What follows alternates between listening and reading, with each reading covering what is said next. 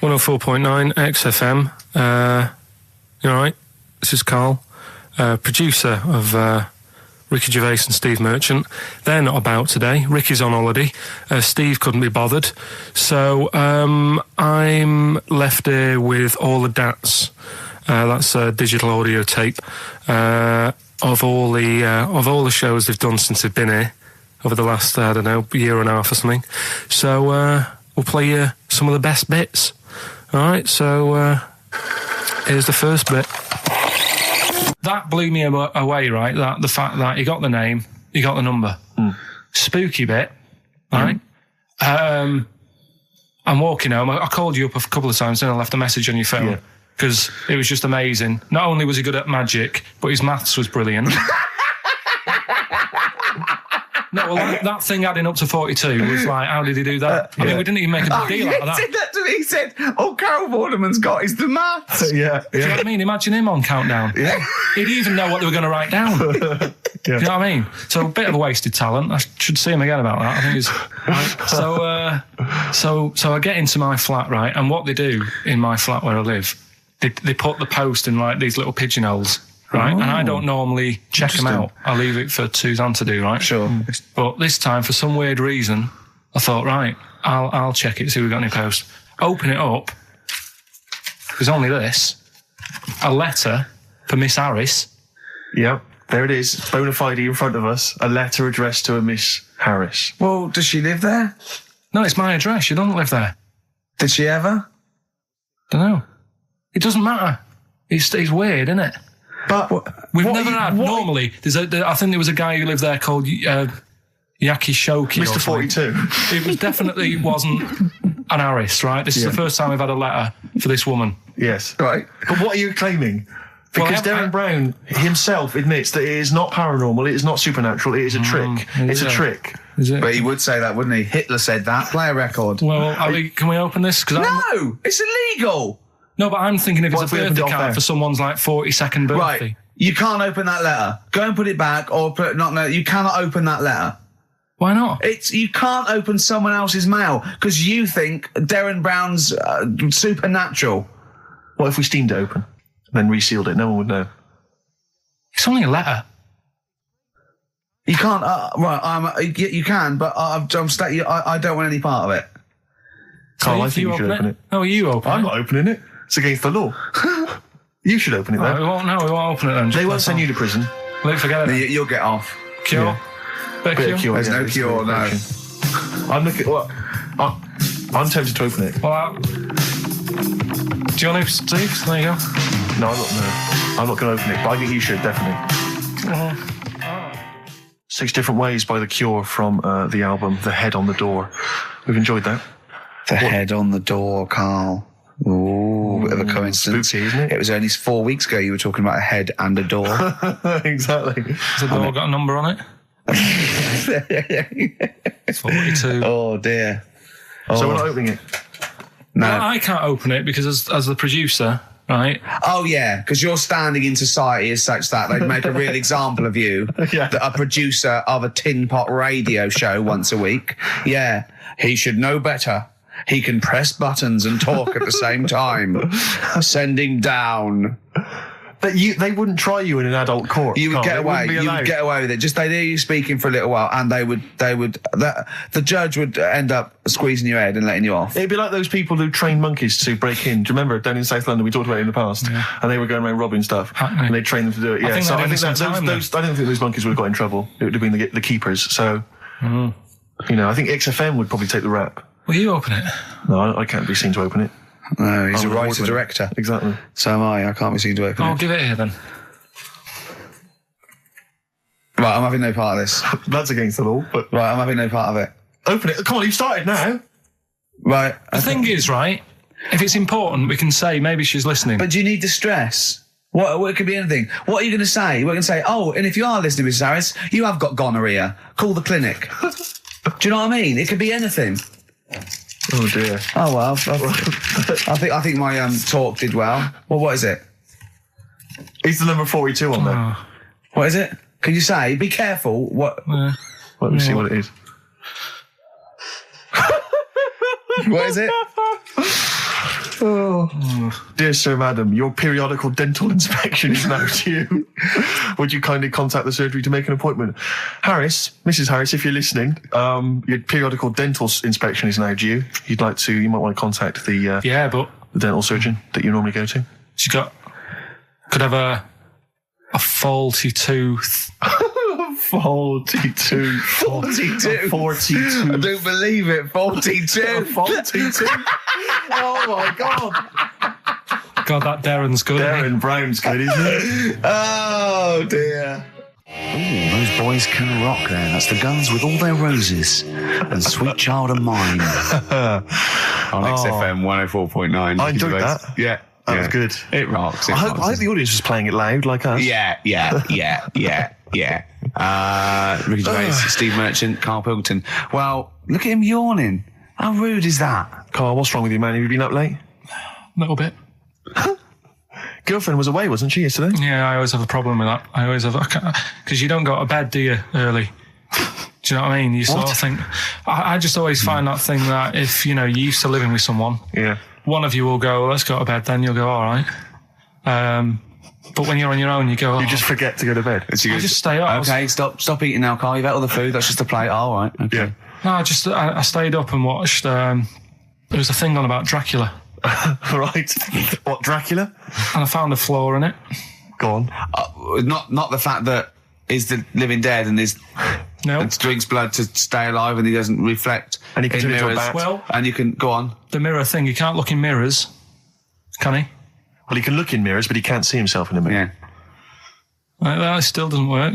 Go on. It doesn't work at all, Carl. It doesn't work at all. Go on. Well, centre parting's always really neat. His centre parting's always really how does he do it if he can't look in the mirror? Blood on the floor or something it was called. Rubbish.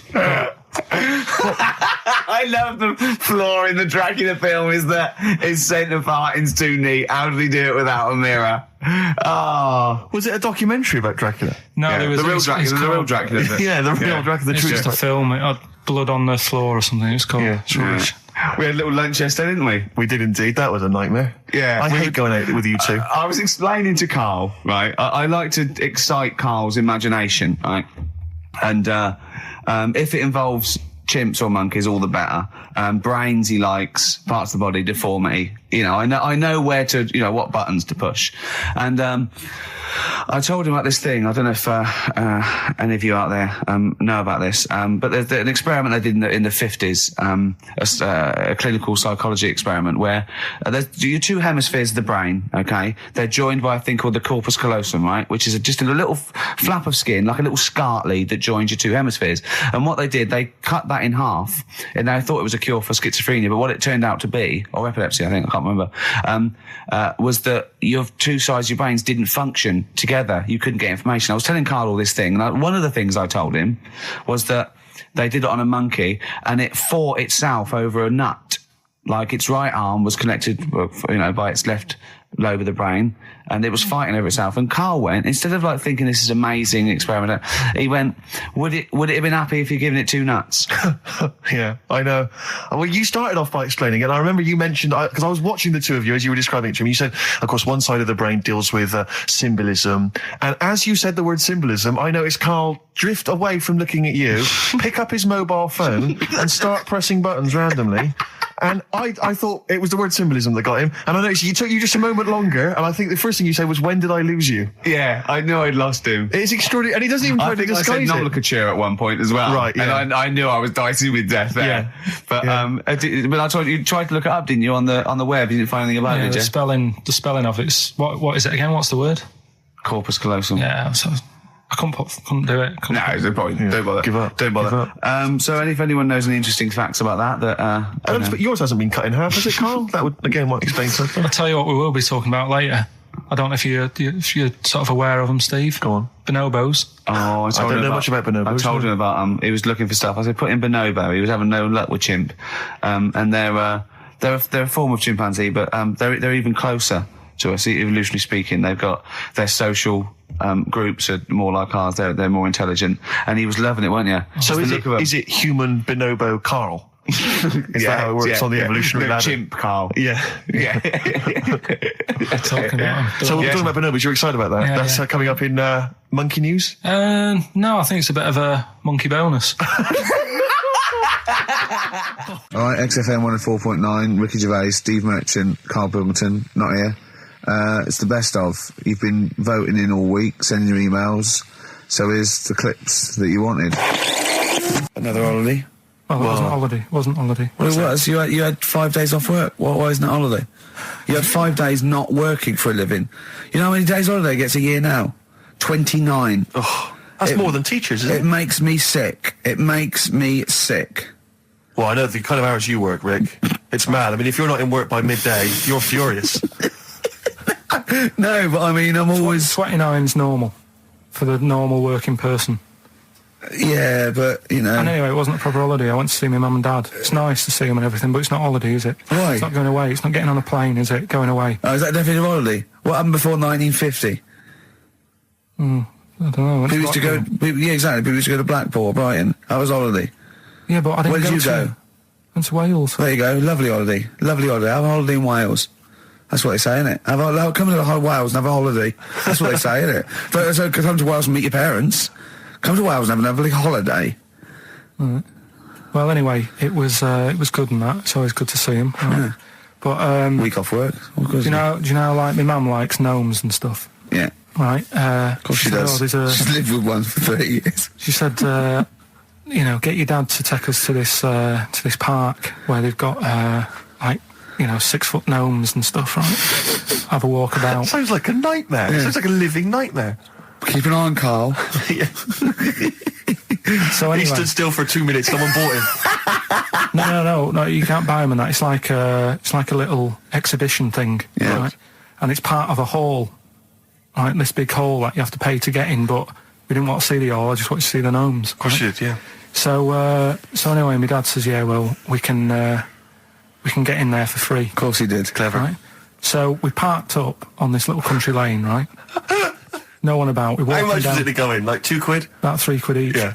But he said, well, yeah, but if you don't have to pay, do you know what I mean? You enjoy it even more, don't you, when you're walking about and you're thinking, I've got this £3 in my pocket, no one's having it. Yeah. Right? No, looking over sort of for a bloke with a peak hat saying, can I see your ticket, please? I wouldn't enjoy it more, no.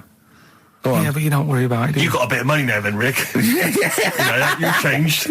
So anyway, so we had to walk across about 4 fields. For £3? Right. And what happened was, we're walking through all these fields and what have you, big grass and muddy bits and all that, 'cause it'd been raining, and climbing over fences and stuff. And we're in this field, right? And I look to my right, and there's about 30 cows all staring at us, right? And Suzanne started to panic a bit. She said, we shouldn't be here. Dad says, of course we can. We're allowed to go wherever we want. All this land, it's ramblers' rights and all that stuff. Yeah. And take a cow if you want, unattended. Serves him right for leaving him in the field unattended. I'm having one. Yeah. And keep us fed for a week. Anyway, these cows start surrounding us. Surrounding us. Oh, brilliant. Oh, no. Face off. And Suzanne's panicking, going, this isn't right. We're not going to make it to the fence in time. They're moving faster than us, and he started sort of running a bit. Wow. And it's like some kind of bovine West Side Story. A gang of cows coming at you. Don't worry about it and stuff. But my dad had to sort of stand there and wave a stick at him. Of course. And we got away, but Suzanne was having a bit of a sweat on. Got away. Saying, we could have got killed. Sure. And my dad saying, no, it never happens.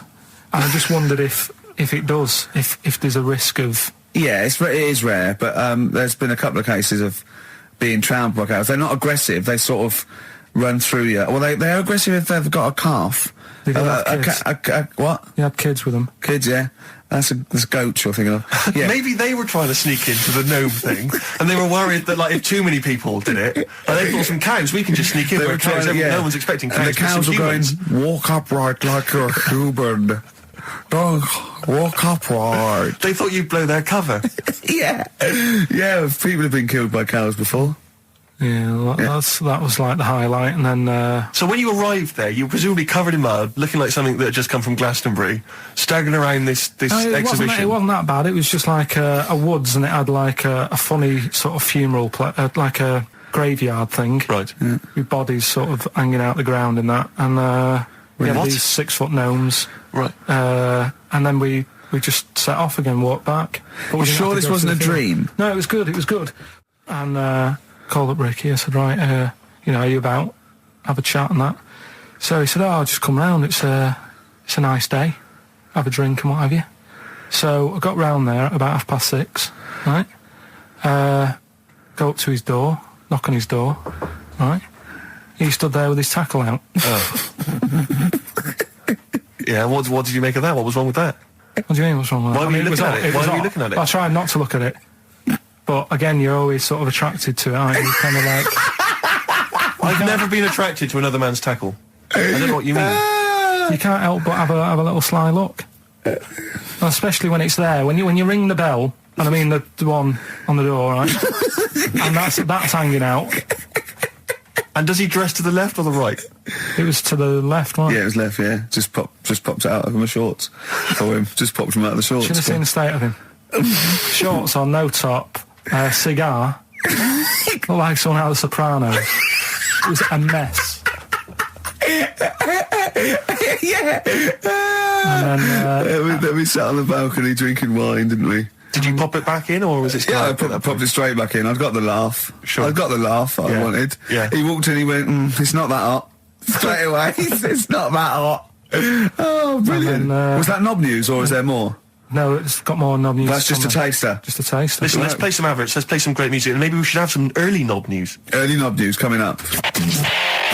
XFM. Yeah. You know, you just mentioned there about sort of no knickers and that. Is this going to be your Auntie Nora? No. Right. It's just, like the last flat that I lived in, I always had a good view across the road, and I could see, it was the hairy... There was the hairy Chinese not the hairy Chinese kid, he was just a Chinese kid, actually. Yeah. Running about. Because that's rare, isn't it? Hairy Chinese kids are very rare, isn't it? Yeah. There's only one official sighting, isn't there? In one of those shit little magazines that you buy. And there was the old woman who didn't move, she was just sat there reading a book all the time. Who we think possibly died and no one came round for weeks, But, and now I've moved, right? And it was quiet for a bit. I always look at what view I'm getting, right? Looks across, and it was just sort of empty, sort of flats ready for people to move in and that, right? Anyway, people are in there now, right? And they've put all the furniture in, but I haven't put any curtains up. Oh. Right. So anyway, I'm sort of washing up, just having a look out the window. Yeah. Right. Girl sort of wandering about, knickers on. Right. With no knickers on? You mean naked? No knickers. Well, she had a bra on. Right, okay. But, she was probably looking for a knickers. So I thought, and I don't know how long I was looking. No. Right. But anyway, she looks across. Oh, God. I think she spotted me. Yeah. I think, oh, God. I felt really bad. Yeah. I said to Suzanne... Sorry, is this some sort of Peeping Tom confession? No idea. Well, he's not... That's the thing, though. Peepington. If I was peeping, she was peeping as well, because she was looking over. Works both ways, doesn't it? Yeah, but yeah, all she could see of you was your bald head. Yeah. No. And your hands moving as you were washing up. And some white-looking substance frothing up. Particularly stubborn stain on this glass. Yeah. Oh, God. Imagine that. Imagine if she looked across. I'm assuming your sink is lower than the window. But didn't she just cover up or something? Or she looked back and go, oh, you looking at my fanny? Well, the thing I did... What? I thought, just sort of drop me boxer short. Because I thought... Well, Suzanne said, what are you doing? What are you talking about?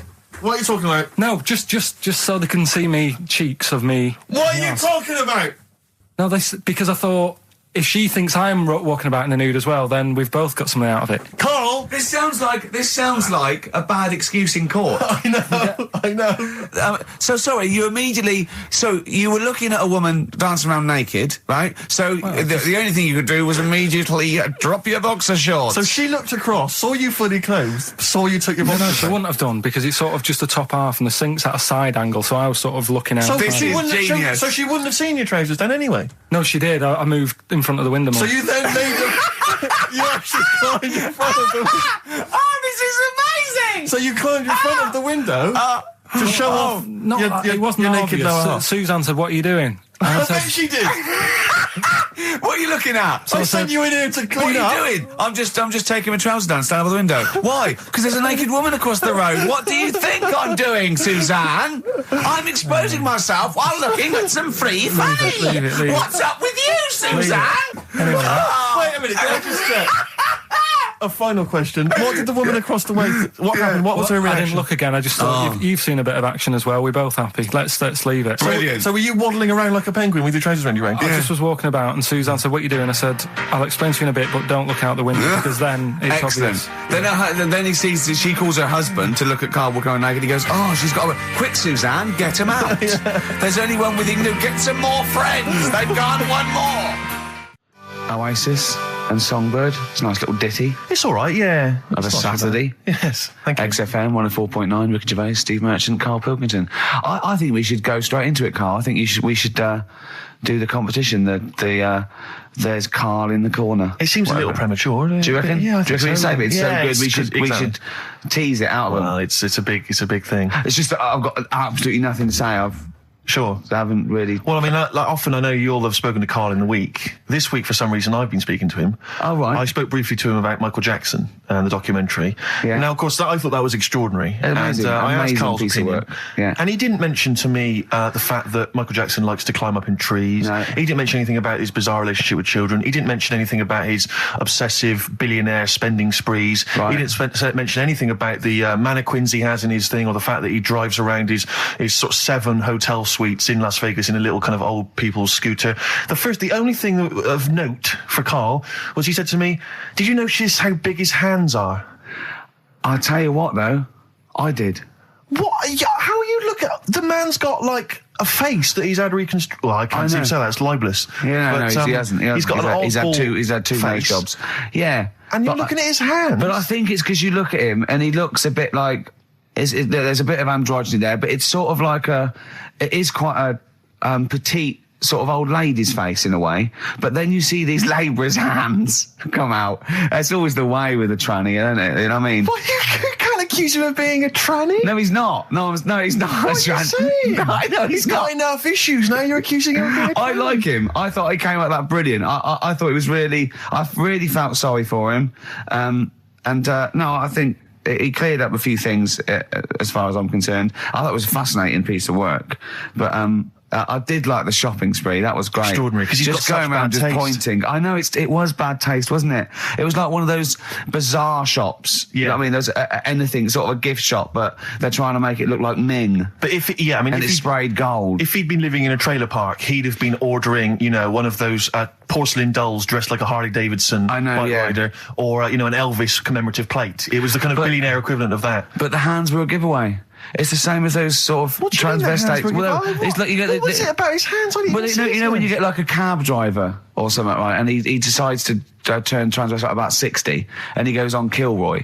Do you know what I mean? That way, he got a twin set of pearls, and he goes, "I've never felt so comfortable." But his hands are still big. He's got a little wig, and he's got the lipstick on, and he's with his teenage kids who are going, "Kill me." Do you think he's been having surgery on his hands to make them larger? Bigger, yeah. Is that why he was wearing that glove through most of the Exactly, but I think he wants to be a goalkeeper. Right. And they said, "You can't, Michael. You got a big hands." It would help him climb the trees. It's right, yeah. And he can play tennis now without a racket. Yeah. So what did you make of it, Karl? Were you intrigued? The Michael Jackson thing. It's it was all right. The brilliant Blur, Out of Time on XFM 104.9. One of my favourite singles of the year, and that's another thing. We'll be playing our favourite singles of the year, as well as our favourite clips of our own show. Rick, I imagine if people have got a bit of Christmas money, they're wondering what they can spend it on. Office DVD. Well, other than that, these guys have got some ideas. What, adverts? Brilliant. Good to hear that again. It's fantastic. Waiting on a Friend by the Rolling Stones. Yeah? Go on then, Karl. On XFM 104.9, Ricky Gervais, Steve Merchant, Karl Pilkington. Go on. Right, this one. Remember Blockbusters? Uh-huh. Right, this one is good, and we'll do this one. Rockbusters. And remember how Bob Holness used to give you a letter? Yeah. And it'd give you a question, and the answer to that question is that letter. Yes. Right, well, it works like that. So if I said to you, we'll test it out on you, Steve, right? Right, welcome to the show and that. Hello. Let's play, right? And I say, right, your first one is W. And the cryptic clue, because it's done like crosswords. Okay. So not quite like Blockbusters. Well, this young man prepared for his death. And it's a W, so the answer... And it's not always going to be like our sort of music. It can be any sort of music that's out there. So the W is the name of the answer. I understand that, but is the answer always the band name, or is it... Yeah. It's always the band name, is it, or the artist? Yeah. And so would the W be the surname, or would you have both the initials if it was someone's name? Would Elvis Presley be EP? Don't get annoyed, Carl. These are questions that I knew would be asked. I know this. You tested it on me, so you've got to tell them. We need to know point. the rules. If it was Elvis, I'd probably do E. No. Give him the answer. Give him the answer. Did you hear the clue? No, give me the clue again then. So the letter is It W. is a cryptic clue, and the clue's fine. Listen, and the clue is, this young man prepared for his death. This young man prepared for his death. Yeah. This young man prepared for his death. And it's a W, and it's his first name. That's what he needs to know. That's the... Yeah, but I don't... Well, shouldn't we have the initials? Wouldn't that make it easier? I mean, yeah, but they didn't do that on Blockbusters. It just had one letter. They did if it was a... The gold one, they often had us for 3 or 4. Did they? Letters, yeah. But it was normally just one word. It wouldn't have been a name or something. All right, then. Y. W-Y. Will Young. Excellent. I Right, didn't understand it. What was this the young Will man... prepared for this young man. So he's sort of mixed sort of cryptic. Yeah. But I mean, you know, that's a good effort. That's better than usual. No, that is better than It's not usual. bad, is it? So do you want to play? Let's play Rockbusters. Yeah, Rockbusters. All right. Sam, Hello? is it sounding all right today? It is. It's just about. All right. Cheers. That is worth. Right, then. Good. And so we've got Sam on the line. Who else have we got there? So we've got Tim as well, haven't we? Hello. All right, Tim. Tim and Sam. Right, You sound quite similar, lads. Could one of you affect an accent or something? Which one's Tim? Yeah, it's me. Okay, which one's Sam? It's Sam. That's slightly deeper. Slightly deeper. Sam, yeah. And they're not against the clock anyway, are they? So it doesn't really matter. I suppose not. So I think Steve just wanted a bit of variety. Okay. You understand the rule, lads? Could you explain them to us? Right, play it. Okay. Hang on, wait. Well, let me explain, because I mean, life is too short. Now, Carl's going to read out, say 3 clues, yeah, and just shout your own name and answer it, or shout the answer. Shout your own name, then the answer if you know it. And it's the person who gets the most right. Okay. Is that all right? Yeah. So, Here we go then. okay then. So Shouldn't it be the first to 3? Well, yeah, but then he hasn't got. I've got enough. It's fine. He's got enough clues for that. Right then, here we go. Welcome to the show. Oh God. Right. The first initials ST. Right. Is that right? ST. Well, I don't know. We don't know, do we? How do we know? Here we go. ST, and the cryptic clue is better than the average homeless person. Okay? Sorry, I think... Is that a band? Yeah. Is it an old band? Yeah. I think that's one word. All right, then S. It's an old 70s band. Better than the average homeless person. Tim? Go on. Supertramp. Yes. Supertramp Well it done. is. Yeah. Well done. 1 point to I have you, no idea Tim. why that's right, by the way. You don't know. You don't understand why it's right. He's a super tramp. Oh, right. Better than the average homeless cryptic, person. yeah. Yeah, cryptic. Yeah. Okay, second one. Come on, Sam. You got. That's actually quite good for Carl. Trust me, Tim. I mean, take that as a good clue. Because, yeah, okay. We won't do this again. Wait, 1-0 to Right, here we Tim. go. Right. F. The letter is F. That's the next one we're moving on to. And the cryptic clue is: the little girl is hungry. What shall we do? The S or F? I've got it. F. Ready. Sam. Peter. Yes, 1-1. Feed her. He's pulled out of Feed her. Yeah. Feed her. Okay. Yeah. So that's 1 each. So this is the decider, isn't it? Wait a minute, ITV are on the phone. Well, you said first to 3, so no, it's not, is it? That's what I said. Just do the 3 clues and who gets the most. Okay. Well, we can do that now. So here we go. I love this. This is rubbish. Go on. So here's the last one. The initials are AK, right? And the cryptic clue is exploding pet. Shout out your name if you know it. Last orders at the bar, please. Last orders at the bar. Exploding pet. AK. You're tuned to XFM 104.9, Karl Pilkington's quiz, Rockbusters. The format is still available. The highest bidder, please give us a call, or you can email ricky.gervais@xfm.co.uk. Is it a band or a singer? I'll give you a bit more of a clue. It's a pop band. Okay, we wouldn't. No, Tommy Kissam. Yes. Hey. Oh, this is amazing radio. So who was that won? That was Sam who won. So it's 2-1 to Sam. So he wins. What does he win, Karl? He wins some CDs and some videos. No, he's got obviously now, Sam, if you're ready, take the spot. You're going to do the gold run. Away you go, Karl. I haven't got any more. You're a fool. Right, stay on the line. We're giving both some presents. Play a record, folks. Rick, I'm going to shoot off. I can't. Well, listen, still to come, right? We've got the monkeys thing. Oh, chimpanzee that. And when I was out last Sunday, right, at Johnny's birthday party, Steve was there. Yeah. Got talking about stuff. And a debate that we didn't really finish cropped up. It blew your mind, didn't it? Amazing. Oh, I know about this. Steve told me. This is the infinite amount of monkeys. Or a monkey with a typewriter and an infinite amount of time would eventually come up with the works of Shakespeare. Yeah. There was no debate. It's a philosophical, mathematical problem. There's no debate. It's true. It wouldn't happen. No, listen, Karl, listen. Infinity sorts it all out for you, right? An infinite amount of monkeys at a typewriter, right? They do everything. They type everything.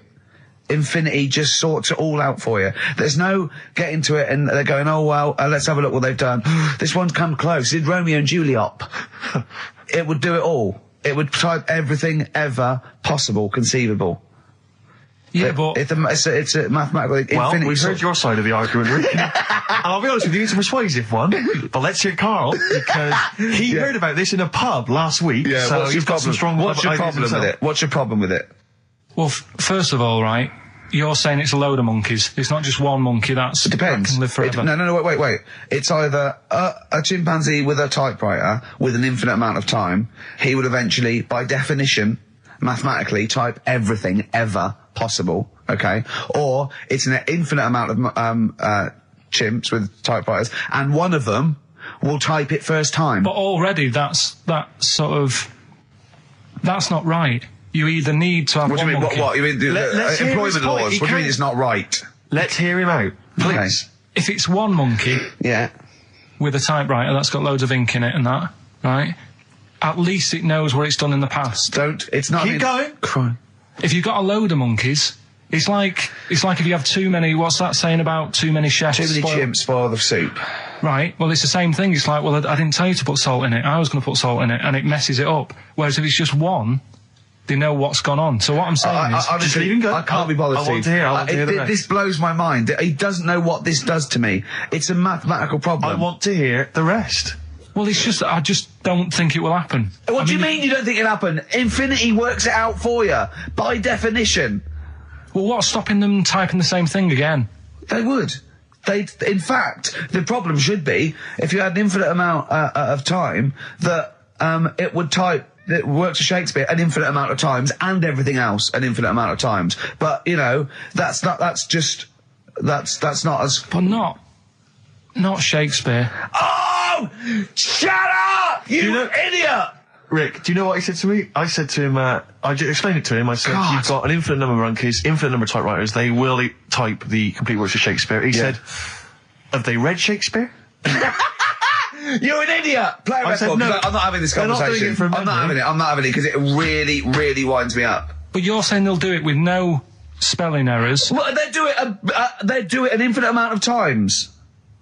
And they do it wrong an infinite amount of times. And they spell the last full stop wrong an infinite amount of times. And they get one thing wrong in Hamlet wrong an infinite amount of times. They do everything an infinite amount of times. But are they going off a story that they've... Play a record, Karl, because I'm going to knock you out. I'm just saying... Shut up! Do they know the story? Oh, they're monkeys! Oh, Christ. No, right, okay. Right.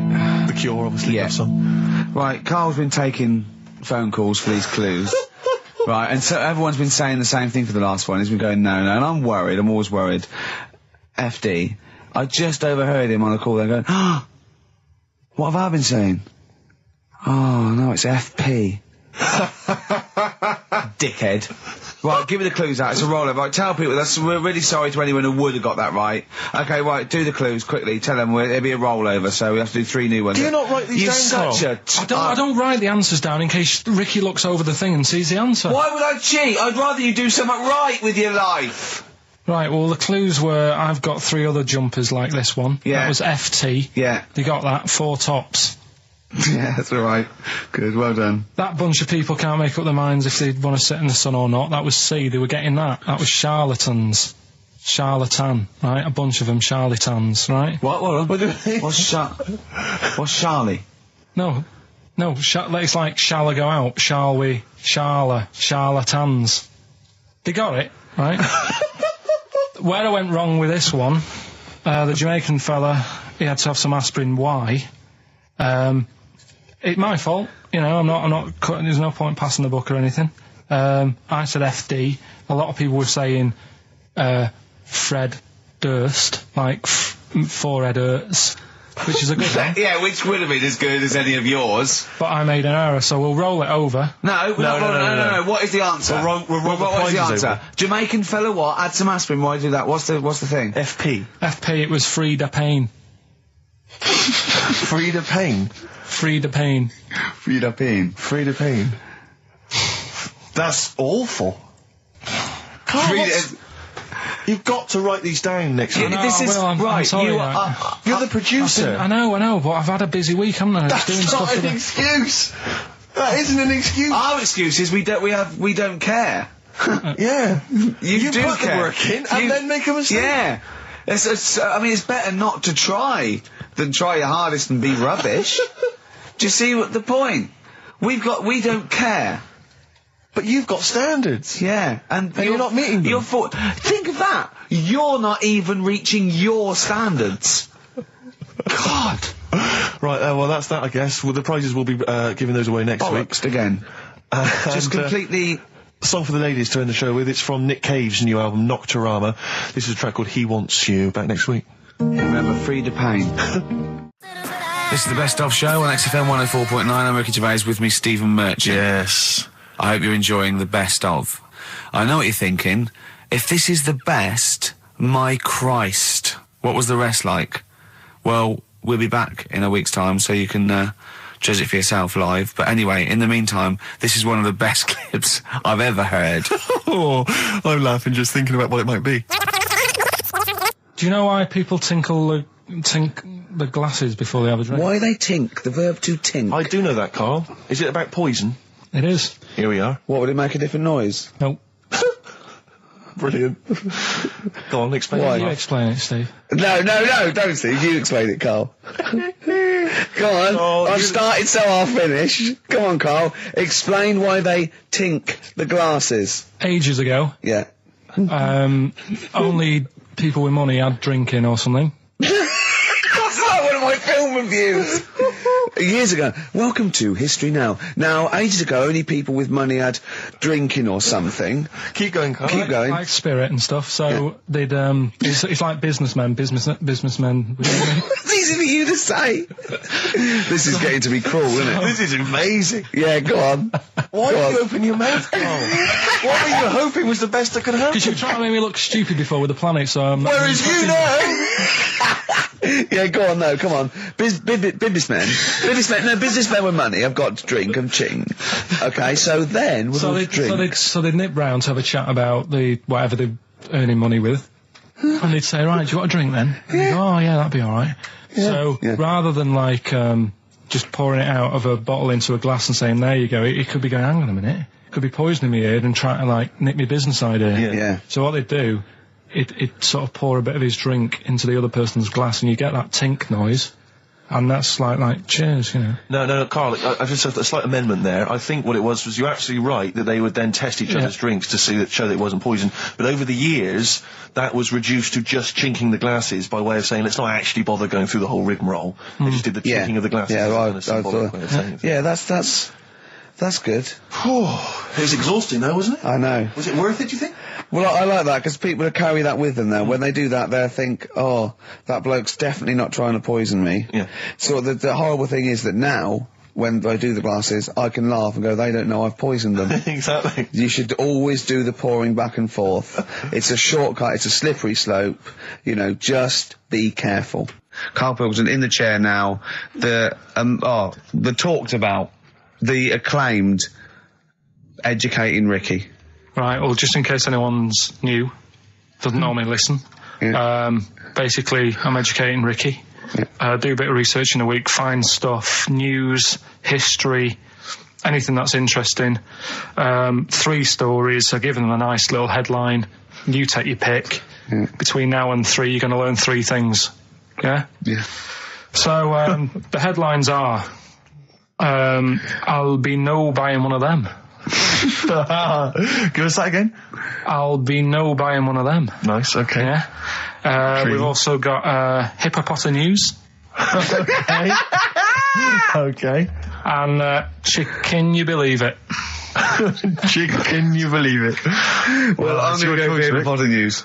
Hippopotamus news? Hippopotamus news. Right, well, this one, it's... I'm not going to take the credit here. I heard Christian talking about this on breakfast, right? Because it's a good story that happened.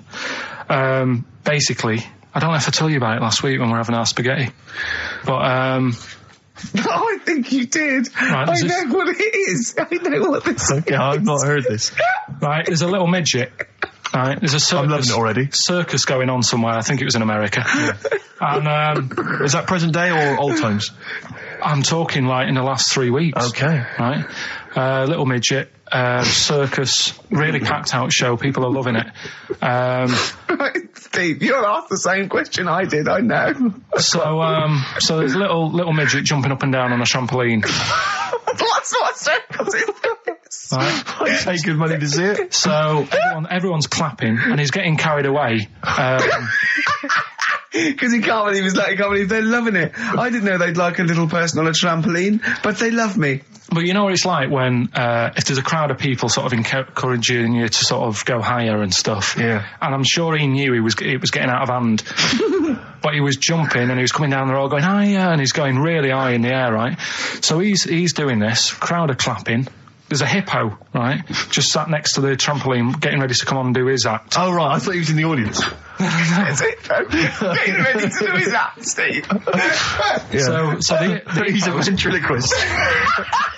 What do you mean he's sitting by the trampoline waiting to do his act? Because why does he sit in the dressing room and they go, 5 minutes, Mr. Mus, 5 minutes, Mr. Mus. So anyway, right, so the hippo's there. He's getting annoyed, is he? Because the midget's he's going, how can I follow this? This is really annoying. They're going to be, no. So he's thinking, he's already done the trampoline, my pogo stick act is never going to work. Yeah, go on. So there's a hippo waiting. Here's a great story, and I just know he embellishes it or it gets slightly wrong. Go on. So there's a midget jumping up and down. The hippo's getting annoyed. The crowd are going mad. The midget's loving it. Can't believe his luck. Although you think he probably knows he's dicing with danger. Yeah. So next thing you know, they're all saying higher. He gives it one big, heavy sort of landing on the trampoline. Goes really high, but goes off at a funny angle. Oh, hypotenuse. Okay. Yeah. And sort of flies up. Hypotenuse! Sure. Flies off at a funny angle. Ooh, Hippo's there, swallows him whole. Crowd are clapping, thinking that's why the hippo was waiting there. Rubbish. Rubbish.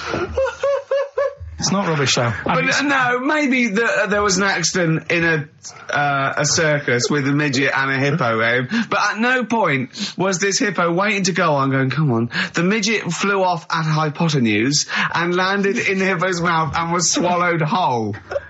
This is what you embellish it. That is great. And I have to say though, Rick, when I heard midget, trampoline, hippopotamus, I was thinking accident waiting to happen. Yeah. So. Yeah, maybe. I mean, it is that you should never put those three together. Never. It's a recipe for disaster. Everyone knows that. Midget, trampoline, hippopotamus. Are you mental? You're asking for trouble. Well, you know when he told me it, he said, and the midget. He didn't mention the hippopotamus, and he said the midget went on, and soon he fell off, and the hippo ate him. And I said, sorry. What was the hippo doing there? He went, it's a circus. I've never heard of a circus having a hippo. No, what do zippos do? What can they do? You can't train them, can you? What do you? Aren't they like very deadly? They're huge, aren't they? You can't have a hippo in a circus. Are you sure? You're not thinking of Zippo? He's neither kind. Yeah. No, and it wasn't some sort of where Zippo was eating a midget, and it's some sort of horrible sexual act. No, it was definitely. I heard it on breakfast, right? Oh, okay, sorry. No, it's definitely fact. Yeah, okay, right, okay, good. Carl's found love on the street before, haven't you? How's it going with your bird, Carl? Are you married? No. How long have you been out with her? 7 years. Because, I mean, you're quite a simple man. Yeah. You're sort of a simple In a nice way. ways. I mean, yeah, you're like Helen from Big Brother. Yeah, you're sort of nice enough, but I look normal. Well, yeah, you sort of do. But you could be one of those that just suddenly go mental with a pen. Yeah, do you know just what I mean? Stab people through the eyes. Yeah, you sort of look normal. But if I wouldn't really want to wind you up to a point of frenzy. How did you meet your girlfriend? Through work. What, through her work? What, you phoned up and said... We worked at the same place. Oh, you're right. Yeah. You're quite an enigma, aren't you? Could you give us more on that? At work. You met her at work. What, she came in selling sandwiches? She was going through the bins outside. What do you mean you met her Why at are you work? having an attack on me? You're the one who's sad and lonely. Oh, he's done you again. Yeah, but what I thought was interesting was I just scratched at him and he just went mental. Yeah, no, it's like a bear caught in a trap. It's funny, isn't it? You'll never learn. No, I was just interested to find out what the story was, because it might be a really romantic story. Well, it's not. All right, jeez. I love the fact he doesn't want to talk about his love affair. I was thinking about you in the week, and like, does it worry you? I mean, you sort of joke about it now, and we're talking about it in the office, you know, like, oh, is Steve really touchy about the way he looks? And, what's this? Where's that come from? He's done it again. He's done you again. I was walking home the other night, and I was thinking about it. And do you worry that when you're old, you will be on your own? You did start it though, didn't you? Well, Carl, I'm glad you've brought this up. because I mean, for me, you know, a lightweight, frothy entertainment show on XFM on a Saturday afternoon is exactly the place where I want to discuss the desperate, lonely future that's inevitably coming my way. Oh, God. I'll tell you what will cheer you up and forget all that. A bit of Embrace. Oh, one of the most hated bands. Probably you're thinking, Rick, isn't it time that we do our usual roundup of what's been happening in the news? Yeah. Which we always do every week. Yeah. We always do something, which is, I mean, basically, if you're listening and you're a new listener, say you work at a newspaper, we always try to be informative, just try and put stuff out there that just educates people, informs What are you people. thinking? Well, I said Monkey News is coming up, but what have you got? No, I was just looking on the net there and just found a couple of quite important news stories, probably worth mentioning. Policeman caught photographing. I don't know why it makes me laugh. It's just the phrasing, I suppose. It's a headline. Policeman caught photographing up woman's skirt.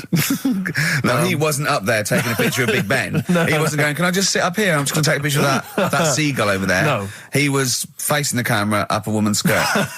He was indeed. Right. A policeman in Japan is facing disciplinary measures after he was caught photographing up a woman's skirt with a hidden camera while on duty. The 42-year-old sergeant, who's not been named, used a digital camera to secretly snap the shots when the woman was reporting a stolen bicycle. So he was actually doing his proper job. He'd obviously thought to himself, I'll bring him a digital camera today. On the off chance a beautiful woman comes in to report a crime or robbery, I'll have it ready, I'll have it positioned, you know, in such a way. But this is interesting. This is how he got caught. Okay? The woman became suspicious after she saw a flash go off. brilliant. I mean, this not a secret at all. Sorry, did I just see your shoe? Your shoe just seemed to just spring into life there. It was light. There was light. Yeah, I think I've had someone set fire to some magnesium that was on the end of it. It won't happen again. But it's only you and I in here, and your shoe was just suddenly lit. Why are you standing like that? Why is your shoe just sort of like between my feet? There's no reason. This is how I always stand. What did the bike look like? Flash? So, are you taking pictures of my family? No. And no, I'm not. And you should be wearing knickers anyway. Well, how do you know that? What? How did you know I'm not? How did I know what? I'm not wearing any... I didn't know you. I don't know what you've got up there. Well, I don't know what it looks like, and there's no way I could. Of course, it would be roughly that conversation in Japanese. I know, yeah. 4.9, I'm Ricky Gervais, with me Stephen Merchant.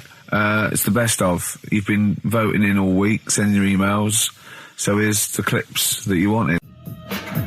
Wu-Tang Clan and Gravel Pit, we love that, don't we? I love it, yeah. Yeah, brilliant. Classic track. We're talking about embarrassing stories and stuff, and I don't know if I've told this on the radio before. Have I told you, Carl? I'm not sure. But this was when I was working at the BBC. This is not even long ago, and I'd moved to London, and I was fairly new in London. And I was working at the BBC, and I had this BBC hire car, and I've never told it. If there's anyone listening who works for the BBC, I don't know if I can still get in trouble for it. But this BBC hire car, and it was like I'd been ferrying kind of actors and people and production people around all day in this car. And I was driving back, it was quite late, it was about sort of 7 or 8, and I was driving back, and I pulled in to get some petrol to fill up the car every day. And I went into this garage to fill up some petrol, and I was there, and this two blokes came in a white van, right? They pulled into the forecourt, and I was filling up the car, and they went, "Hey, do you want to buy a couple of speakers?" And I said, "Yes, I do." Yeah. Because I'll tell you the reason. It was like I was so flattered that they thought I'd be the kind of bloke who would A, need some kind of classy speakers, and B, would like to buy them on the sly. Do you know what I mean? Yeah. I thought, they like the They've seen me. They've seen I look a bit of a hustler. Exactly. Yeah. I'm a street sort of guy. You can see by the way I use my walk. Exactly. Yeah. So I couldn't believe my luck. So they drove behind the garage, the little sort of garage bit at the back, and I went round there, sort of casually went round there, sort of locked the car, went round there. They went, open the back. You had 2 speakers in there. I said, "Are you sure these aren't knocked off, mate?" He went, No. We work for Dixon's. This is the story he spun me. We work for Dixon's, right? And we're delivery men. And if we make a delivery and the person's not there to sign for the goods, then we have to bring them back to the warehouse. But if we can sell them on the way back, then that's really good for Dixon's. Dixon's must love that. And instead of thinking, are you sure some kind of troubleshooter did someone going to go into Dixon's and go, you're not getting in the garage forecourt market? Jones. Exactly. Get a couple of lads in a white van. Exactly. Yeah. So anyway, so I sort of bought this story, and I was a little bit dubious, and I went, right, let me hear them then. And he wired them up to the car stereo, and boom, boom, boom, they're playing. So it was some groovy hip-hop. I was thinking, great, these guys know what I'm into. Yeah. And he's giving me the talk and stuff. And I said, I'm a bit worried these are knocked off. He went, no, listen, we got a bloke at Dixon's who can confirm this is fine, right? Phone him up, use my mobile, right? And quote this reference number, right? So I phone out, they go, and I goes, I go, hi, some guys here in the garage forecourt trying to sell me some speakers. Just wanted to check. He went, it's fine. I went, should I just read the reference number or whatever? He went, if you want. And X14, and I'm like, yes, fine. Yeah. Okay. You know what that was, don't you? That was actually Mr. Dixon himself. Exactly. Yeah. Exactly. So I'm thinking, well, they sound great. They're giving me for a knockdown price. I'd say they were like 400 quid. They were like 200 quid or something. It was a good bargain. I was in the market for some speakers as well. Yeah. So while they were loading it's them all kosher. I phoned Dixon. Exactly. I phoned Dixon. That's fine. Yeah. So while they're loading them in the back of the BBC hire car, right, I'm in there paying for the petrol, right, and the guy who's serving goes, all right. He goes, what were you doing around the back with those blokes? Right? Because obviously there's security cameras filming this whole transaction, right? And he goes, what are you doing around the back? And I went, brilliantly, there's some old mates. Some of my mates were just having a chat and that. He went, oh, right, okay, like giving me obviously the evil eye. So I went back to the van. So I'm in the car now and I'm driving with one of the blokes who's in the van with me because I didn't have the money on me. So I had to go to the cash point to get the cash, right? So I'm driving with him and the other guy's following me in the van and he was like a northerner like you and he was giving it all all right, I tell my girlfriend's a DJ, she's got some of these speakers, they're fantastic, and he's giving me this. And then my mind starts working. Now that I've got a bit of time to think, I'm thinking, wait a minute, this all sounds a bit dodgy. Yeah. It dawned on me, Rick. You're you're streetwise. Exactly. You're streetwise, Steve. Not only that, I was thinking, how am I going to get them home? I've got to drop the car off at the BBC. How am I going to get these huge speakers back to where I live? And how can I pay for them? Because I've just spent £100 on Find the Lady with a couple of blokes in the square. It seemed like a fair game. Some of his friends were winning. But so I explained to him, I said, I can't get them back to like Brixton where I was living at the time. He went, don't worry, give us an extra 20 quid, we'll take them home for you. Oh, that's good. Delivery. They do a whole service, you see. And there's also a backup guarantee. Did they have the guarantee, the 3-month guarantee? They didn't. No. But I said, I'm not sure about that. He went, well, why don't you put them in a cab, send them back, and your housemates can collect it? I was like, oh, no, there'd be no one in. And I was beginning to sort of get a bit conscious of like, maybe this was a bit of a scam after all. So I pulled into like a little side road. I said, I'm not sure I'm into this now, actually. He went, what are you talking about? It's 200 quid for pair of speakers. It's a bargain. You never get a bargain like this, mate. I'm going, not too sure, actually. I don't think I want them. He went, 150 quid, mate. 150 quid. I went, no, he's 100 quid now to you. And I'm thinking, wait a minute, this doesn't sound like the kind of work that Dixon's would be doing. Dixon's don't do that when I go in. This is it. Dixon's never negotiate in that way. When I go there, look around and I leave, they go, where are you going? Exactly. I go, we'll have anything then. Have anything for a quid. I stopped the car and the white van pulled up behind me with his mates in. Sure. And And I said, can you get them out? I'm not interested. And he went, 100 quid, mate. Oh, you, and he was just going, you tosser, you obviously want some speakers. And he was having a go at me. So I was carrying the speakers out and putting them back in the white van. And he was just shouting at me. He was going, 70 quid. I was like, 70 quid from 200? This is ludicrous. You realise that wasn't Dixon's policy then. Exactly. They don't usually shout you tosser as you leave the shop and walk down Camden High Street. They're not usually shouting you tosser. You should have took the offer of like the monthly payments they've got on at the moment.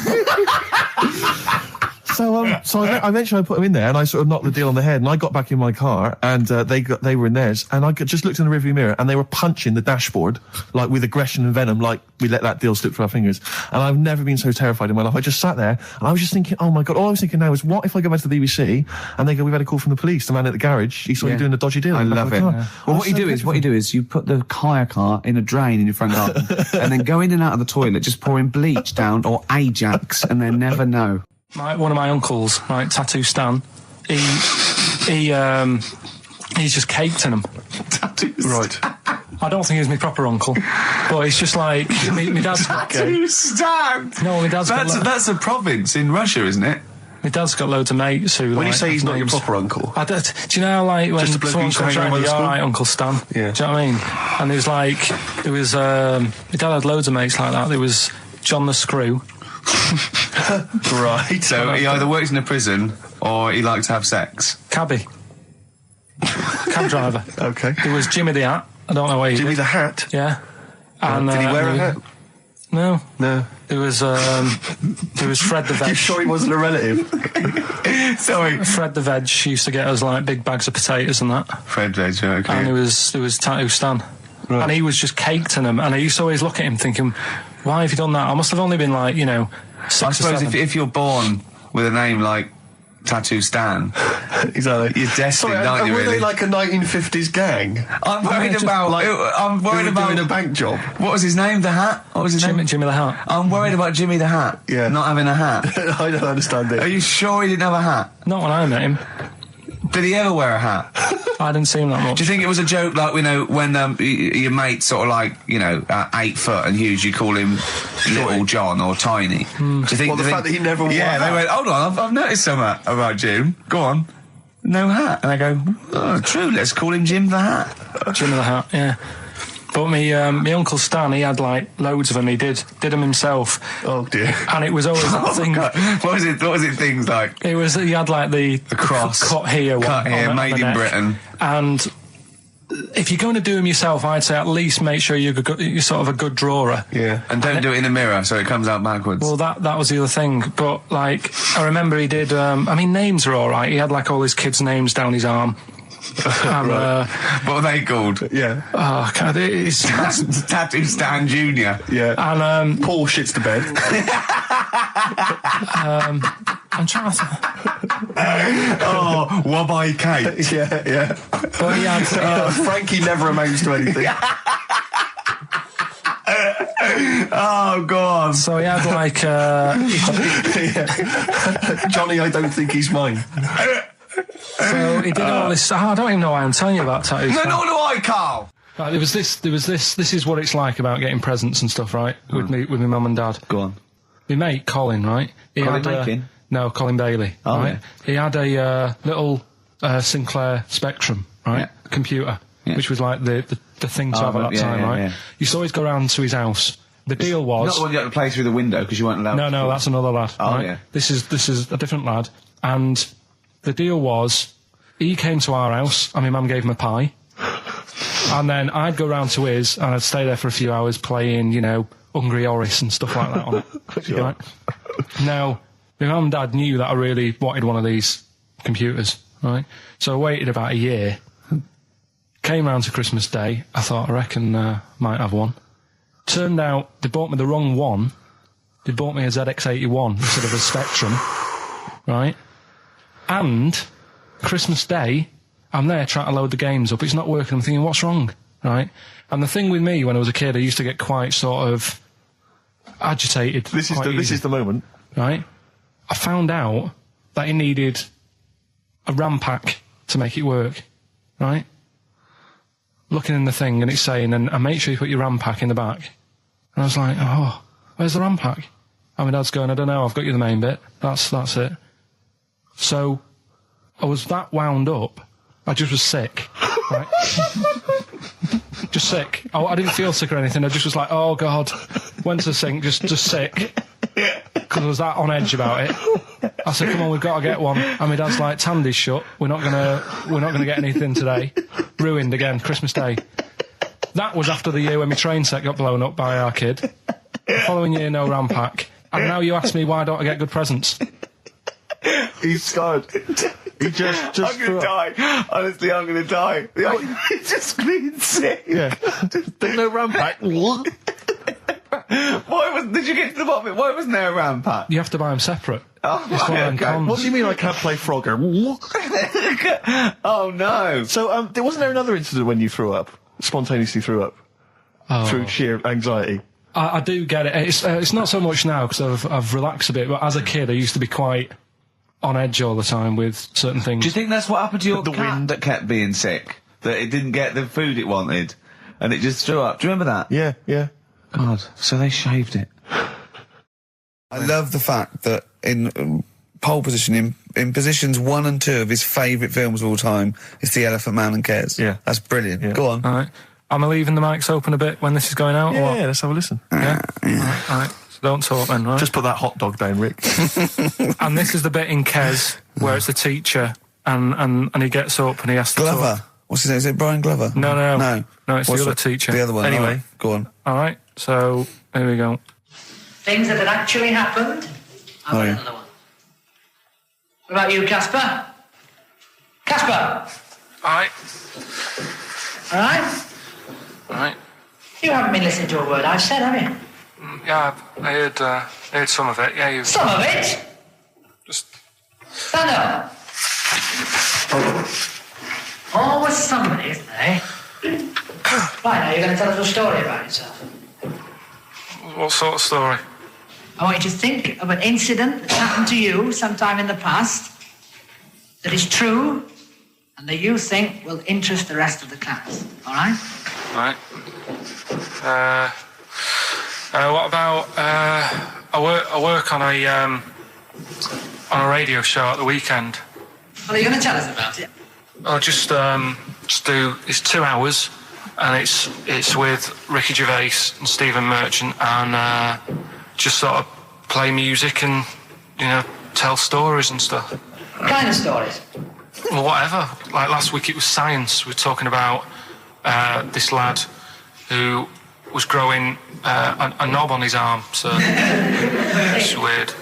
It's tricky, sir, because like with Ricky, he gets bored quick and he won't listen to the stories and he'll start squeezing my head. All right. I'm not interested in what he does. That isn't normal, is it, sir? That. I mean, it sure is a bit gay. Is he? Just messes about, though. Do you know what I mean? I try and like come up with good stuff, like monkey news and like quizzes and stuff. But then he'll just, Ricky will just mess about. I mean, on Saturday he did it again. He squoze my head. How do you spell that? Squoze. S-Q. Oh, you're going to show it on the wall? It's a new word to me. Squoze is S-Q-U-O-Z-E. Right, now tell us what it is. It's when he gets me head and he puts one hand on the back of it, right? And he puts the other hand on the front of it and he just sort of swivels it. Swivel, right down the Oh, swivel's not it's spelled S-W-I-D. How many times a day? How many times a day does he swells it? It depends what time he gets in. If he gets in about 12:30, he could get a good 3 in. But I think, I don't really want to talk about. Well done, don't you? Well done, Billy. Big hand of applause. That is the effort. Yeah. Wow. That's the best thing you've ever done, Carl. Tell you a job I don't like. What? I wouldn't want to be doing. The woman, there's a little woman who sits in the little snack stall on Finchley Road. Yeah. And I don't know how to describe it, really. She is surrounded by snacks. She can't move for snacks. It's Does like... it look like American Beauty, but with with different... Not dissimilar to that. Yeah. It's a little hut on the station, and it's like if you go to the seaside, you can put your head through one of those cardboard cutouts, and it looks like you're a big fat person, whatever, and you can have your photo taken. It's like an equivalent of that, but it's just snacks everywhere. She's got bananas up to her chin. She's got chocolate coming down to her eyes, crisps either side of her. She can't move. She can't do 360 degrees. She's like packed in there. I don't know how she gets in there. I think they put her in there first, and they pour in the bananas. Yeah. And then they go pour in the nuts. She has 2 hours of makeup before they open, dressing her in there. Because I'll ask for something from the fridge, and she cannot turn her head to see. She has to go by feel alone, just to feel the fridge and get stuff out and pass it. And often I'll say, that's not what I wanted, but she can. You've got to let her off. It's extraordinary. Dear. But there's no music playing. Does she have nothing. to sell her way out of it? Exactly. If it's a slow day, she's stuck there till the next day. Yeah, it's like a world-breaking attempt. Yeah. Carl, what job wouldn't you want to do? Well, any job. You're a lazy... You're joking, aren't you? I've done loads of stuff. I'm quite happy now doing what I'm doing. Yeah? You look happy. Trying to think. You sound happy. Yeah, I mean, calm down. You're on drugs. I'm all right. Are you on E? Before England have won and that. I'm happy for them. Yeah, go on. Happy for them. I'm happy in that. Yeah. What do you mean happy for them? We are England. Happy for us. Yeah. I mean, we didn't play. I did very little towards it. No. It was mainly Johnny Wilkinson. Yeah, I barely contributed. Switching on the TV was about as much as I did. Exactly. And shouting, come on! Yeah. Talking about jobs and that, though, I was reading the other day about, rubbish jobs that people have had and stuff. I haven't got time when I'm at work, man. I just get on with it. I'm not squiddly diddly. Fingers in pies, different jobs. Go on. Do you know Ivor the Terrible? Ivan. His Russian. Yeah, that was the Welsh fella. It was bloody awful, but not as bad as his Russian cousin, Ivan. Yeah. Go on. He had a fella doing some work for him. Right, this fella built his house. Yeah. After it was done, right, the terrible fella was like, fella Ivan. He was going, "Oh, it's brilliant. You've done a good job there. Yeah. I don't want you to build another one like that." Took his eyes out. Just stopped him making an house like that. Again. Blimey. That's bad, isn't it? Why didn't he take away his trowel? Then he could have seen, but he couldn't have built a house without a trowel. You can't build a house without a trowel. Yeah. I suppose he probably later thought that, once he'd been nicknamed Ivan the Terrible. Yeah. He thought, why? Because you gouge people's eyes out. Yeah, but I didn't want to build another house. I know, but... Take his trowel away. What would I have been then? Ivan the Crafty at most. Exactly, yeah. Ivan the Jealous, Ivan the spoilt brat. But Ivan someone's eyes. That is bloody terrible. I'm surprised you're not called Ivan the... Do you know what I mean? You're going to get on in history like with Vlad the Impaler. Yeah. He's mainly remembered for impaling people. Yeah. He did a lot of other stuff. Did a load of great charity work he did. The impaling is the thing that's really gone down in history.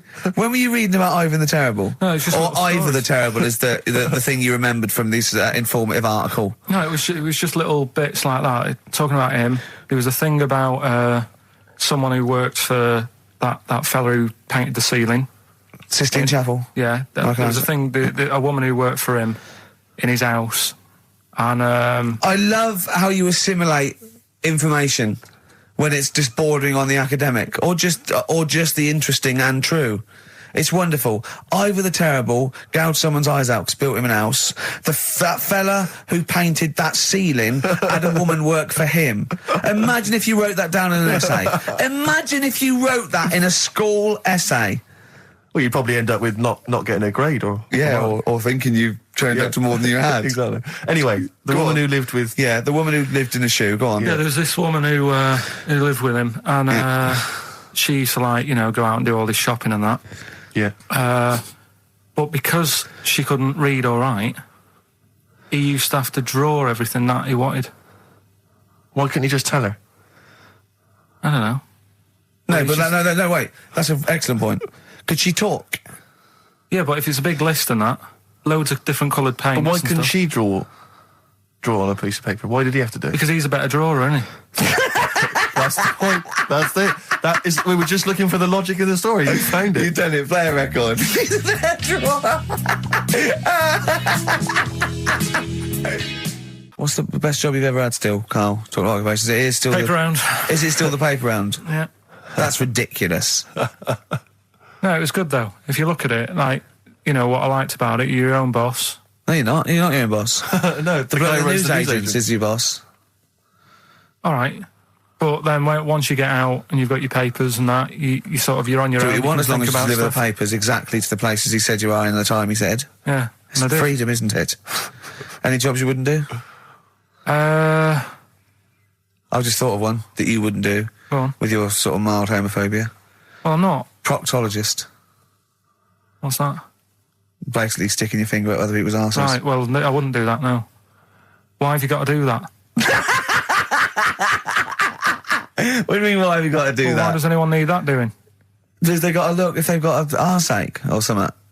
Which trainee doctor makes that their speciality? Do you know what I mean? That must be, right, we got a place for proctologists, and it's you, Meadows. You came last. Oh, seriously, what? I'm not the arse doctor, am I? Yeah, you came last. Oh, I'm a bum GP. I can't believe it. Yeah, you got to, I can't believe this. Yeah. Couple of emails. Monkey Matt's emailed us. Who? Monkey Matt. Oh, Matty, yeah, go on. Yeah. He says... How's the Monkster? He's all right. He says, Carl has missed a cracking headline from The Sport. Hide-and-seek champion found dead in cupboard. I hope it's real. I don't know if it is. I doubt it. Just looking through some of the news stories that Carl did make it into Carl's news roundup. Yeah. Just this one you might be interested in. Headline, woman says partner ran off to become vampire. Yeah. And it says a young mother says her partner has dumped her to become a vampire. Rebecca Roberts from Somerset says Matthew Barrett fell for a blood-worshipping woman in a US cult. The 23-year-old mother says he began shaving all his body hair, dressed in black, and used Rebecca's lipstick to redden his eyes. Rebecca caught him performing weird blood rituals in front of his computer at night, cutting himself to prove commitment. She said, I thought it was just a hobby. Everyone's got a right to one. I was pleased he'd found an interest. Brilliant. This is apparently from The Sun. Apparently he's left. He's gone to America. He's living in this Ohio-based cult. But it's the last bit where she's been asked whether or not, if he came back, would she take him back? Sure. And this is where I wonder if the journalist, you know how journalists are supposed to just report the news, be objective. Yeah. I wonder if maybe the journalist here has maybe had some interference. Made the quote better for them than go on. Because it says, I never thought this would take over his life. Now, if he came back, I'd say fangs, but no fangs. Oh, dear! I can't believe. Imagine you're the woman, Rick. Okay. And I've come round. You're the to interview you. journalist. I'm the journalist, and I've come in and I've said, okay, I read about this. All I have to do is not say that thing. You've come. I understand you're obviously quite upset. Your husband's gone gutted. off. If he came back, would you take him back? Definitely not. Right. Really, What would you say to him then if he came back? Just get lost. Right, but I'm really pissed off with you. Would you perhaps say something a bit more pithy? Not in this situation, no. You're upset? He cuts himself, he drinks blood, he's left me. No, sod off. I'm not interested, mate. Because I tell you what. Go on. I mean, I like what you said there, but I wonder if we could condense that a bit more. If he came back, would you say... Go away. Would you ever say something like, thanks, but no thanks? No, because it makes it flippant, because I'm really angry. I know you're annoyed. And I'm upset, so I wouldn't say... I certainly wouldn't say thanks. I might say no thanks. But what if you sort of said it like aggressively, like you were giving him the finger, thanks, but no thanks? Like you didn't really mean sort it. of sarcastically? Sarcastically, would you possibly say I might say thanks, but no thanks, and that'll be it. And that's and I'd leave it there. I'd never change that. Sure. I'd never change those words. Can I ask you a question? Go on. Do you like puns? Hate them. Right. I don't like It's Countdown. I don't like QI. I don't like any of those posh Cambridge, Oxford types. I hate puns. If you had to say thanks but no thanks in the form of a pun, what would you maybe say? I wouldn't. I never would. Right. I'd say thanks but no thanks. I would. I mean, I feel embarrassed that I'd even say that because I don't think I would even say thanks but no thanks. Okay. But if I did go that far, I'd leave it there. Sure. So, have you ever noticed, as I have, go on, the similarity between the word thanks and fangs? Not really. It's very similar. Not thanks, really. Fangs, F-T-H, there's a K. Fangs very much. G, it's A and S. Well, the A, the N and the S, but that's about it. Would you agree it sounds marginally similar? Yeah, Is it possible you might one day say fangs but no fangs? I wouldn't know. Right. I could put that though, could I? But don't say I said it. Right. I mean, yeah. Fangs, but no fangs. Yeah. This is the thing. Just, if you ever read an article in The Sun, The Mirror, anything, do not believe it. Really seriously question and query it, because... If it ends with fangs, no fangs. If it ends with a pun, almost certainly they never said it. Yeah. Just like, for example, that's why your balls are on the outside. Because the cells have to be a certain temperature to survive. I don't know if it's the sperm or Sertoli cells, but they have to be a couple of degrees below body temperature. Otherwise, they'd be in a nice cage and we wouldn't get kicked in the nads. What do you mean? That's why your testicles are on the outside of your body. They have to be a couple of degrees below body temperature. Yeah, but that isn't why they're there. You see, this is like the chat we had last week about the giraffe having a long neck. What do you mean? They're there because that's where they happen to be. They didn't go, right. Well, that's what evolution is. It's a selection process. It's not a will. the balls didn't say, look, I'm too hot, let's get us outside, let's get outside of here. All right, hang on a minute then. What? So a little man monkey, right? Theirs are in the same place as ours. Yeah. But they're walking around naked, so it could be anywhere. They could be, like, on the back. It doesn't matter where they are. They call it... Well, they could be on the back, yeah. So why aren't they? This is a completely different... Steve! You started it. I wash my hands of the whole affair. And we're not only back to balls, but we're back to monkey balls. Yes. In one thing from about parasites, we're back to monkey ball news. Yeah. How do we get back to chimp testicle news? All right, then. So this worms in a fish. Yeah. It's like a little platyhelminth. I think it's some sort of. But what I mean is, why are they about? What do you mean? They Why? evolved. But why haven't they died out? Because they're very successful. Yeah. What do you mean? Yeah. What do you mean? Yeah. Tell me the brain event that made you say yeah in that 1 second gap. Because in a way I don't get it, and if I think about it too much, it hurts a bit.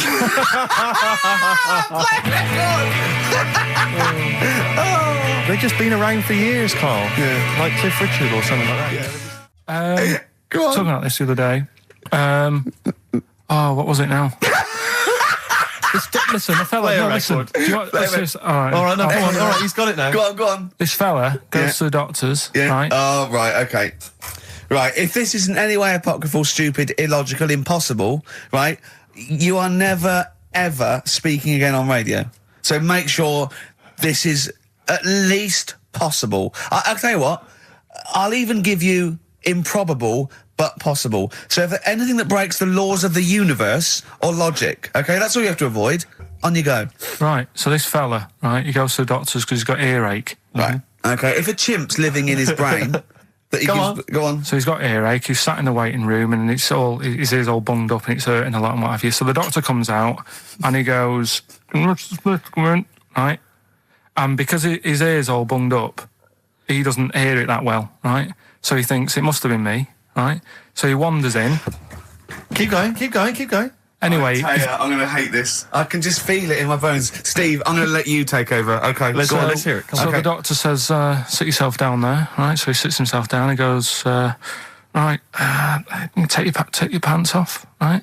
So he's thinking, that's a bit odd. Anyway, he heard that, though. He apparently he took his tackle off. The doctor, did some operation. What, there in the waiting room? No, in his office. In his office, yeah. What? Wait, so he removed what? His genitals? Yeah. In his office? Why, Carl? Because he hadn't called him in. Oh, he'd called in the bloke who wanted his testicles taken off, and he didn't hear it. What? So the doctor went out and said, Mr. Jones, who's here to whip off your cock and balls, just here and now, right?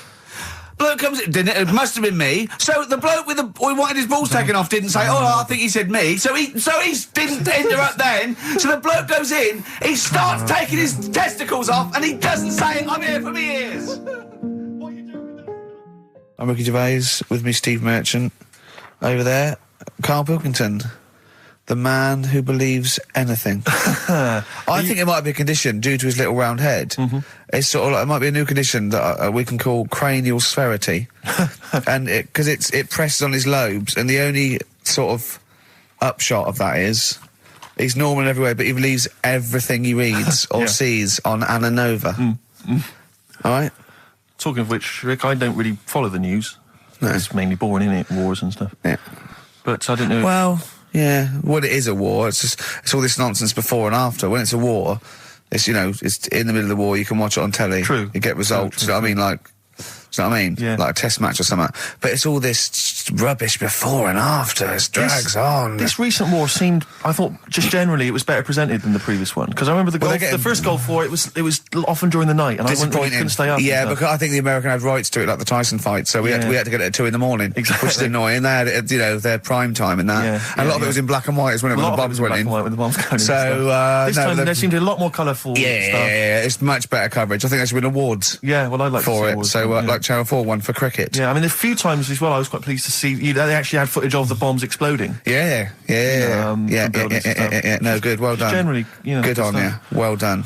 Good on you. Yeah, I don't know if costs a lot though, doesn't it? It isn't a costly War's thing. a lot more. When you got something like, you know, a Jimmy Carr game show, which probably costs about $100,000. Yeah. Like half an hour of War costs millions. It's almost man. as expensive as like Terminator 3 or something. Yeah. But I mean, you know. But then, you know, you got a variety. Exactly. Sorry, Steve, you were talking, mate. Well, no, I just wanted to make sure you're aware that the World Elephant Polo Championships have taken place. I did get it. I think they mentioned it on. Yeah, we won, didn't we? England won. Yeah. Well, my question is, where have they been practicing? I don't know. Do you remember ever at school anyone ever saying to you, "Are you interested in playing polo with elephants?" Do you reckon it was 5 blokes in pith helmets kept sneaking into a whipsnade? Possibly. What are you doing, lads? We're practicing. Get down. Yeah. Get off them elephants. Yeah. I didn't even know we had a team. I can't believe it. No, it's like Johnny Wilkinson and the rugby lads. They're going to get MBEs, all sorts. The elephant boys, the elephant polo boys, nothing. They're going to get nothing. I haven't seen the sun talking like them. To be fair, it's not like horse polo where I don't think there's a stick long enough. I think the elephants kick it, don't they? I think you might be right. I think they're not allowed to use their tusks. They'd burst it, won't they? I think they go, start again. Raheem! Yeah. What do you mean the elephants kick it? All right, I've opened a can of worms here. You know, normal polo on a horse, they have like mallets. Yeah, they whack them, right? But I think it's obviously they're too high up. I think I might be wrong, but I'm pretty sure they just train the elephant to kick it. So why are people something about? Why not just let them have a kick about without? Imagine that! And why does horse racing have to have a jockey? Well, they just let the horses go, okay, lads, on your, no cheating, on your marks, get set, go. Get back here. Brilliant. Where are you going, Lanzarote? Yeah. Where's that? Don't know, Suzanne sorted it out. I said, Lanzarote, is that Africa or is it Spain or Portugal? Just thought you don't know. What do you mean don't know? I goes, well, what's the currency? Don't know. I said, Suzanne booked this one, did she? Yeah. I thought, where is it? Is Lanzarote African or foreign? Somewhere foreign. I was looking last night, and doesn't look that good. There was like one of the highlights of the things it says you've got to do is go and have. Apparently, they've got restaurants in caves, and that's like one of the things they say you must do. So, if that's a highlight, do you know what I mean? Right. So I'll do that. Go and see what that's like. Yeah. When you're on the beach, Carl, do you wear the very, very tight Speedos? No. Do you walk around with them? Sort of longish shorts, t-shirt on, probably with a sort of a light shirt on top of that. Right, sure. So quite wrapped up then. Covered up. Do you wear a hat? Because obviously the bald head there's risk of sunburn. No, I just put a bit of lotion on it. Lotion on there. Yeah. Just have a bit of a wander down the beach, have a look. Yeah. See if there's any old blokes with their tackle out and a backpack. A lot to look forward to. So yeah, there you go. Yeah. Well, we're looking forward to finding out how you get on. Yeah. And interested to know what she gives you on Christmas Day. More scintillating chat after this next song. We've had a lot of emails, Carl. I don't want to sort of put a dampener on your Christmas, but a lot of people have been slagging off Lanzarote. One of them just said, I don't know if I can find it. It is Canaria, isn't it? It is one of the Canaries, isn't it? It's a volcanic island covered in volcanic dust. It's very windy, so you have to dig a hole to sit in on the beach, and there's hardly anything to do. That's from Mike Godham, he says, unless you like quad biking, well, you've seen what happened to... no, don't go quad biking. Not with your little head. There's no protection at all, is there? I don't know what you're thinking. I don't know. At least Rick Mann and Ozzy had lots of hair. Yours would be like Humpty Dumpty. It would crack like a little egg. And then we'd seen, there's no kings or kings horses. So, well, they couldn't do the job anyway. No, shouldn't really send them. They're not really qualified. Horses not equipped to put back a medical man like Neil Fox in. Yes. To mend eggs. Not some kind of military horse. I bet he's had egg on his face a few times, hasn't he? What, Foxy? Yeah. Well, most of the series are Pop Idol. Right, Carl. Lanzarote, good or bad?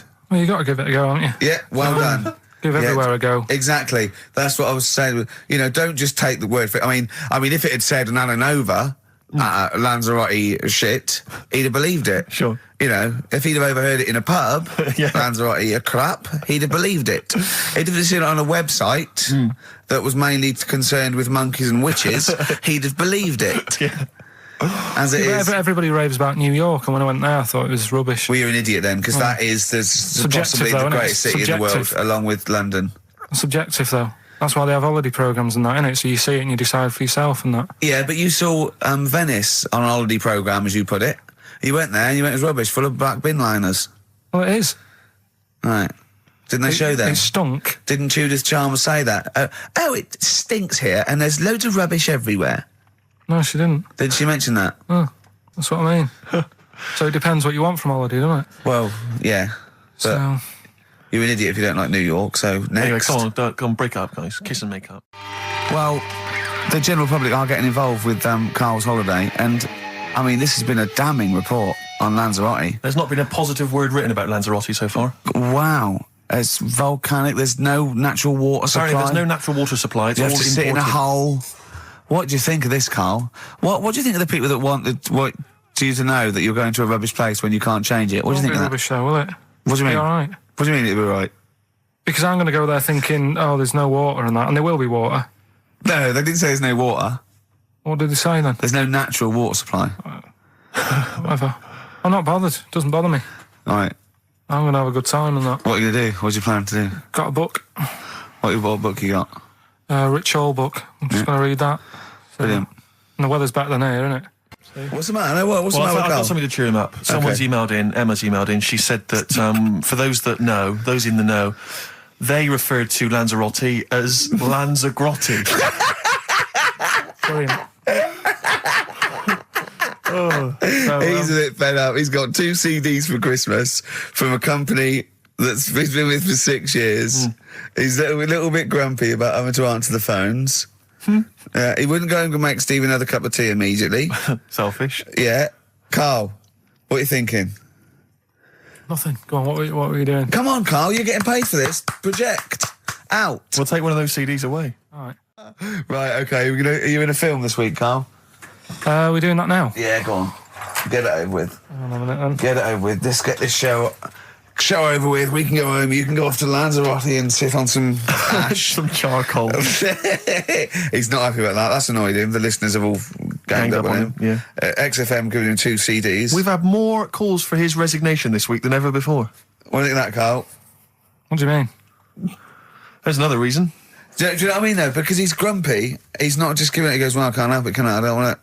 You're being paid well to do a job. People have tuned in to be entertained, to have good songs. Me and Steve are working here. I'm pressing the buttons. I'm paid to press the buttons. That's what I'm doing.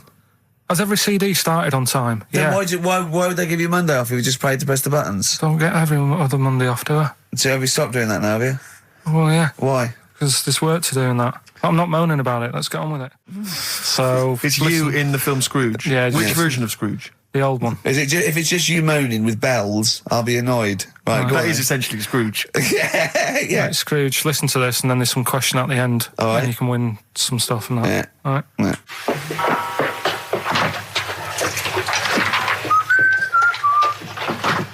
You're late.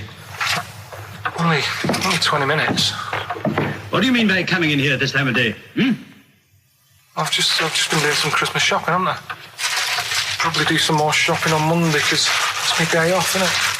Yes, I know it is. You don't have to tell me. Do you want to see what I've bought Suzanne? No, thank you. I don't mind showing you. It's only a Christmas present, isn't it? Just bought some more condoms. Why? Well, I bought some last year. Got 2 boxes. They all got used, so... I'm very glad to hear it. How much do I pay you? Why are you asking? The presents I buy has got nothing to do with what I earn. Like I say, if I won the lottery, I wouldn't go mental on her. Do you know what I mean? I probably wouldn't even tell her because I think she'd want to travel around the world and all that, and I'm not into that, to be honest, so I'd probably keep it quiet. Why? Well, once you've been around the world, where do you go next year? Each to their own, though, innit? You know what I mean? Well, what do you want? What for Christmas? Not that fussed, really. And you, it's just as well I'm not that fussed, because do you know I do some work at XFM? Do you know what they're giving me for Christmas present? Nothing? No, might as well have been nothing. 2 CDs. That's it. I was well fed up.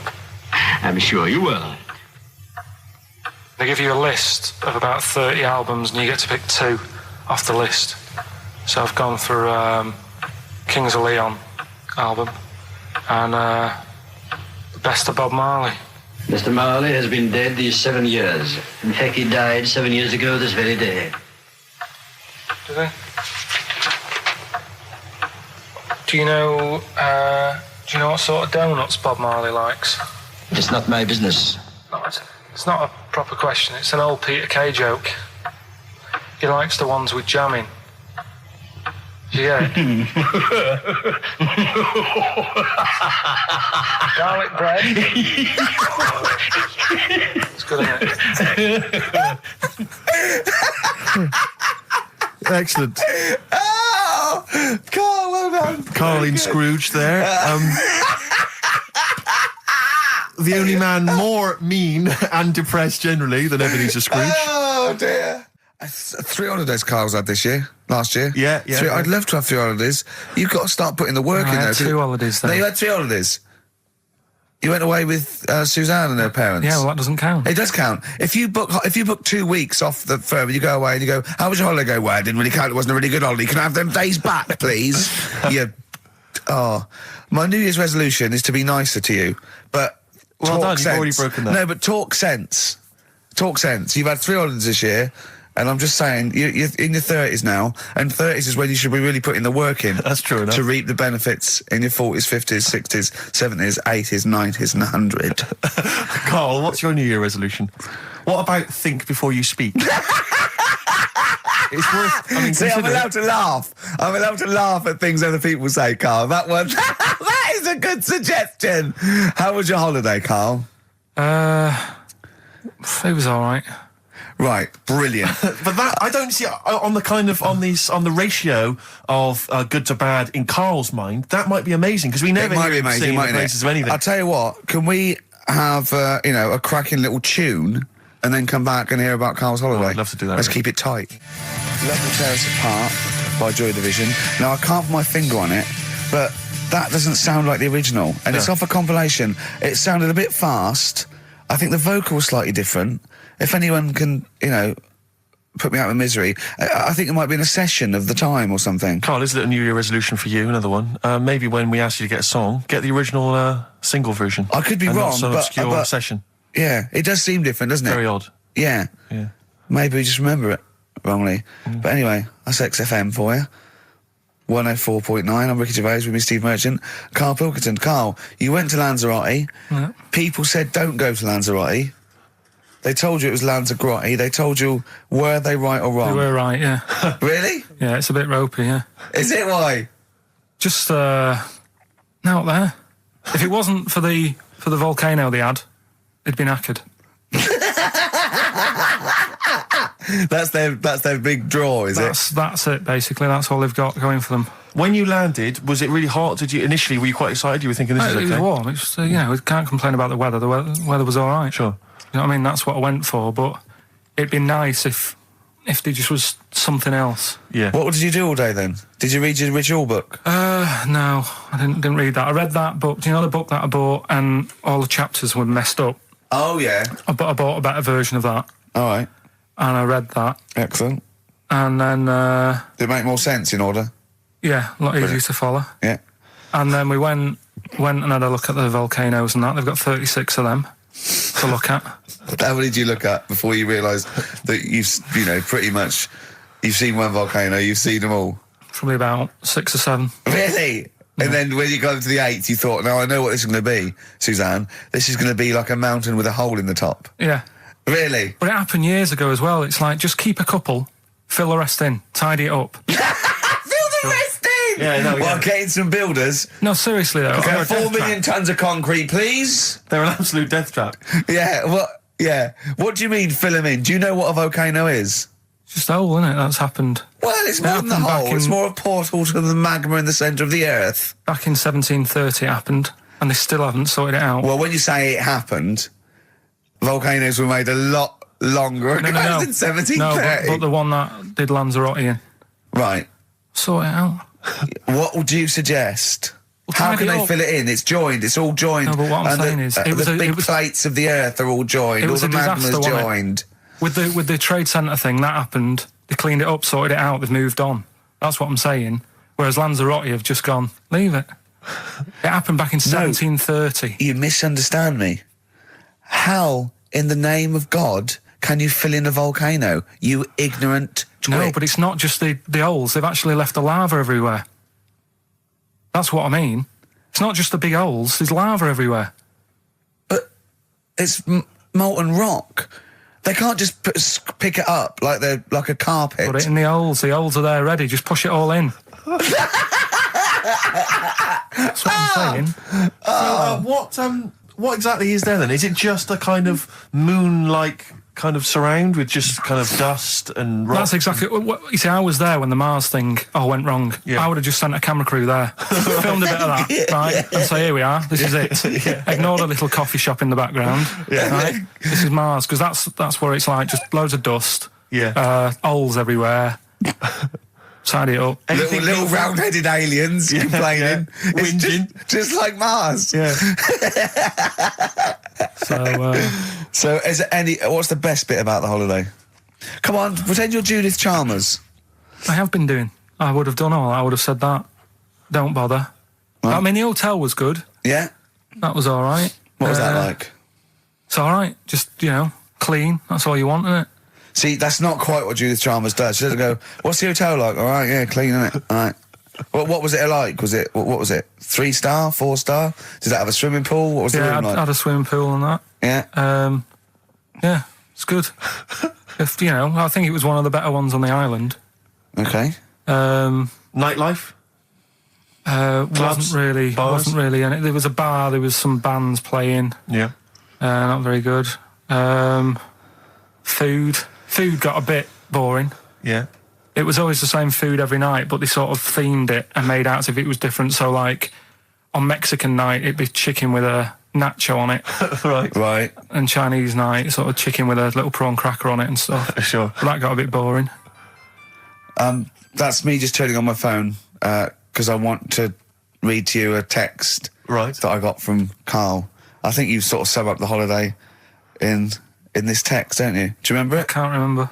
Let's have a look. Let's have a little look. Instantly, what did Suzanne, your girlfriend, make of it? Similar view to you, that they should fill in the holes? Yeah, it's just that thing. You see, I went on a coach trip, right? And you go and see the volcanoes. Like I say, there's 36 of them. Yeah. Which, how many do you need? And when we're on the coach going round all these volcanoes, the fella on the front's going and look out your left window at the moment, and there's a volcano. And if you quickly look out at the right-hand side there, there's another one. Right. And on the left, it's just like, all right, we've seen it. Sure. Do you know what I mean? Yeah. And that trip, we'll talk about that trip in a bit. Right, this is the text I got from Karl, right? All right. Been up to a volcano. Been in some dead artist's house who built his house in the lava. They said they would show me science with volcanoes, but all they did was chuck some water in a hole and it shot up in the air. No dwarves in the canteen, no scousers here, but there is a Swede woman with a big head. She looks effing gormless with a cap on. All right? So a little reference there to... A Swede woman? What's that mean? Do you mean Swedish? Yeah. Or she looked like a vegetable? No, the Swedish woman. But they've all got sort of quite big bill, aren't they? And I sent him a text. Oh, well, it's just good to be on holiday because, I'm working. He sent back, so am I. Just been watching Sky News. There is a school for monkeys who want to get a band together. Is that monkey news for later?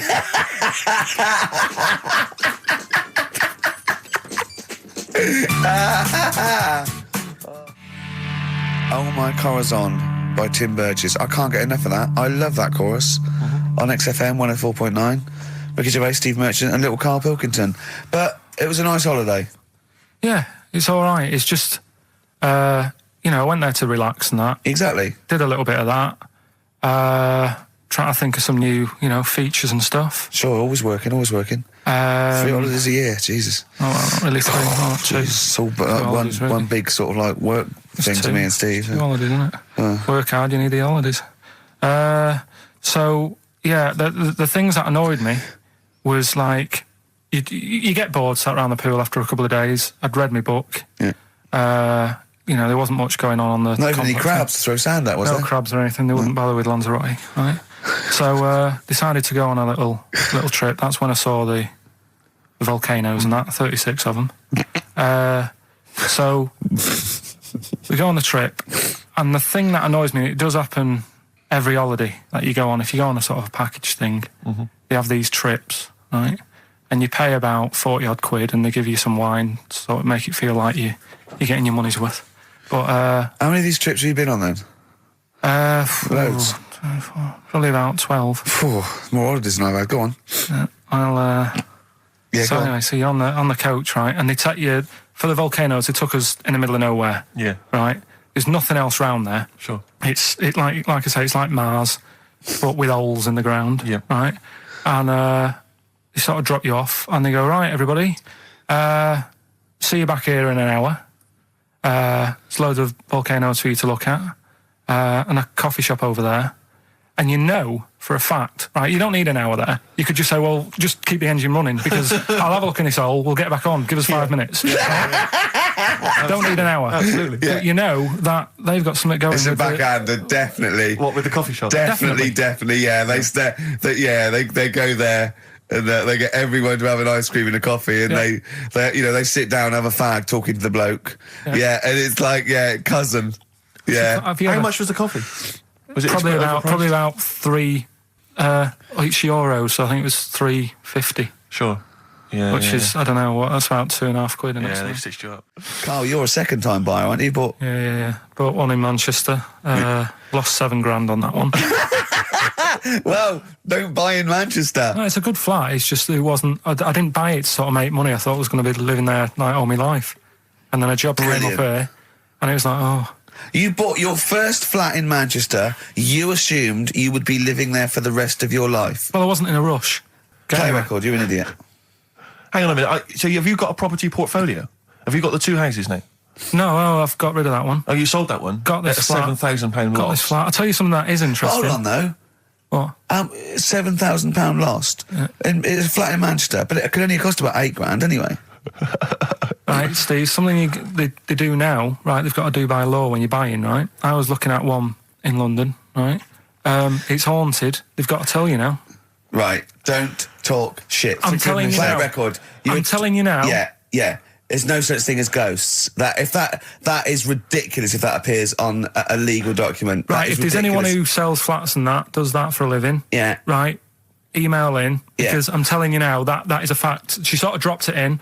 She said, I said, oh, nice feel here. And she said, yeah, well, that'll be the ghost. Just dropped it in, that's all they've got to do.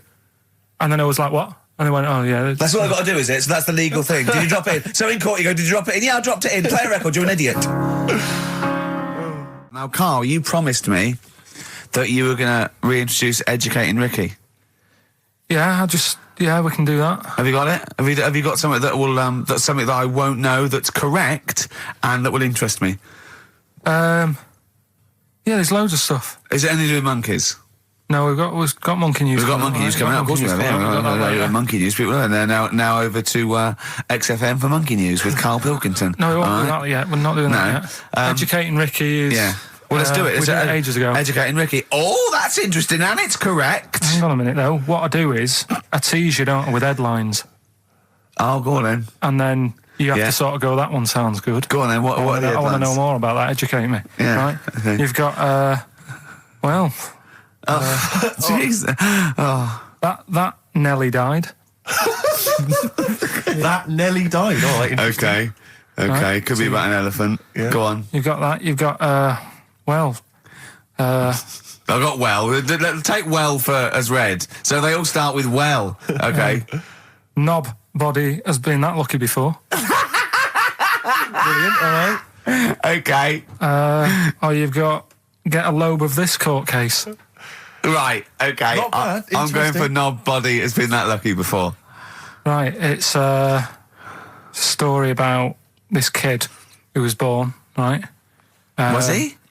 Yeah, he was popped out, like, and the dad and the mum saw the baby, and it was like, oh, that's a good-looking little kid. Sure. And they were proud and that. And then they're surprised that it's a good-looking little kid. It's theirs. Yeah. Like it could have been a frog, and they'd have gone, "Oh, he's got your eyes." And then the doctor goes, "Yeah, it is, but look at that." What? He said, "It's a boy and hasn't got a knob." I love the doctor saying that. I love this GP or this midwife saying that. Oh, we love little boy. Yeah, but no knob, baby. Mr. and Mrs. I mean, think. Right. No, but I'm speeding it up a bit. All right, come on. So the baby's born. So the baby's like that, and the doctor says that, and the woman's like, oh, it's our first as well, and stuff, right? She's really gutted. What's the second going to be like? So, no head. So just a knob. Doctor says, you know. We'll call it Karl. All right, go on. Right, go on. So the doctor says, well, I'll leave it with you for a bit, get used to the idea, right?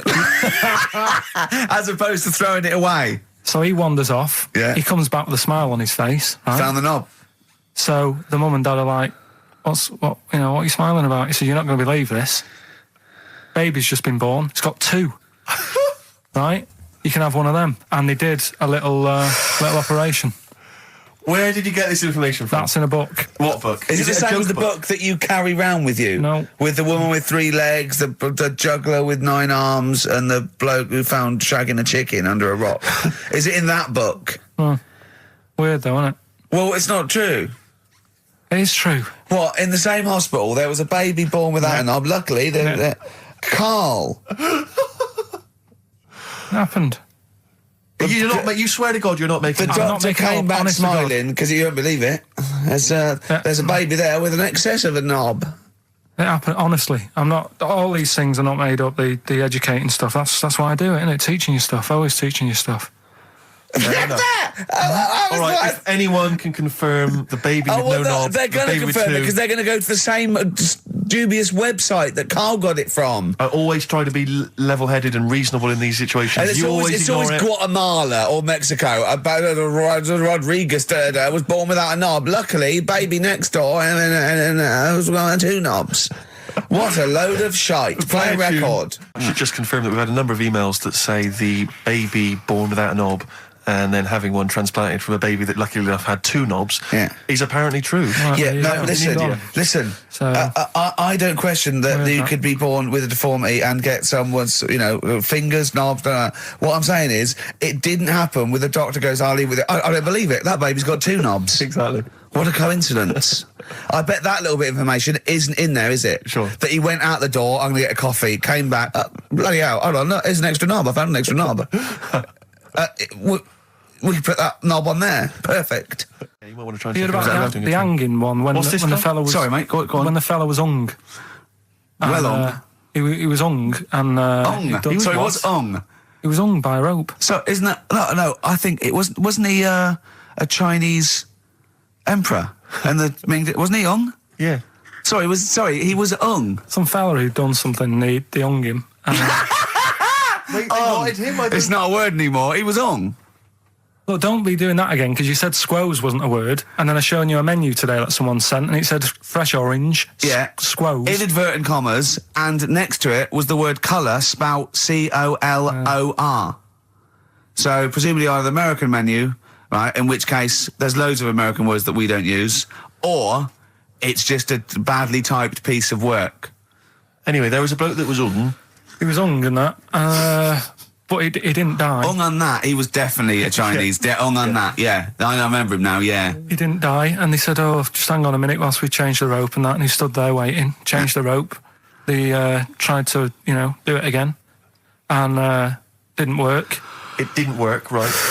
So, they got another rope, right? Didn't work. And then they had to let him go, because it's like there's a well-known saying or something from this thing. Yeah. Chimpanzee that monkey news. Right, there's this monkey, right? Oh, yeah. I think his name was number 6 or number 7 or something, right? In this lab, right? Yeah. And anyway, it's in there, with like the rabbits and little mice and stuff like that. And the rabbit smoking. The nurse, right? The nurse, not the nurse. The woman who works in the lab. What would you call her? A nurse? Depends. Depends what her job was. If she was a lab assistant, you call her a lab assistant. All right. I mean, they probably call her by her name. All right, lab assistant, right? Kirsty. So she's, I think it's probably Kirsty. Right, Kirsty Morris. Well, she's in there, right? Yeah. And she don't work with many people and that. She's mainly on her own with, just putting lipstick on rabbits and stuff like that, right? Chimp fancies her. So, chimp fancy her. He's putting on lipstick, chimp fancies her because she's got hairy legs. He gets pally, right, with this woman. Yeah. Because, it gets to a point when she sees him every day. It's the way he sort of tries to string out like it's a narrative love story. Did the chimp put its hand out and grabbed her, and then you thinking that he made a move on her? So right, come on, he's allowed out. He's allowed out. It's not a story, is it? He's allowed out the cage and what have you every day. So he's wandering about, and as time goes on, he's watching what she's doing more and more. Yeah. Right. So he notices like the code on the door. Right. Right. Whatever 247 or whatever. Yeah. And he goes, right, I've clocked that. I've got that. I'll remember that. Right. Yeah. And then he goes, right, there's a lot of lipstick and that knocking about, a lot of makeup. Right. Okay. No. There's no way. Finish. No. Because Steve, you know what's going to happen. I know what's going to happen. So he's there. It's ridiculous. And he's going, well, if it's there, you know what I mean? So while she's messing about with the rabbit, he gets there, he's in front of the mirror, putting a little bit of lippy on. Right? You No! I know! It's gone too far! No, it's gone too far, Steve. Right, your mic's off, Rick. He's finishing the story. So, turn mine off as well. It's gone too far. Turn him off. Just let him finish. Right, so the thing is, right, it's this monkey wandering about. It's got lipstick, it's got mascara on, it's looking pretty good. I didn't mention the mascara! It's looking all right? So it knows the code on the door, 247, right? So when she's sort of messing about with the rabbit, right, he goes, right, here's my chance. He's looking good. 247, out the door, through the reception man's there. He's like, all right, Kirsty, right? Don't talk shit! I Feel Free from Cream. That's pretty much the last track, isn't it, guys? I imagine on XFM 104.9. Well, I mean, yeah, I've got nothing to say after that ridiculous story. I mean, that's worse than the bank robbery to me. Yeah. That he clocks that. And the bloke on the desk. All right, Kirsty. Oh, you're 2 foot shorter and hairy. She wasn't a looker anyway. So. She wasn't a looker anyway. Brilliant. Exactly. Carl had to go to one of those well clinics, didn't you? No, I haven't gone. Why? Because I'm not happy with it. What? I'm not happy with the whole. Well, it's just the people know what them places are. They'll give you a whole. Have you heard of them? Yeah, I've had one. Yeah, they check everything. Which Suzanne, my girlfriend, was like, you're 30 odd now. When was the last time you went to the doctors? And I haven't been for ages because I don't. No, I never go. Doctors. I never go unless I think I'm honestly going to die there in agony. They can always find something. Jane made me go to one of those things. Yeah, those boot things where they do that. It's couple £100 and they give you a complete head to toe, don't they? But head to bottom is what it is. They do the old finger up the arse thing. Now, what is that testing for? Well, I like that he said it quietly, because he's on the radio. You can't say arse. Yeah. I say it quietly. Say it quietly. Yeah. Arse. Yeah, arse. That's what our mistake was, because we got a complaint upheld, didn't we, for saying... And I'm talking about a male chicken here, which is a cock, as you know. Yeah, and we said that word, right? So if we'd have gone, cock, we'd have probably gotten away with it. You can get away with murder. If you just... Yeah. If you just whisper it very So go on then, yeah, so... I'm not going because I'm not having that done. I don't understand what they're going to find up there. That's your head. No, but why can't we just? I mean, it's the heart that I worry about the most.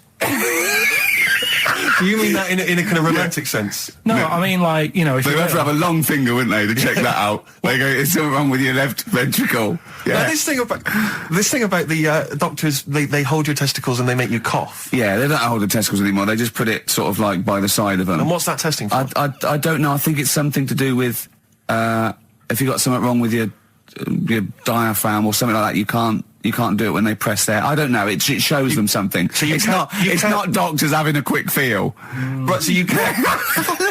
Well, that's good because do you remember when Carl said he's going to die of cancer? And I said, why? He said, I don't check my balls. I said, why? He said, I don't like the feel.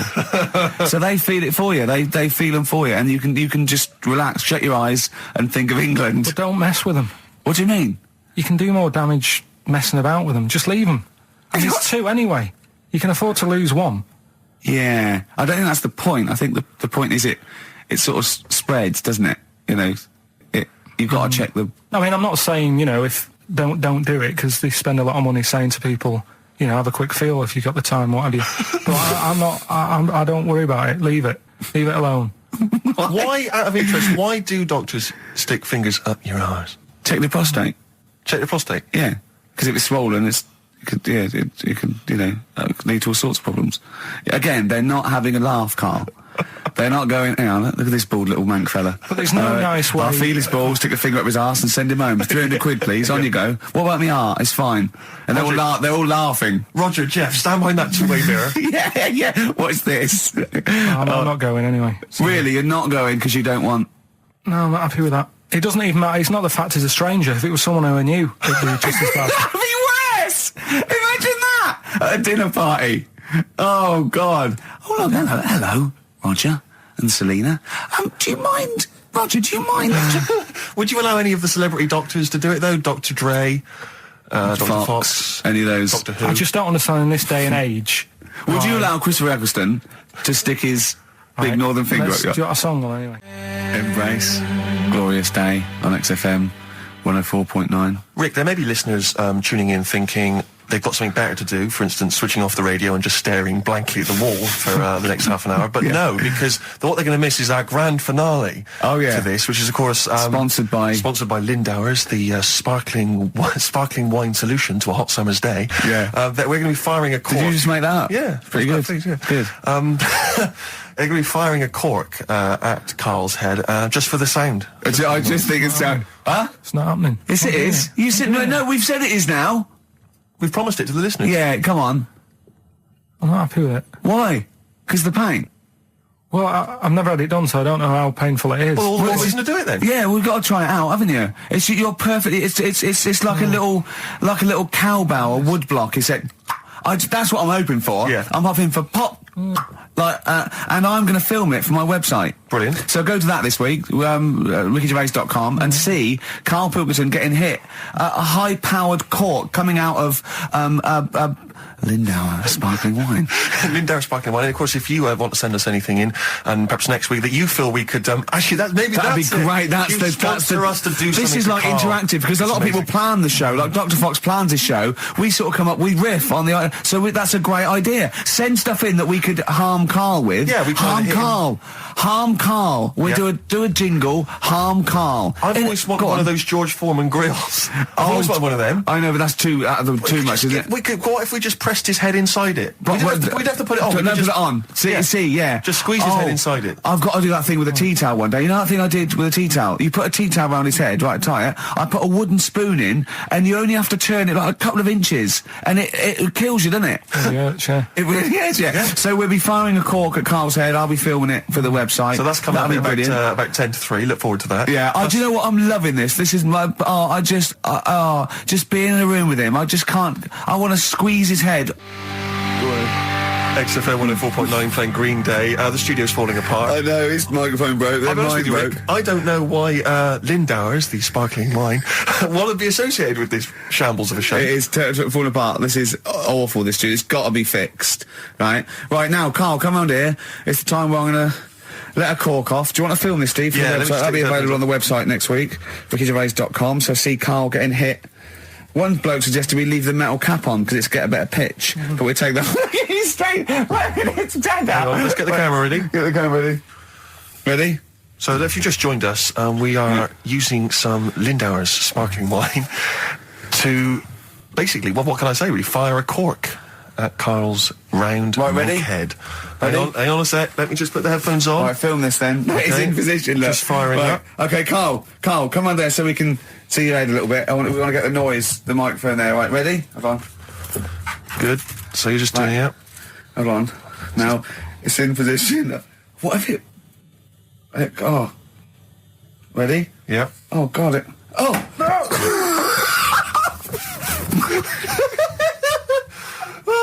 It's like Jackass. Did it hurt? You hate me? What do you mean, did it hit you? I sort of just... It went off course, did it? Just glanced at it. Right, Lindauer, is you going to send us 8 more bottles, please? Yeah, we're going to get this right. Well, Carl, what are your thoughts? Why have you stuck it out here? Nothing better coming in, I thought. Well, I'll tell you why, because you're always on holiday. You don't do a lot. You get paid, well, doesn't he, really? He's a moany. He doesn't try and get on at all. He doesn't deal with people. He moans about everything. And, so he's... I'm alright. I've got my own little room and that. Yeah. Like a cage. It is like a cage, isn't it? And he can shut the door. If people walk past, he goes, shut the door. He doesn't want them looking in. He's like a miserable old chimp. We noticed today how much he is simian, isn't he? He's very strange, actually. We maybe should try and get a picture on the website, because Carl's arms are particularly chimp-like. It's very, very strange. Because he's got that he's got long downy hair. It's and not the like long extended knuckles. Yeah, and his totally round face that sort of the chin goes back and the dome of his cranium. I think, quite seriously, I know we sort of share about 98.5% of our genetic material with bonobos and chimpanzees, but I think he's got a little bit more. Yeah. I honestly think he's a little bit of a throwback. Just his line, they just kept to this sort of really the ugliest one in the cave and the tree, and he really didn't come out of it. I'm not saying you are, I don't think you are. Yeah, you're chimp-like. No, it does annoy me. My hair annoys me on my body and that. Because I've got like hair on me little toes and that. Have you? And on the legs. Would you see your little toes? Can you pick things up with them? No, tried. Okay. Well, that's the finale of this week's show. We're going to see if he can play a record and put the fader up from a tyre while swinging in a tyre, just using his hairy toes. Yeah, I've sort of got hair all the way, but then it just runs out where it should be on the top of your head. Yeah. Is this part of the reason why you're always uncomfortable about being nude or around naked people? Is that partly the reason, do you think? Because you look so grotesque? Well, when I'm on holiday, I don't really like wandering about without a top on unless like it's a quiet beach or whatever. Sure. So what would you normally wear? Need. I just have like a nice sort of light, summery sort of linen shirt, maybe, just a few top buttons open. Yeah. But I don't like... The naked body isn't that nice anyway, is it? You know what I mean? Whatever it is, if you're a cat and you're shaved, you don't look that nice. You know what I mean? But with I think you'll find a cat is naked even with its fur on. Cats don't wear clothes. No, but what I mean is a bald cat isn't that good. You know it does me head in that I'm bald. I'm not, I wish if I could have hair, it would be nice, but that's life. Would you prefer animals to wear clothes like Mickey Mouse does? Or Goofy? You know that I don't like nudist and all that, we've done it. But don't you think sometimes you could sort of like, maybe, fancify a little bit? Like, if there was such a thing as an ape, salon, and there isn't, Carl, there isn't, right? Would you give a orangutan a trim, maybe sort of his hair? Because some of those look like they're going bald, but they've got a comb over, don't they? They should just have a shave. When it's like that. That's what I did. Just take it back. And the underarms as well. Yeah, they've really got a lot of underarm hair. Even the women ones. Really? Yeah. That's disgusting. I know. I don't know. I don't even know why they breed. I don't know how they get they laid, some of those horrible old hairy ginger orangutans. Yeah, they are particularly grim, some of those. I know, yeah. The big ones. I know. Ginger ones. Yeah. You can't be happy, can they? What is that?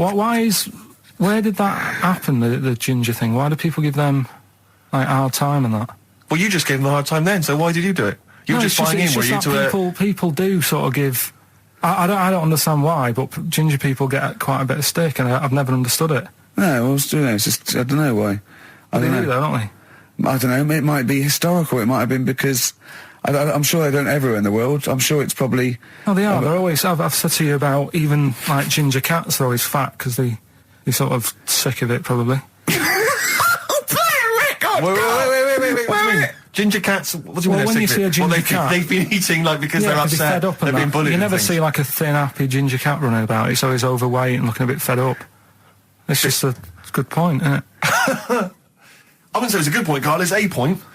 So last week, the Chinese don't age well.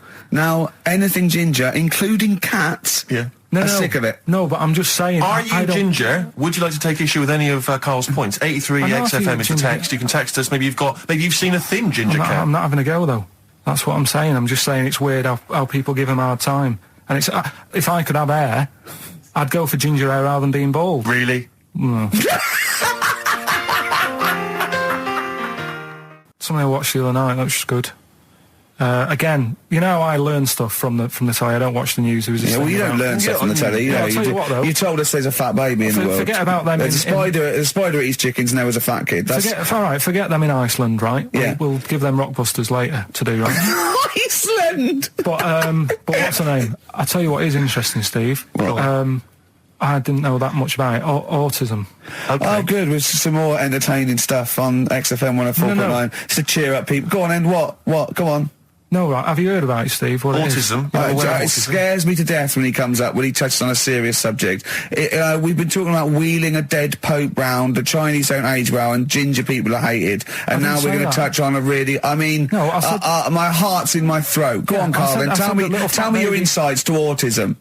Right, well, there was this... again, Channel 4 coming up with some good stuff at the moment, right? It might have been Channel 5.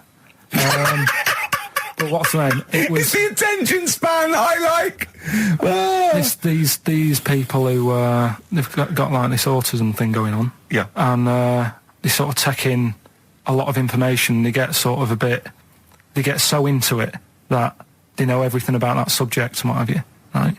And there was this lad who he knew everything, right, about EastEnders. Right.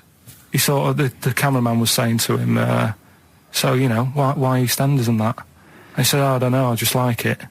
And he said, I remember when I first watched it was a Thursday, it was 5 to 8, Pauline Fowler walked in, she had a pink jumper on, she said, all right, love. And he remembers everything from that moment on. Yeah. Right, and everything, which is great, but then the way the programme was making out, it was almost like they were saying it's a disability. Right. When in a way, it's more like a superpower. Sure, like Rain Man. But if you can take it's Rain Man. No, he has special autistic powers. Oh God! We must send for Rain Man. I don't know what to do. So he would be a great contestant on Mastermind, sort of autistic mastermind. He'd be what I'm saying is, don't be watching EastEnders though. Sort of, why didn't they give him an encyclopedia and say, get into that? Sure. That'll be useful. Yeah. Keep him away from EastEnders. Wasting his time there. But I don't think it is a disability. No.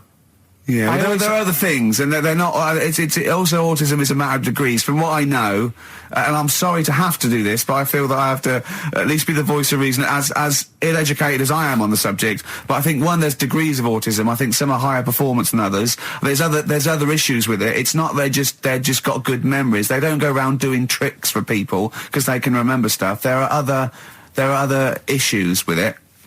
Do you know what I mean? Right, well, I mean, they seemed a bit... But you watched the programme. What did you learn? That he knows when Pauline Fowler came in.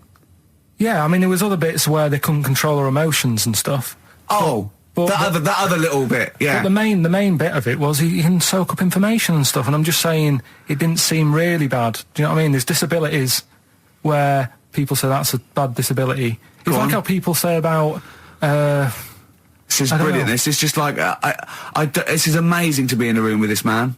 It's incredible. You just wind him up and listen to what comes out.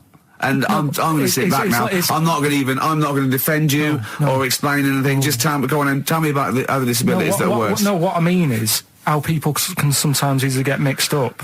How people are scared of like a cyclop. When at the end of the day, he's got a disability.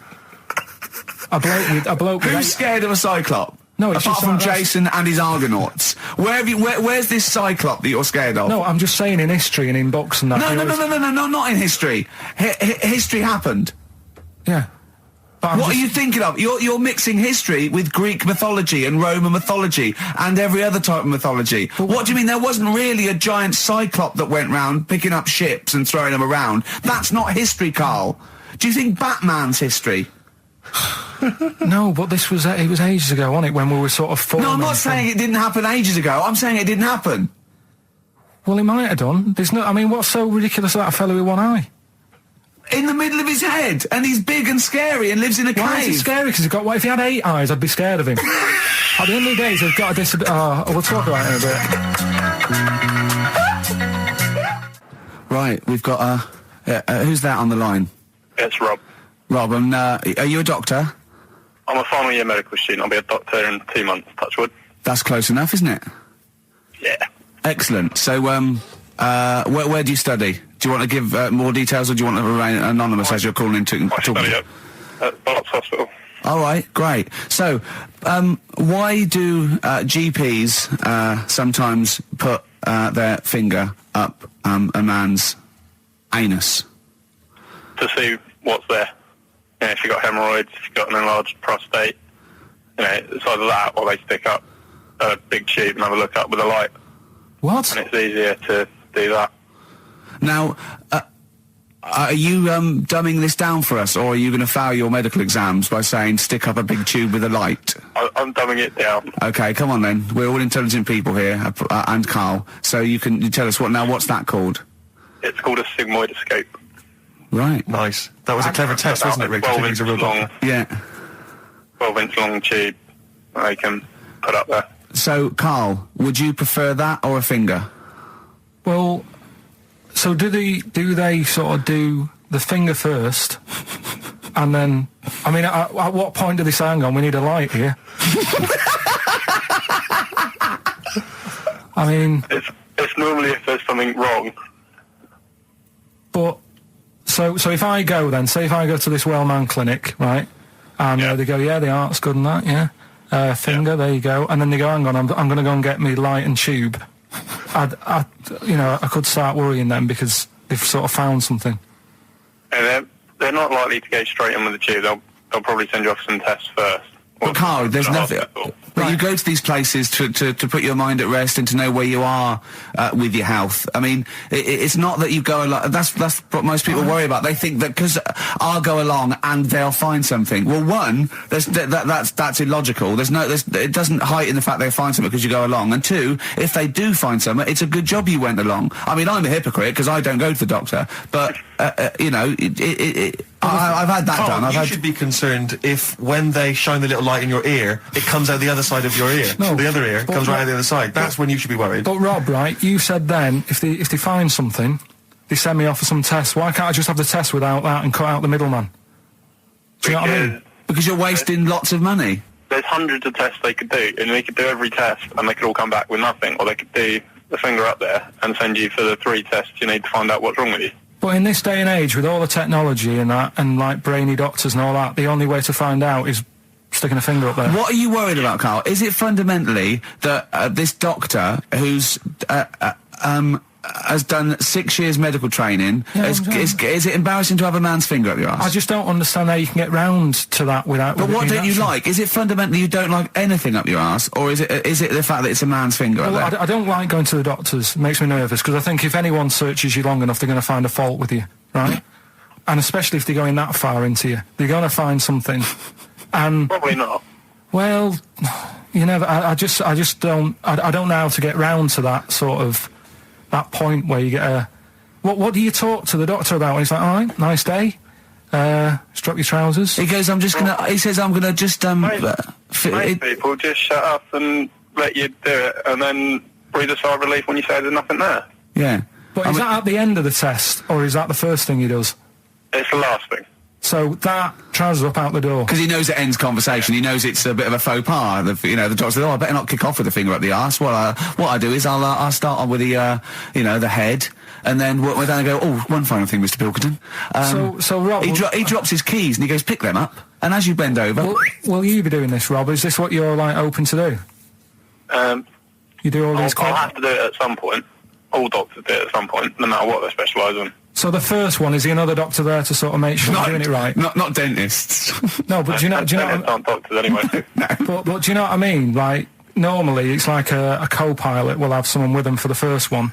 So when you put your first finger in, will someone be there going, right? You just want to move to the left of it. I've already done it. Have you? Yeah. So that's the thing with a student. You're learning. so you get people teaching and you learn on these things. Can I just point out, Rob, I think I'm right in assuming that you have a glove on. Yep. And there's lubrication. Yep. And it doesn't hurt. No.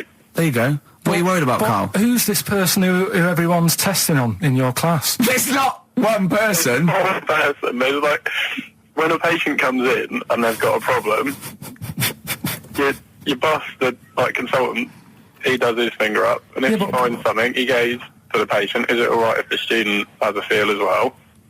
Then the student puts on a glove, puts the leave on the glove, and sticks his finger up and sees what he comes out with. Rob, I wish you could see Carl's face. I mean, his face when you said, and he says, can this fella have a go as well? He looked horrified that he thought it was a free-for-all, like there's a queue of people trying on gloves and going, let's have a go. That looks good up there. What have you found? No, I mean, how come you had to sort of... Is it not something you could test on yourself rather than waiting for other people to come in?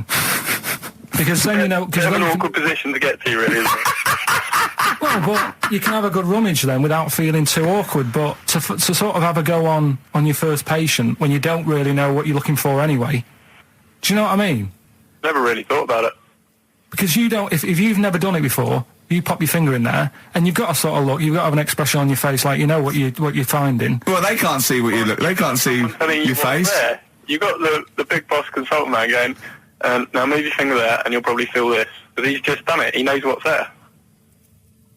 Well, what? Oh, so he's already had a go. He's had a feel, and he's going right. If you feel to the right, that's the conglomerate or whatever. The conglomerate, yeah. Its conglomerate is in perfect working order. I'm still. Thank you, Rob. I'm sorry you had to go through this. Carl is probably the worst patient you'll ever encounter in your medical career. Good luck with your finals, and thanks very much. And do you know any female doctors who do this? Or? Thank you. XFM 104.9. Thank you. Well, we've run out of time. We've got to get on with the show. It's near the end.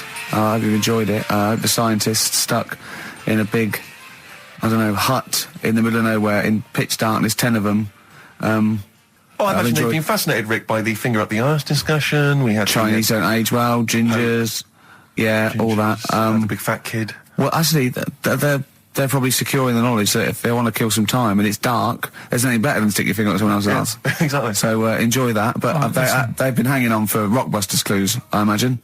Here's the answer. So give us the clue again quickly. All right. So the first one was the fella let his wife know how he got the bruise on his legs. Go on. Right. That was Courtney Love. Yeah. Courtney Love. So that's Courtney Love. So that's the first one. CL. So that one's fine. The second one. That Potter lad. What am I doing? Letting that one go? Just let it go. Am I just letting that go? Annoyingly, we haven't got time to take issue with it, Rick. Okay. That Potter lad, he's got a lot of bottle, hasn't he, doing all that stuff with the wizards and that. Go on. That's Brave Harry, the Bravery, current sort of XFM band, the Brave Harry, that works as well. No, it doesn't. And the last one. No, it doesn't. No, it doesn't work. The Buddhists. It doesn't work. Won't be able to get in their temple without these. Doesn't work. Brave Harry. It doesn't work. Brave Harry. The Brave Harry. Buddhists won't be able to get in their temple without these. TM. That's the monk keys, right?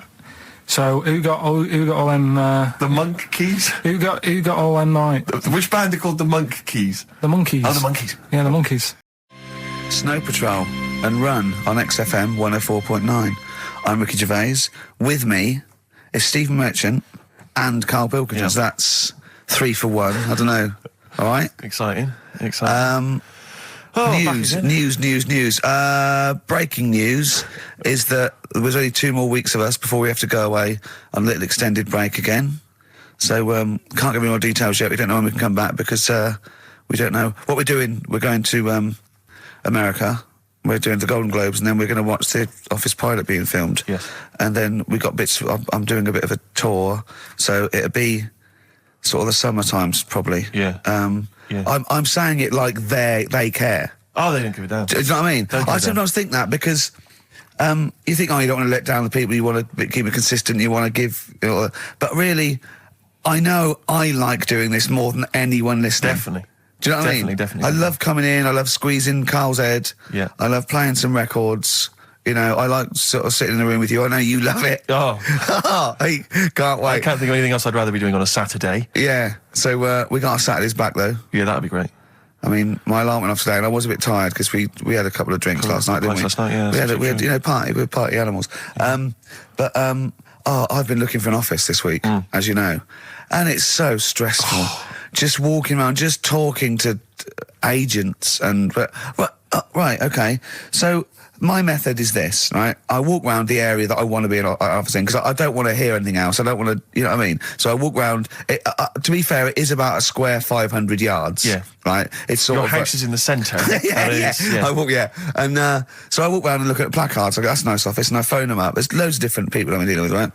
And they went, we got one in so-and-so street. I think it was 5th Street or something. I went, I went along to... I'll see you there in 20 minutes. I got there. You were there, if you remember. I looked around and I said to Steve... It looks all right. There's no pawn shops or anything like that, right? And Steve went, well, it is next to a brothel. And I looked, and there on the next thing, like, model, first floor, Susie, 03. I thought, and I phoned him and I said, do you know what? Don't bother coming here. No, I said, no, I said, because it's next to a brothel. He went, yeah. I went, right, okay. Just for future reference, I don't want an office literally next to a brothel, right? When I go to work, I don't want to walk past prostitutes. Call me old-fashioned. Yeah, right? as you're going into work, there's a prostitute. Yeah. Morning. Oh, she's got a cappuccino. Yeah, Starbucks, yeah. Business good? Yeah, it's a bit slow at the moment, but it picks up later this evening. Does it really? Good. And I said to him, I've got so my New Year's resolution is being like a little fascist when it comes to business. And I said, also future reference, no crack dens and no wild animals in the porch. And I just can't believe it. There's always something wrong. We went to one, right? It got there, right? And a woman said, I'm new here. She didn't know what keys she was using. And she went, it's the 3rd floor. And she went, there's no point, we won't both get in the lift. I went, right, will you get a desk in the lift? Right? She went, I've got a chair in the lift before. Brilliant. So, just find me an office, Rathbone Place, sort of Percy Street, Charlotte Street, Dean Street. Yeah. 1st or 2nd floor. I'm worried we're going to get emails from estate agents, phone calls from them. You know what those people are like. But I don't look at the emails. True. Fair enough. So, play a record. Sexist.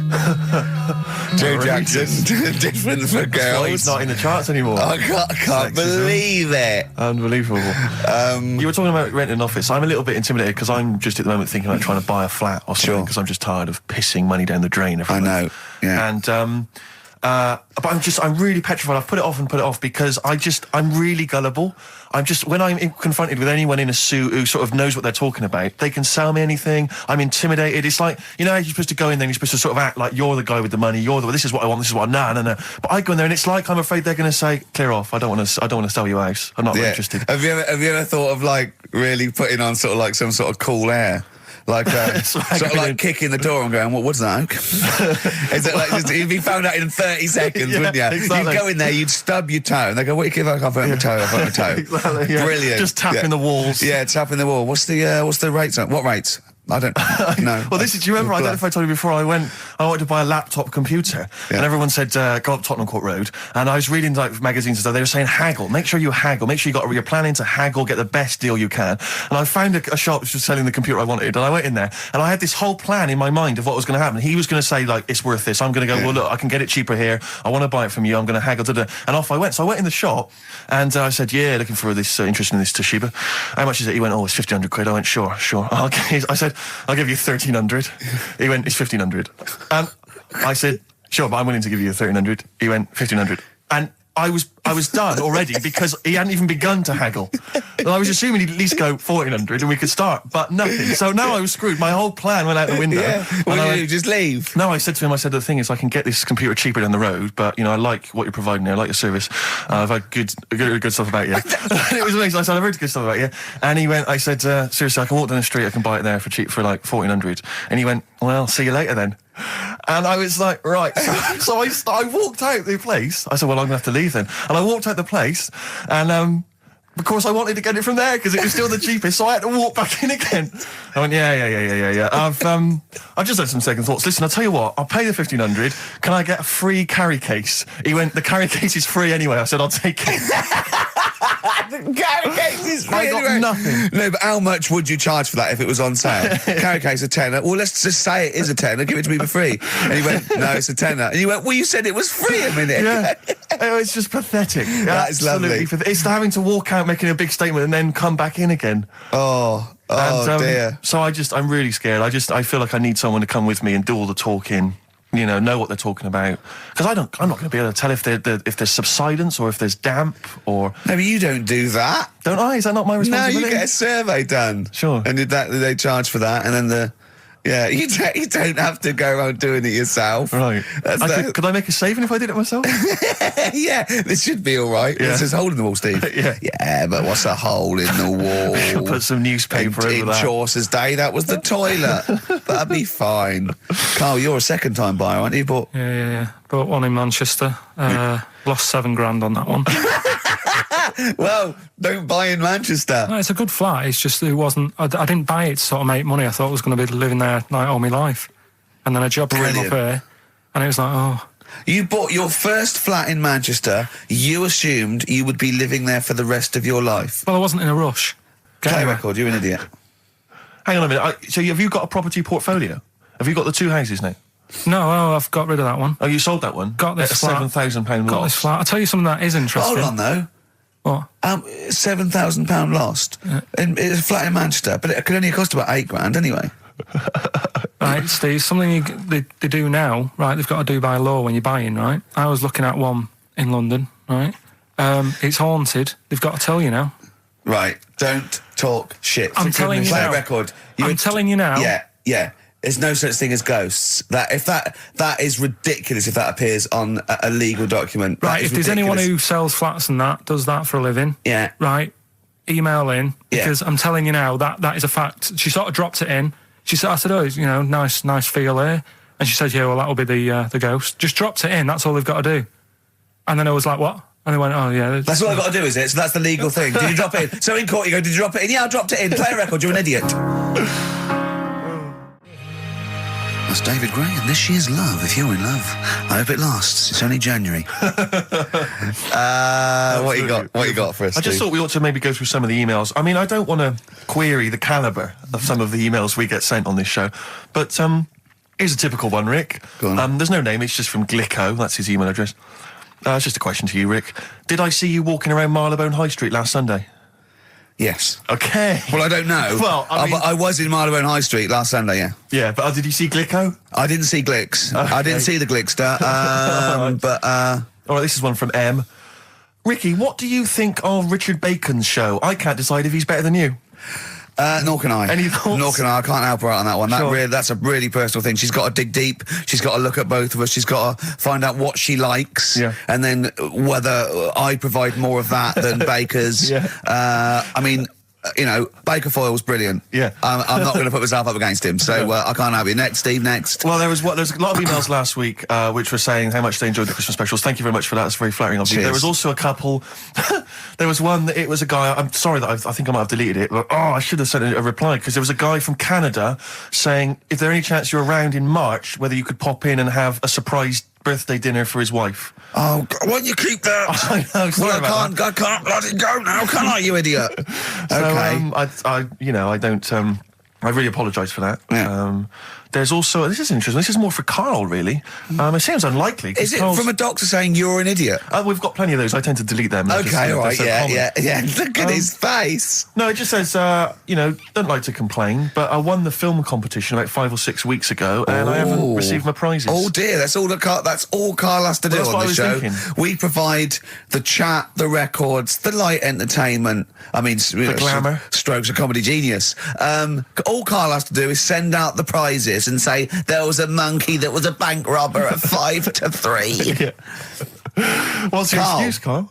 Do you remember her winning? I've got all. Well, you calling her a liar? Well, I am, because I don't remember ever seeing. Right, he's calling her a liar. So Joanne Ogden, you're claiming, is just making this up. She sent this in on a whim, trying to fool us and get some cheap tat. Wow. I don't believe that. I don't believe anyone would lie to try and get knowing me, knowing you on VHS. I really don't. Well, I'll look in the records, because we keep all the details, so... Do you know what I mean? Right.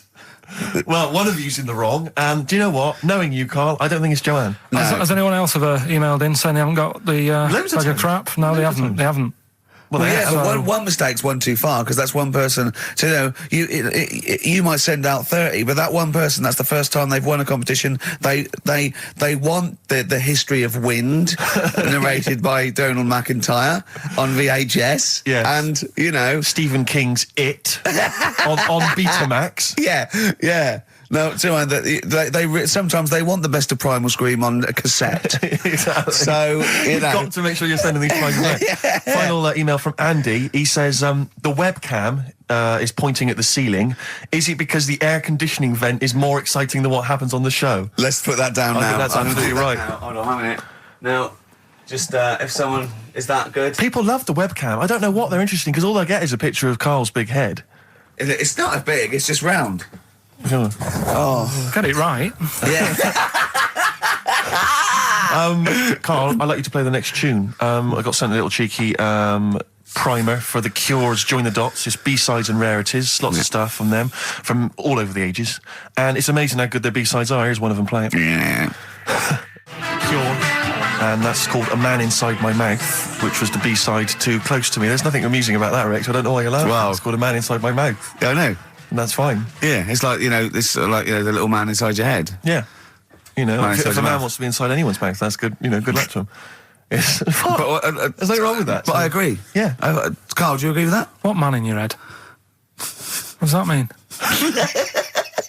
It's brilliant, isn't it? Extraordinary. It doesn't even understand schoolboy carry-on innuendo. Amazing. I know the fact that the play on words is too far then. What does he mean on site the erection? And what? What do you mean dumplings? Huh? You're a fan of The Simpsons. You know that character in The Simpsons, the gap-toothed yokel?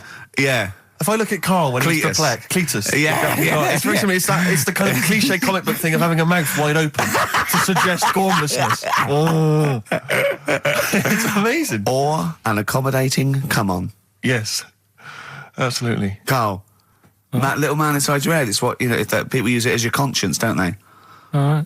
Have you ever heard that before? No. No? No. No? Okay. I was watching Moonraker. It was on, I think it was last week. Yeah.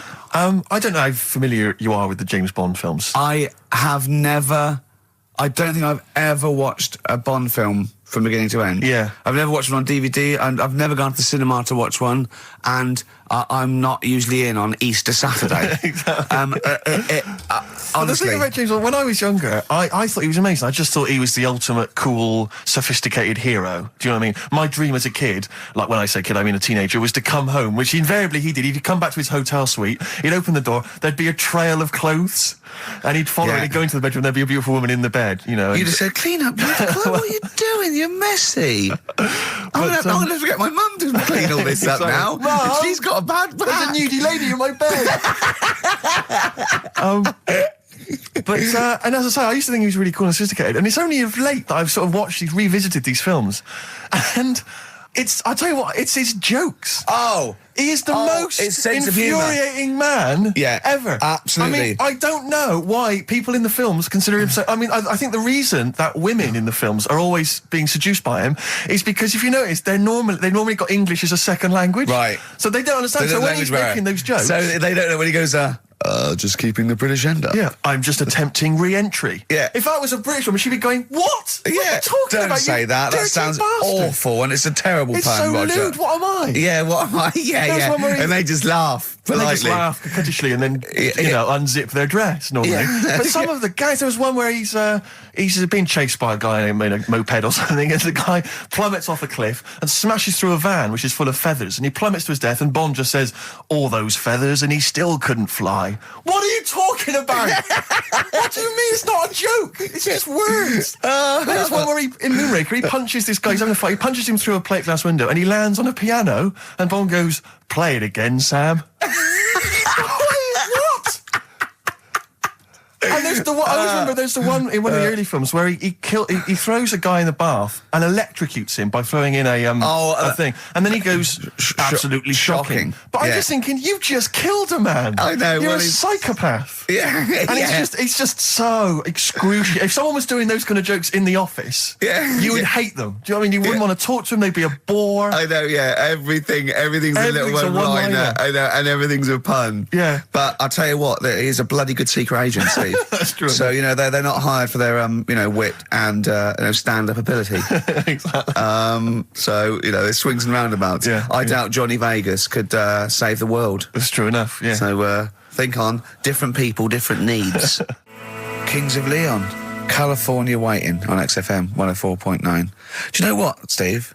We get emails and we got our posters up around this show and people enjoy it, but I don't think we get the credit we deserve for picking the music. It's true. Because we're totally unplaylisted, and I don't know if people know about this, that mine and Steve's sort of first passion before comedy is probably music. We're really, we love playing each other sort of records and that. And maybe when we come back, we should do a show where there is no pressure to, like Carl doesn't press the buttons for us, pre-record it, where we just swap each other's sort of ideas for music. It'd be like the Ricky Gervais compilation tape. Well, sort of like, we're not talking John Peel, where we try and find obscure Belgian jungle and do demos. It'd be everything from, Kings of Leon, Lou Reed, maybe a bit of 80s stuff that people have forgotten about. Beautiful songs. What do you think? I'd love to do that, Rick. I mean, genuinely, there's nothing more exciting to me than introducing to someone a song which they then go on and they love and they listen. Maybe they buy the album. But that's something to think about, maybe for later. Yeah. Well, it's like you say, the pressure to kind of come up with some, high caliber chat between each record. It takes a toll. But and that's it's a passion of ours, and we love to. But now it's Rockbusters. Can I just say something now before we do Rockbusters? A lot of people they come up to me, they say, "Steve, we like the show. When are you going to get rid of Rockbusters?" It brings it down. I'm not joking. I'm not joking. There is lots of people. But come on, let Carl speak. Come off it. Come off it. What? I know people who say you're never going to stop that, are you? So one of us is lying again. Well, not really. I'm talking about people who've listened to the show. You're talking about Suzanne, your girlfriend. Martin, he'll be at home now with a pad, getting ready to play. But I should just... Mike Freeman did encourage Carl on a couple of occasions. He even tried to get him through with the answer egg when we were doing that naming animal round. Yes. So, but I should just say that people think that somehow Ricky and I are endorsing Rockbusters, that somehow by allowing it on the show, somehow we think it's good or we appreciate it. And I need to point out that it's more like when a child comes back from school and they've done a painting. Yeah. It's crap. Yeah. But of course you've got to stick it on the fridge. It's bigger than the house. You've got to stick it on the fridge because otherwise the kid's going to get upset. In this next episode, you've got to remember the cat is bigger than the house. Exactly. It doesn't look like anything. The humans don't have bodies. Their legs come straight from their head. Yeah, Mummy and Daddy. Please welcome to the stage Karl Pilkington's Rockbusters. All right. Right, so cryptic clues, initials, and you work it out and you email in and that. Yeah. First one. Yeah. Don't be stealing my tools. Take your sister's. All right, and the initials NK. Don't be stealing my tools. Take my sister's. Yeah, so that's like the cryptic clue, and the initials of the artist or band is NK, right? Second one, buy it if you want, not bothered, think about it. Come back, right? Come back if you want. Start again, Carl, I lost halfway through. Right, start that second one again. Right, well, you can buy... It's different. Well, the first one was buy it if you want. Now this one was, we'll write it down, buy it. Right, do it. If it's a cryptic clue, all the letters count. Do it. Buy it if you want, I'm not that bothered. Think about it, come back, check some other places out first before you in the Times. So we've got no time for other clues. Right. So that's SC. Right. Do that clue again. Buy it if you want. I'm not fussed. Do you know what I mean? Think about it. Fussed is making an appearance. Fussed wasn't there before. Do the clue again. Do the clue again. Initials SC for that one. Do the clue again. I don't want to do it again. You haven't finished it yet? I have. That's it. No. Do the clue again. I can't do it again. Do the clue again. Buy it if you want, I'm not fussed, right? Shop around, come back. It's up to you. I'm not pushing you into anything. It's up to you, wasn't there? SC for that one, right? And the final one, that's good, I can play 10-pin bowling again. Okay, and what's the clue? Christ. That's O for that one. Oh. All right, so Okay, now I assume that I'm not going to bother to look, but I assume there's a jiffy bag of tax which people can win. All right, well, great, good luck. Ricky.gervais@xfm.co.uk is the email address. Record. Thorns. No, buy it if you want. I'm not fussing. Come back, have a look around. I'm open Wednesdays, by the way. Shut up, for. See you later. The Thorns and No Blue Sky, off their album of last year, which is probably my favourite album of the year. I've started getting into that sort of like music, more serious thing in case we do it. I mean, I don't know, from that comment, maybe we should do some preparation. Pre-record it. Yeah. So we can sort of like cut all the ums and ahs and like me sort of like eating a sandwich while it's on, singing along, tapping a little bit. Yeah. I won't lay down like this either. We'll get me a chair that I can sort of be upright so I can enunciate. You weren't in the room, were you, when Carl was singing along to Oliver's Army? No. It was a joy. Checkpoint Charlie. Oliver's Army. Nothing. No idea. Oh, bless him. No, Rockbusters, well on the way. Any right answers yet, Carl? I'll just check. Let me see. We got one email. One email? No. No, because they probably don't make sense. Yeah, no responses whatsoever. There's some on the text and that. Really? 83 XFM if you want to do it on the old text. Speak up, Carl. We're on the radio. Steve, no, we're on the radio. Yeah, we're live. Just letting you know, do it on the text if you want.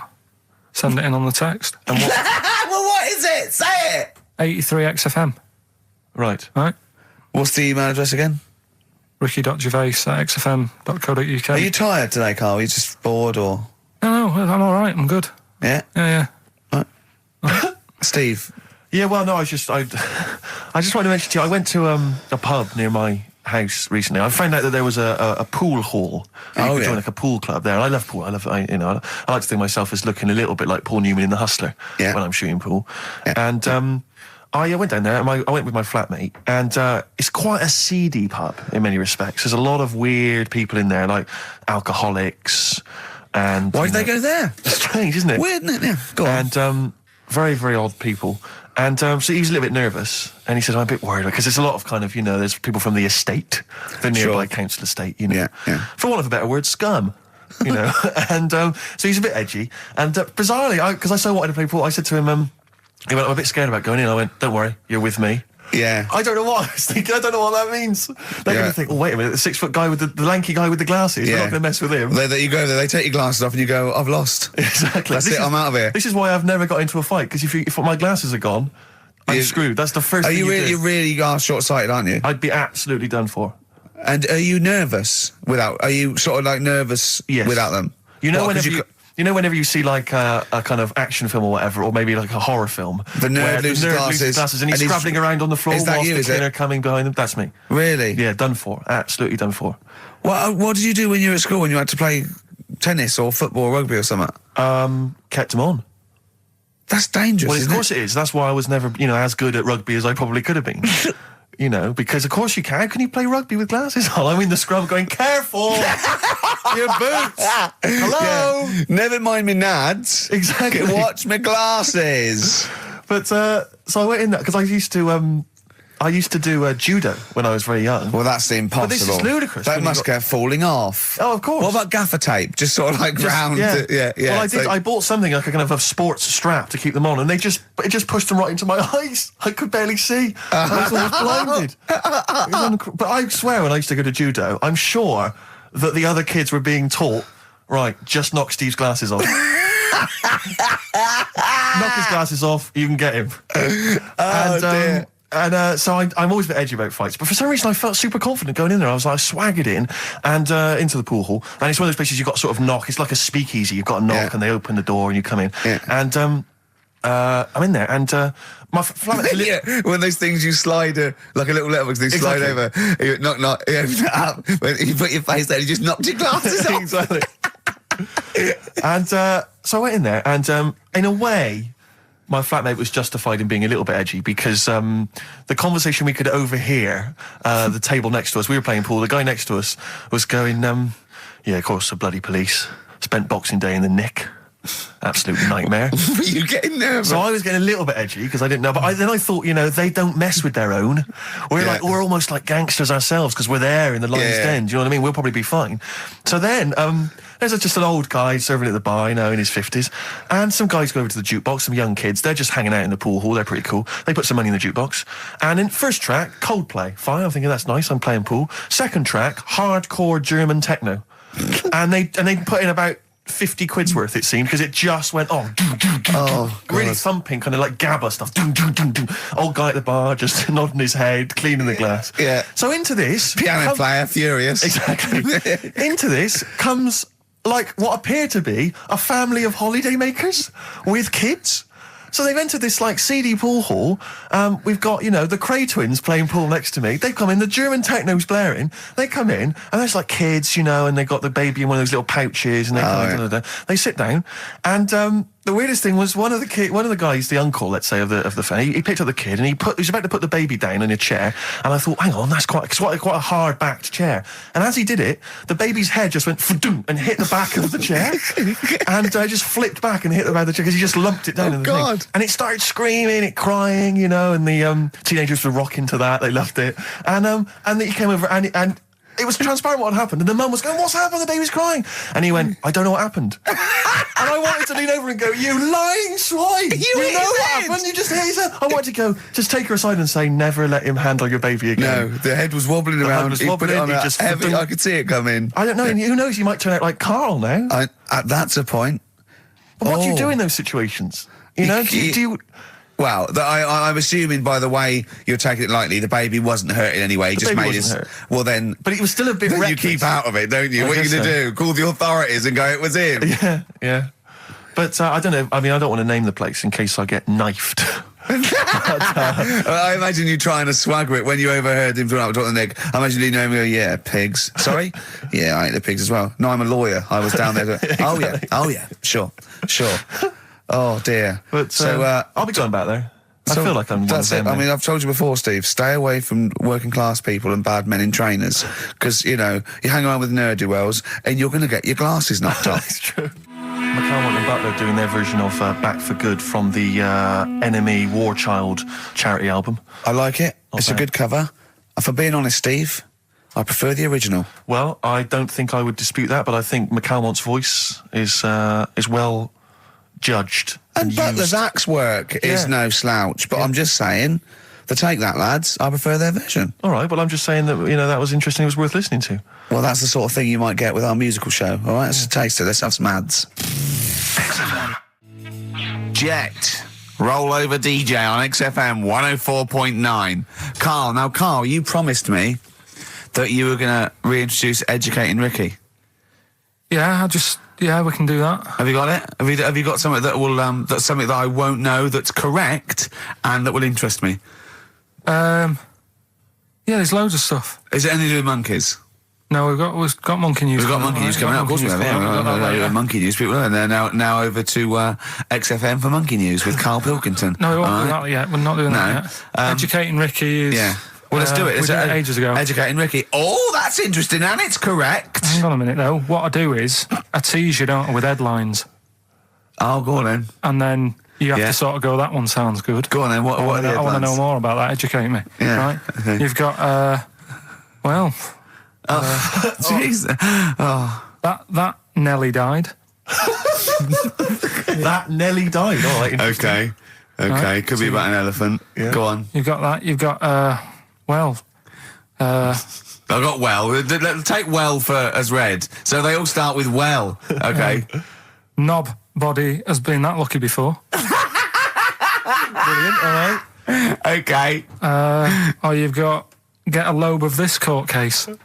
Right. Okay. Not bad. I'm going for knob body has been that lucky before. Right. It's a story about this kid who was born. Right. Was he? Yeah, he was popped out, and the dad and the mum saw the baby, and it was like, oh, that's a good-looking little kid. Sure. And they were proud and that. And then they're surprised that it's a good-looking little kid. It's theirs. Yeah. Like it could have been a frog, and they'd have gone, "Oh, he's got your eyes." And then the doctor goes, "Yeah, it is, but look at that." What? he said, it's a boy and hasn't got a knob. I love the doctor saying that. I love this GP. Right. Oh, this midwife saying that. Oh, I love little boy. Yeah, but no knob, baby. Mr. and Mrs. I mean, think. Right. No, but I'm speeding it up a bit. All right, come on. So the baby's right, so the baby's like that, and the doctor says that, and the woman's like, oh, it's our first as well, and stuff, right? She's really gutted. What's the second going to be like? So, no head. So just a knob. Doctor says, you know. We'll call it Carl. So the doctor says, well, I'll leave it with you for a bit, get used to the idea, right? As opposed to throwing it away. So he wanders off. Yeah. He comes back with a smile on his face. Right? Found the knob. So the mum and dad are like, what are you smiling about? He said, you're not going to believe this. Baby's just been born. It's got 2. Right? You can have one of them. And they did a little operation. Where did you get this information from? That's in a book. What book? Is it the same as the book that you carry round with you? No. With the woman with 3 legs, the juggler with 9 arms, and the bloke who found shagging a chicken under a rock. Is it in that book? Weird though, isn't it? Well, it's not true.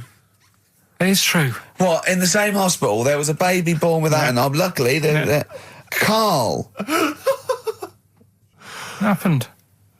You swear to God you're not making... The doctor came back smiling, because you won't believe it. There's a baby there with an excess of a knob.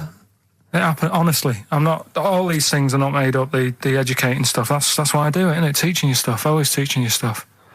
All right, if anyone can confirm the baby with no knob, they're going to confirm it because they're going to go to the same dubious website that Carl got it from. I always try to be level-headed and reasonable in these situations. And it's always Guatemala or Mexico. Rodriguez was born without a knob. Luckily, baby next door and was one 2 knobs. What a load of shite. Play a record. There's still more to come. Oh, I'm looking forward to it. Was it Nelly? Nelly dead. It Nelly died. It Nelly died. Bones, Radiohead off the Benz album. Mm-hmm. I mean, might be my favourite album of all time. You said it before, yeah. I can't say I've ever really got into it. I remember when it came out, it was just so ubiquitous everywhere. I never really bothered listening to it. I can still listen to it every day. Mm-hmm. I mean, that might be sad, I don't know. But it's a fantastic album. Yeah. On XFM 104.9, just practicing for when we talk more about music than maybe monkeys and people born without knobs, baby. Carl, any other thoughts? Well, I'm not going to tell you any more educating stuff yet. You're going to tease me with that, are you? Leave you with it Nelly died and get a load of this court case, right? But I want you thinking about... Yeah, thinking about it, yeah. Just getting my juices ready. Think about that. Yeah, like an aperitif, yeah, sure. But I've just educated you. Yeah. Right? And I watched The Office Christmas stuff on last Sunday. Did you enjoy it? I think it was good.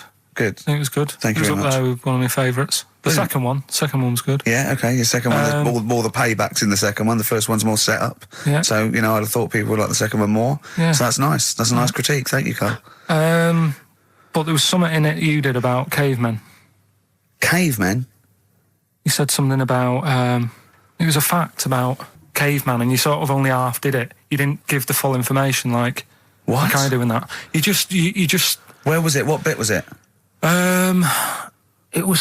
It was the bit when you were talking about getting a woman, I think, or you were talking about breasts or... Oh, the one when I said the reason women have cleavage is it reminds men of buttocks because when we were cavemen we used to do you from behind. Yeah. Yeah, at the blind date, yeah. Is that a joke or...? Well, I was hoping it was funny. We would... Oh, you mean... no, I don't know. Yeah, I think I did... I think cleavage is meant to represent, in a sort of Desmond Morris pop sort of anthropology type way, I think I've seen that before, that cleavage represents buttocks. And I imagine, cavemen probably did do it from behind. I don't know what you want to know, Carl, really. It's in a sitcom. It wasn't a documentary. It looked like one. Yeah. Brilliantly directed to look like one, I'll give you that. No, but what you're saying, so blokes like... Yeah, I think cleavage is represented like buttocks because obviously buttocks were much more of a sexual organ. Evolutionary speaking, breasts were to actually bring up to suckle young, but and were a sign of sexual maturity, so you're ready to mate. But whereas, Carl, I'm not an anthropologist, mate. I'm struggling here. What do you need to know? But yeah, I imagine that the cleavage reminds you of an arse. Right. Well, if it's all about arse, why don't gays like a little bit of tit? No, do you know what I mean? You've done me! So the question put to us today on XFM 104.9, please call me $, is if it's all about arse, then why don't gays like a little bit of tit? I was worried if it's all about arse, why don't gays like tit? If it's all about arse, why don't gays like tits? Just call in with your... Thanks very much for tuning in. This is in Children's TV. If it's all about arse, why don't gays like tit? It's soon been an hour and a quarter before we got round to gays, so it's good to see they've made an appearance. If it's all about arse, why don't gays like a bit of tit? Is the question. What a brilliant question. Well, if you're an anthropologist or a psychologist, a doctor, a gay, please call in. If it's all about arse, this is the question. I'm not convinced by this whole... cleavage looks like an arse. That's not Steve. Nor am I. It's a bit of mock anthropology. I didn't think it would be under scrutiny. I think it's more likely that the reason men find cleavage attractive is because they know there's a lovely pair of Bristols down there. Yeah, so they look at cleavage. They go, here we are. If that's what's on show, exactly. Imagine what's down below. If that's in the front window, right? Yeah, what's he got to go in the shop? Oh dear.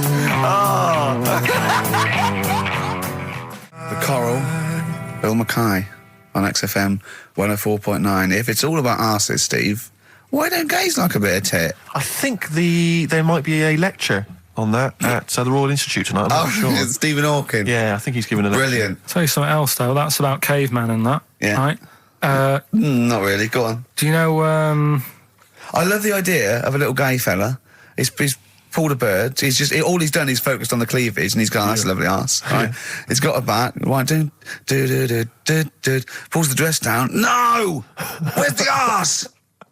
I've been gone. There's boobs. Boobs. I hate. They're my worst. No. Right. Sorry, Carl. Cavemen and that. Yeah. Back to it. Doesn't drop a beat, does he? Do you know, like when you get a bit scared, and the hairs on your back and that sort of go up? Well, I haven't got a particularly hairy back, but go on. No, but on your neck or whatever, yeah. On your head. Do you know... Not in your case, but sure. Do you know where that comes from? Do you know why that happens? Why it happens? Yeah. To look more fierce. Yeah. Probably residue of like the erectile tissue would make you look apes, and that would make you look slightly bigger, your outline bigger. Is that it? Is that the answer? Yeah, just cavemen in front of dinosaurs and that. They sort of went, oh. And then... Well, it wasn't cavemen in front of dinosaurs, was it? Cavemen weren't alive when dinosaurs were alive. There was a couple knocking about. Right, okay, fair enough. There was a crossover point, surely. Not dinosaurs like you're thinking 15 million. Was the probably the Ice Age. There were still big reptiles. I think it's fairly common knowledge that the dinosaurs did not exist. Well, who gave the dinosaurs the name? Well, no. Well, no. Who gave the dinosaurs the names? He's using cavemen as any genus of Homo. I know he's thinking of the Flintstones, yes. But I'm giving him an instep into evolution here. But I should just point out, cavemen didn't have cars which they motored by running along the street, and they didn't mix cement in pelicans. You're aware of that? Right. Go on, Carl. Should we have the Rockbusters answers? We've got to get that out of the way. I'd love to. Number one was, don't be stealing my tools. Take your sisters. The initials were NK. That was Nick Ershaw, right? Nick Ershaw? Nick Ershaw, 80s. I don't know. I've never heard of that band. Nick Kershaw. Nick Kershaw, yeah. Nick... sorry, what? I don't understand it. Nick... How does Nick Kershaw... Second one was... No! Don't move on! Nick Ershaw! What's Nick Ershaw? Jesus... All right. It doesn't count. It's not a clue. Let's just leave it behind us, all right? Second one was buy it if you want. I'm not bothered. You can think about it, come back, have a look around, think it over. I'm not fussed. The initials were SC. That was soft sell, right? That works. Yeah. Well done. That works. Right. And that's good. I can play 10-pin bowling again. That's O. That's Outcast. All right. What? What does that mean? Outcast? You're out. You broke your arm. Right. Got the cast that's off ridiculous. That's ludicrous. I mean, that's ridiculous. You broke your arm, you were in a cast, you got rid of the cast, you're outcast. Did anyone get that? Yeah. I mean, I am stunned. I think, to be fair, that was because how many bands begin with O? Yeah. I think that's why people got it. Exactly. But they were guesses, yeah. I could probably make Oasis work if I tried hard enough. We've done that. Oh, pardon me. So, Outcast. That's ridiculous. Why is it ridiculous? But We've it's had worse than that. ridiculous. We've had worse than that. The leap to We've had bowling. worse than that! No, Imagine that! I remember when I did my wristing, then it fixed, I went temping bowling. Why did you do your So it's wristing? what you did. Brilliant. So next week's quiz is what am I thinking? You're an idiot, Carl. Play a record. Who's the winner? Why did you do your wristing? Crash. I had a bit of a crash. Had a crash. You had a crash? Yeah. That sounds like a story we've not explored. Not much to it. I just went on a free sort of rally day. Got in this car. I'd been working all night, right? So I wasn't the best condition to be whizzing around a track in a car. Sure. Like a Formula 1 type car. Yeah. Spun out of control, hit some mud, smashed it all in, wrote it off, and I didn't realise I'd done a load of damage until... Well, you landed on your head, but you were fine. Yeah. Who's the winner? Mike Godliman. Bad Time from the Jayhawks on XFM 104.9. Steve Merchant, Ricky Gervais, Karl. We're having a good time. We are indeed. All right. Yeah. Carl, what you got lined up for us now? Right, well, you've got a choice. Nearly dead? You can have a bit of educating. Yeah, let's have educating. Come on. Educating, Ricky. Can we just clarify what this is? I think a lot of new listeners perhaps aren't familiar with this. It's when Carl looks on the internet and finds a weird story about, the double knob fun, and tells me about it. And it's usually not true. Okay. If it is true, I know it already. Go on then, Carl. They're not really weird stuff. It's just stuff that's gone on. That's interested me. That's all it's about, and I educate about it. I should just confirm that we've had a number of emails that say the baby born without a knob and then having one transplanted from a baby that luckily enough had two knobs is apparently true. Right, listen. So, I don't question that you could be born with a deformity and get someone's, fingers, knobs. What I'm saying is, it didn't happen with the doctor goes, I'll leave with it. I don't believe it. That baby's got two knobs. Exactly. What a coincidence. I bet that little bit of information isn't in there, is it? Sure. That he went out the door, I'm going to get a coffee, came back, bloody hell, hold on, look, there's an extra knob, I found an extra knob. We can put that knob on there. Perfect. Right, well, you've opted for the headline, It Nearly Died. Right? Yeah. It's about this elephant. Yeah. 80 years old in Africa. Right? It's had quite a good life and that. But then what happens is, I don't know what it's been eating, but his teeth fall out. Yeah, that's what most elephants die of that because they grind them down, the teeth, until they can't chew anymore. And most elephants dying of old age with an elephant is the fact that you haven't got teeth anymore. Well, it's had a good innings. It was 80. Yeah. Right? So anyway, they used to pulp the food up and feed it to it, and it lived quite happily. No, what they did was the village got together, said, chewed the food for it. That's sad, isn't it? Made it some false teeth. Made it some teeth out of wood. Wooden teeth for this elephant. That's 80. What do you think of that? I don't know. I don't know if it's true. No, well, it is. Forget that. You've been proved wrong once. It is true. What do you think about that? Carl, it's like saying, my Auntie Nora saw a ghost. What do you think about that? There's no comment. I can't comment on it. Would you have gone to the trouble, is what I'm saying? To build an elephant some teeth? It's 80. Yeah. With all the problems Africa's got and that, and they're messing about making teeth for an elephant. What problems has Africa got? Well, there's not enough food to go around, so if an elephant's dead, that's a bit more food left. Do you know what I mean? Why? Yeah, but you're assuming this is in the middle of a village where there was famine and starvation. It might have been South Africa, Kenya. No. You don't know. It's not all Ethiopia. If it was a busy city, people in the village wouldn't have time to be messing about with making teeth and that, would they? It was a little village. Yeah. And the local elephant. The local elephant?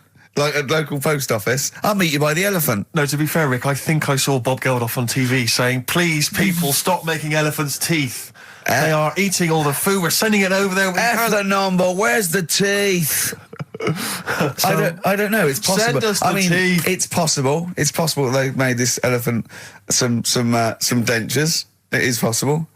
Wouldn't it have been easier to just pulp it? Exactly. Mash it up, serve it some soup or whatever. Yeah, I think if you're making its teeth, it's really. So I'd have thought I wouldn't have thought it would work for very long, and I wouldn't have thought the elephant would understand that it was teeth. So I wouldn't have been able to thought that villagers could do it. I mean, top veterinary surgeons could have done some, but I think they made it all goodwill. But I don't want to thought it worked, so they probably end up dying or pulping it like I suggested. But thanks very much. Play a record. No, but didn't you say something about wooden teeth? Someone had wooden teeth. I don't know. I think that was possibly my grandparents. They had wooden teeth. Yeah. Well, I don't know if it was wooden. I think the palate was wood, and then the teeth were as you would normally expect. That's like from the 16th century, though, isn't it? Well, it was the 1940s. They used to hammer them in without anaesthetic. Really? Yeah. Just put into the roots. It wouldn't. Oh. God, that's a rubbish time, isn't it? To live. And other people's teeth, obviously dead people's teeth, you could replace it. Just bang it in for a while. Oh God, unbelievable. Oh dear. Play a record, Carl. If you've had teeth hammered into your gums. Placebo, English Summer Rain on XFM 104.9. Right, okay, you got the final educating Ricky, Carl. Get a load of this court case. Yeah. What happened was, right? Allegedly. Fella's in court for something that he shouldn't have done, right? Yeah. You got all the detail then at your fingertips. And the jury says he's guilty, right? And the judge went, what? He's not guilty? Off you go then, right? He misheard it. They couldn't do anything about it because once the judge has sort of said, you're not guilty, off you go. Off you go, you can go home. And the jury were like, what are you doing? They said he's guilty. And he's like... What do you think of the Thorns album? I'm quite a big fan, Rick. Yeah, I like that sort of alt country sound. I know. I like a compilation you made me. That was that sort of thing. Really good. The Jayhawks. Thanks for that, by the way. It was the hanging one, wasn't there? There was the hanging one that happened. Are you still here? What bands have you been checking out recently? Any new things? Just exploring all kinds of stuff. Obviously, I like dipping back into the old stuff. I'll tell you I've been appreciating a lot recently, Rick. Billy Bragg. Oh, brilliant, yeah. Great guy. Isn't he playing He's playing in March, yeah. You might want to try and check it out. The hanging one, when the fella was... Sorry, mate, go on. When the fella was hung. He was hung, and... He was hung? He was hung by a rope. So, isn't that... No, I think it wasn't he a Chinese emperor? And wasn't he hung? Yeah. He was hung. Some fella who'd done something, they hung him. And, they wanted him, it's not a word anymore, he was hung. Look, don't be doing that again, because you said squoze wasn't a word, and then I shown you a menu today that someone sent, and it said fresh orange, squoze. Inadvertent commas, and next to it was the word colour, spelt C-O-L-O-R.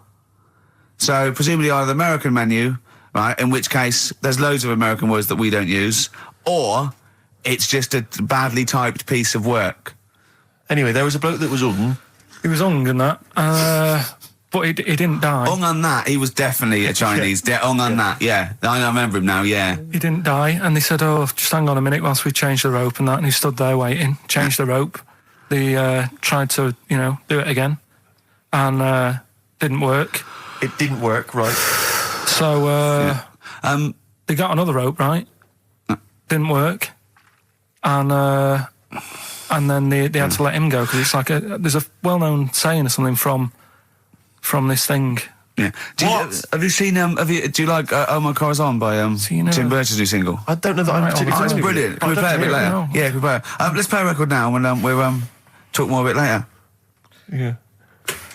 Hey, can you, Carl? Would you shut up?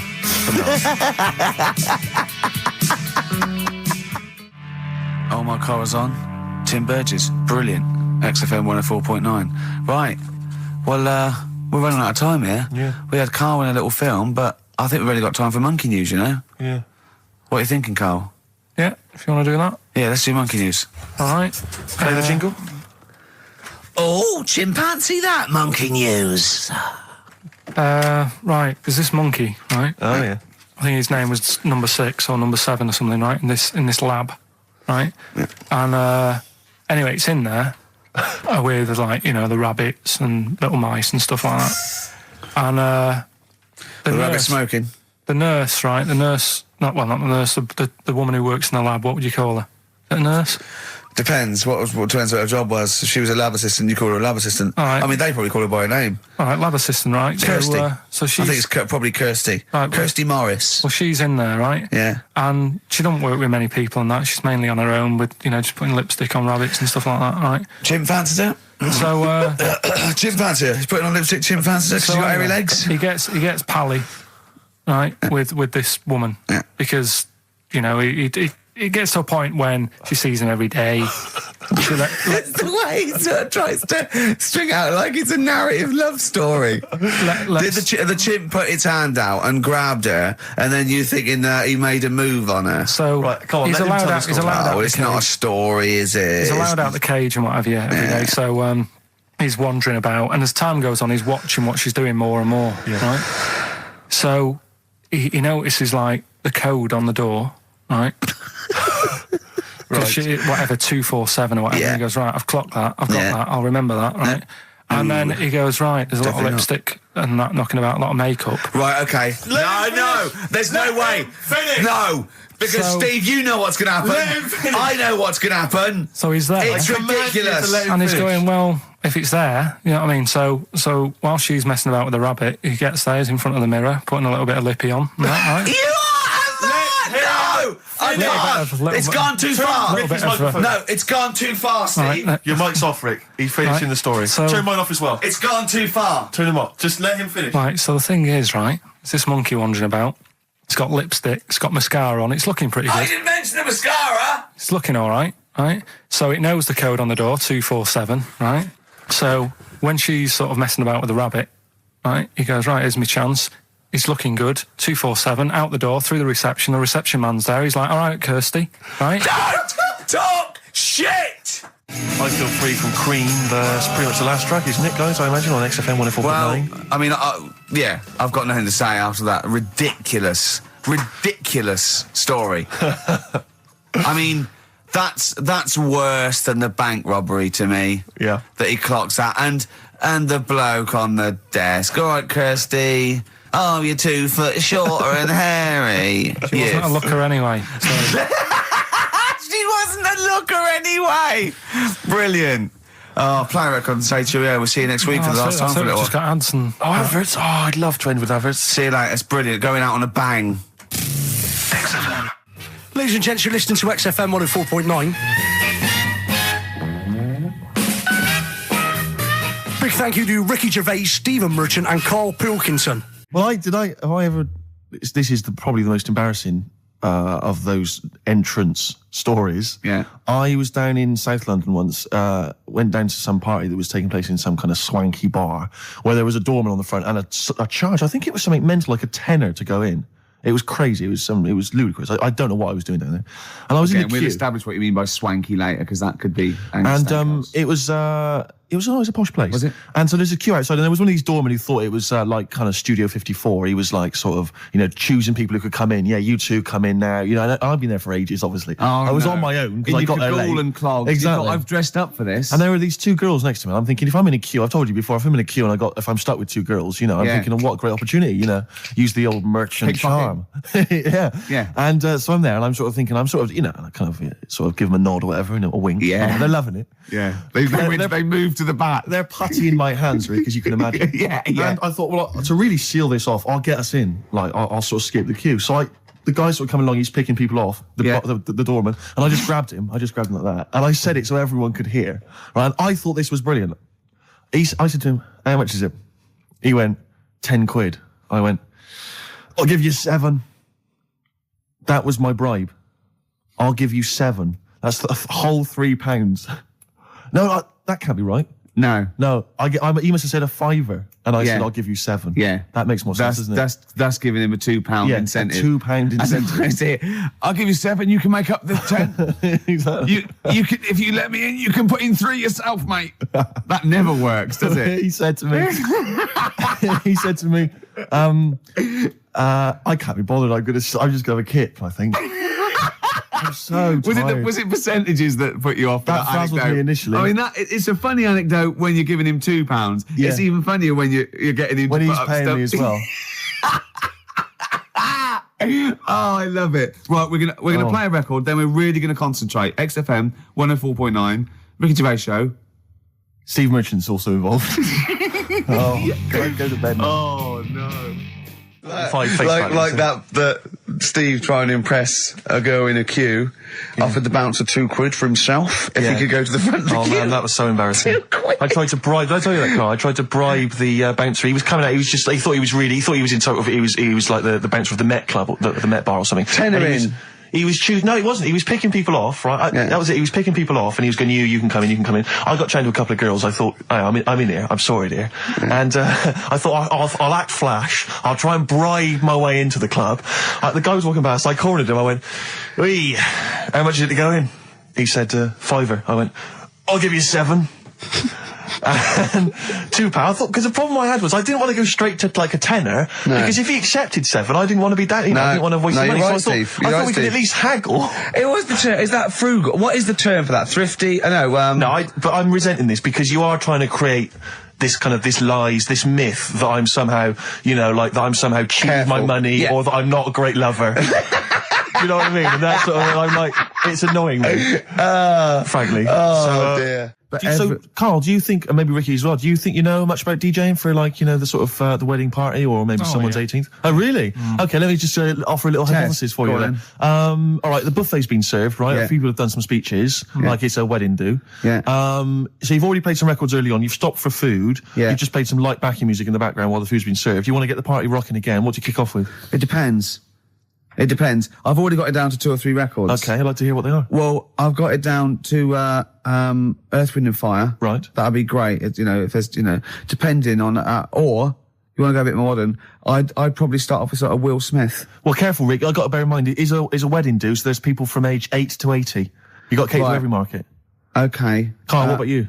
See, this was back in '88, so Kylie. Yeah. Can I tell you what the definitive track is? Go on. Oh, What a Night, Frankie Valli and the Four Seasons. Ding, ding, ding. People don't realise what it is exactly. It's straight away. Ding, ding, ding. Bow, down, down, down, down. I can't actually play it. But, Oh, What a Night.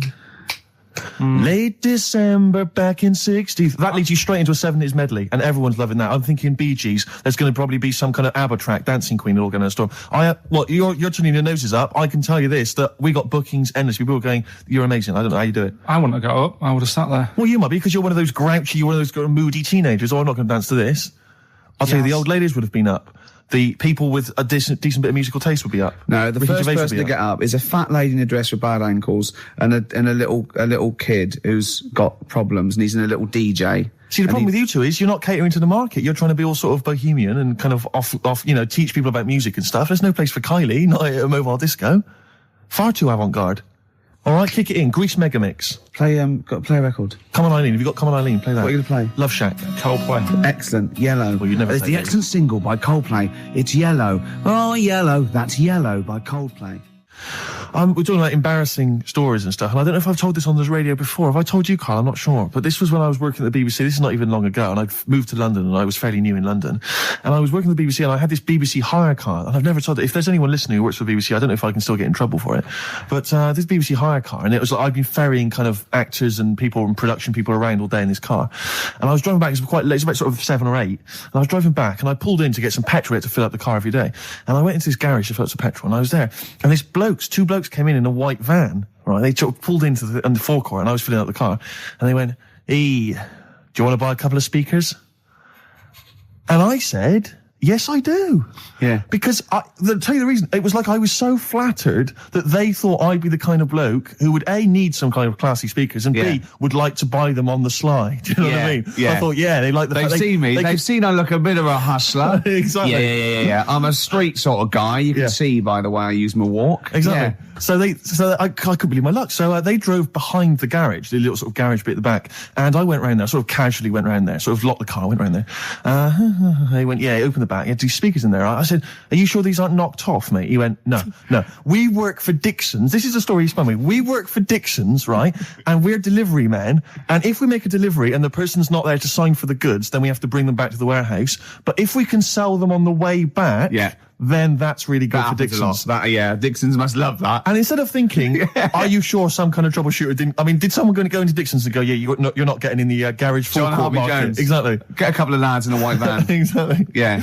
So anyway, I sort of bought this story and I was a little bit dubious and I went, right, let me hear them then. And he wired them up to the car stereo and boom, boom, boom, they're playing. So it was some groovy hip hop. I was thinking, great, these guys know what I'm into. Yeah. And he's giving me the talk and stuff. And, I said, I'm a bit worried these are knocked off. He went, no, listen, we got a bloke at Dixon's who can confirm this is fine, right? Phone him up, use my mobile, right? And quote this reference number, right? So I phone out, and I goes, yeah, I go, hi, some guys here in a garage forecourt trying to sell me some speakers. Just wanted to check. He went, it's fine. I went, should I just read the reference number or whatever? He went, if you want. And X14, and I went, yeah, it's fine. Yeah. Okay. You know that was, don't you? That was actually Mr. Dixon himself. Exactly. Yeah. Exactly. So I'm thinking, well, they sound great. They're giving me for a knockdown price. I'd say they were like 400 quid. They were like 200 quid or something. It was a good bargain. I was in the market for some speakers as well. Yeah. So, while they were loading them in... It's all kosher. I phoned Dixon. Exactly. I phoned Dixon. That's fine. Yeah. So while they're loading them in the back of the BBC hire car, right, I'm in there paying for the petrol, right, and the guy serving goes, all right. He goes, what were you doing around the back with those blokes? Right? Because obviously there's security cameras filming this whole transaction, right? And he goes, what are you doing around the back? And I went, brilliantly, there's some old mates. Some of my mates were just having a chat and that. He went, oh, right, okay, like giving me obviously the evil eye. So I went back there. So I'm in the car now and I'm driving with one of the blokes who's in the van with me because I didn't have the money on me. So I had to go to the cash point to get the cash, right? So I'm driving with him and the other guy's following me in the van and he was like a northerner like you and he's giving it all all right, yeah, I tell my girlfriend's a DJ, she's got some of these speakers, they're fantastic, and he's giving me this. And then my mind starts working. Now that I've got a bit of time to think, I'm thinking, wait a minute, this all sounds a bit dodgy. Yeah. It dawned on me, Rick. You know, fool, are you? You're streetwise. Exactly. You're streetwise, Steve. Not only that, I was thinking, how am I going to get them home? I've got to drop the car off at the BBC. How am I going to get these huge speakers back to where I live? And how can I pay for them? Because I've just spent £100 on Find the Lady with a couple of blokes in the square. It seemed like a fair game. Some of his friends were winning. So I explained to him, I said, I can't get them back to like Brixton where I was living at the time. He went, don't worry, give us an extra 20 quid, we'll take them home for you. Oh, that's good. Delivery. They do a whole service, you see. And there's also a backup guarantee. Did they have the guarantee, the 3-month guarantee? They didn't. No. But I said, I'm not sure about that. He went, well, why don't you put them in a cab, send them back, and your housemates can collect it? I was like, oh, no, there'd be no one in. And I was beginning to sort of get a bit conscious of like, maybe this was a bit of a scam after all. So I pulled into like a little side road. I said, I'm not sure I'm into this now, actually. He went, what are you talking about? It's 200 quid for a pair of speakers. It's a bargain. You never get a bargain like this, mate. I'm going, not too sure, actually. I don't think I want them. He went, 150 quid, mate.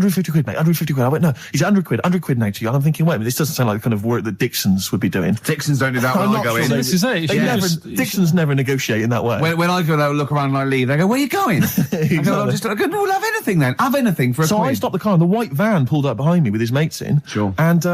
And I said, can you get them out? I'm not interested. And he went, 100 quid, mate. And he was just going, you tosser, you obviously want some speakers. And he was having a go at me. So I was carrying the speakers out and putting them back in the white van. And he was just shouting at me. He was going, 70 quid. I was like, 70 quid from 200? This is ludicrous. You realise that wasn't Dixon's policy then. Exactly. They don't usually shout, you tosser, as you leave the shop and walk down Camden High Street. They're not usually shouting, you tosser. You should have took the offer of like the monthly payments they've got on at the moment. So eventually I put them in there and I sort of knocked the deal on the head and I got back in my car and they were in theirs and I just looked in the rearview mirror and they were punching the dashboard like with aggression and venom, like we let that deal slip through our fingers. And I've never been so terrified in my life. I just sat there and I was just thinking, oh my God, all I was thinking now is what if I go back to the BBC and they go, we've had a call from the police, the man at the garage, he saw you doing a dodgy deal. I love it. Yeah. Well, what you do is you put the hire car in a drain in your front garden and then go in and out of the toilet, just pouring bleach down or Ajax and then never know. Could you talk about your grandparents? Well, my grandparents, of course, the thing about my grandparents, I have mentioned this before. Yeah. I think they've got about 3 teeth between them. It's unbelievable. My grandfather... They're all their own, though. He was in the RAF in the war, right? And for some reason, he had problems with his teeth, and they pulled them all out, and they replaced them with a false set of false teeth. But during the wartime, I don't know whether this was just like what it was like during the war or just the 40s, but he had a kind of wooden plate put in with like some kind of fake teeth attached. Oh no. And he's never had that changed. So he's still got the wooden plate and about 3 teeth still hanging on it. Oh. It's just so he and my grandmother combined, they cannot eat anything that's kind of solid. So they will literally get up for Christmas dinner. They'll get up and they'll put the meat on like it's sort of 6 a.m, go back to bed for the day, get up and eat it about 9 o'clock at night. And the best compliment you can have if you've cooked dinner for my grandparents is, oh, this is lovely. You can suck it away. Yeah. Imagine that. Why don't they just liquidize it? Have a nice little roast smoothie. They have done in the past. Really, and a little apple crumble smoothie to follow. If we take them out to eat, like at a restaurant or something, we've got to phone ahead to make sure there's fish on the menu. Really? Because they can only have fish. But then the bones, you see, that's a problem for them. Well, you can take the bones out of fish, can't you, and sort of mash it up? Yeah, but the eyes are going Steve, as well. could I suggest the fish cake? It's already mashed. It's with the potato. It's in a crispy crumb, which doesn't hurt anyone, whether you got teeth or not. Rick, can I go on? Make a little? Yeah. I just want to make it because obviously not everyone's as fortunate at Christmas. Rick, No. as us. What about the vegetarians? What are they eating? A nut cutlet. What the hell a is lovely little nut cutlet. Can't they have like tofu, but in the shape of a turkey? But I love the fact that so often, you know, certainly your Linda McCartney veggie items, they always try to fool you into thinking it's the real thing. You know, some veggie sausages that they've injected with something so they'll taste like sausages. Yeah. I got to get rid of it. Talking about when his dad said that, and then you told me something that I find amazing. Oh, the thing is, it's Christmas. Obviously, I've got to go back to Bristol. I love seeing my family. Well, yeah, I do. But it means I see my grandparents, who are, you know, brilliant people. I mean, lovely people, but mental. I mean, utterly mental. And they've taken now there must be sort of 80 a piece, and it is quite an old age, but they're fairly good health, relatively speaking, and they just spend their time in bed. I mean, that's all they do. That's their profession. They've retired to go to bed, and they spend all the time in bed. I tell you what, they're like. They're like that old guy. They're like all that old family in Charlie and the Chocolate Factory. Oh, yeah. Remember, none of them had got up for like 25 years. Yeah, and you said that they go to bed and they go to sleep, but then when they wake up, what they do is put an extra pillow so they're slightly more upright, and that's them in the day. That's their daytime thing. But they get up and cook and stuff. What they do is they've got about 6 teeth between them. I mean, my grandmother needs false teeth, but refuses to go and have the old ones extracted and the false teeth fitted. So she's working with about 3 or 4 teeth. Oh. My grandfather had false teeth given to him during the war. Wooden ones? Well, it was plastic teeth on a wooden pallet, right, that sits at the top of the mouth. He's still got the wooden pallet, but most of the teeth have come off.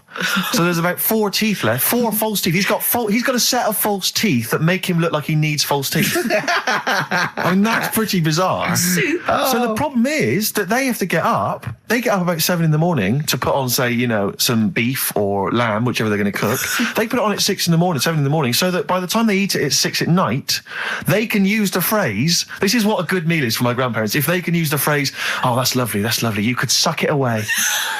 You could suck it away. Who wants that from a roast dinner? You may as well blend it up and serve it as a broth. I don't want that phrase coming from old people without teeth. No, indeed. Because it must remind you of your rent boy days. Exactly. It brings it all flooding back. Oh, you know. God. Flooding's the word. Exactly. Should we play a record before we get really discussing about your grandparents and blowjob? That is the worst thing we've said the word blowjob far too many times today. And in the same sentence as I can't believe. Anyway. And it's Christmas. Yeah. Oh, dear. You know, I've said in the past to you, Rick, that my grandparents, so I love them dearly, but it's like for the last 30 years they've been waiting to die. I know. It's like they just sort of, it's like, you know, the novelty wore off of life. Life in the 50s. Yeah, they got kind of bored of it. Life, in the 40s, it was brilliant. All sat around the old Joannas, the Bombs Trail, singing. They loved that. The 50s, you know, that was great as well, because that was the post-war years. It was, you know, it was a bit tight in the pocket, but it was all right. Everyone pulled together. Then the 60s came along, all the crazy music, the funny hair. Let's stay in bed. Exactly. They basically stayed in bed.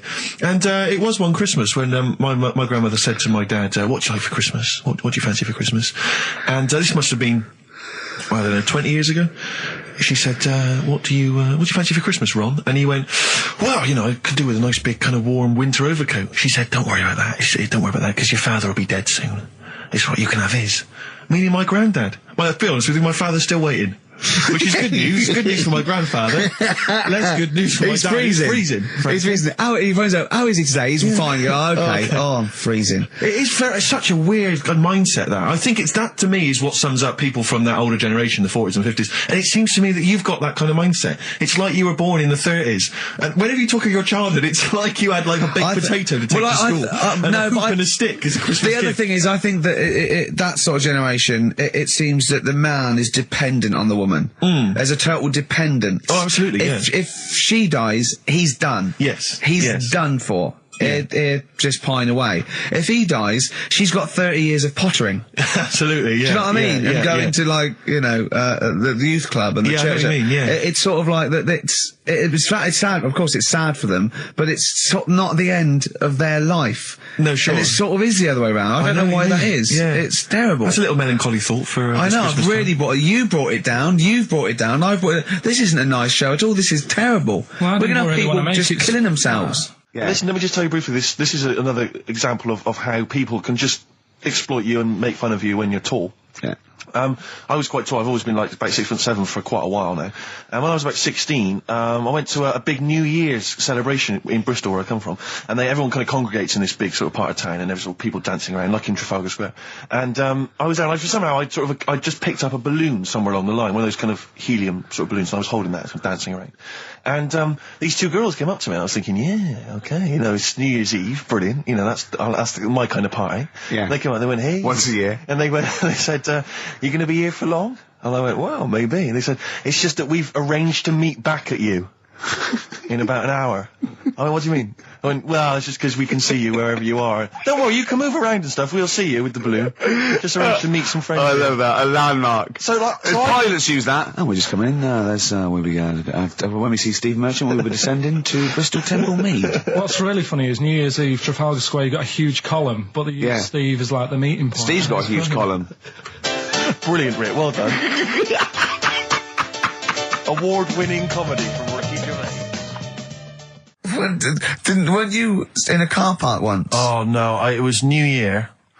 And we were all gathering up. You know, like in Trafalgar Square at New Year, everyone gathers and they have a big kind of party and stuff. Well, in Bristol, they do something very similar on a smaller scale. And I was there one New Year, I was with my friends, and for some reason I picked up a balloon during the evening, you know, I don't know where I got it from, but I was holding this balloon, and these girls came up to me, and I thought, yeah, nice, you know, maybe a little New Year kiss. They came up, they said, hey, are you going to be here for a while? And I said, well, yeah, I probably will. They said, it's just that we've arranged to meet back at you at midnight. What do you mean? Because I was so tall I had a balloon, I was towering above everyone else. I said, what? I said, we're going to meet back at you at midnight. They said, don't worry, you can go about your business because we can see you wherever you are. This is where Nelson's column is. No. No, this is in Bristol. Oh, right, okay, yeah.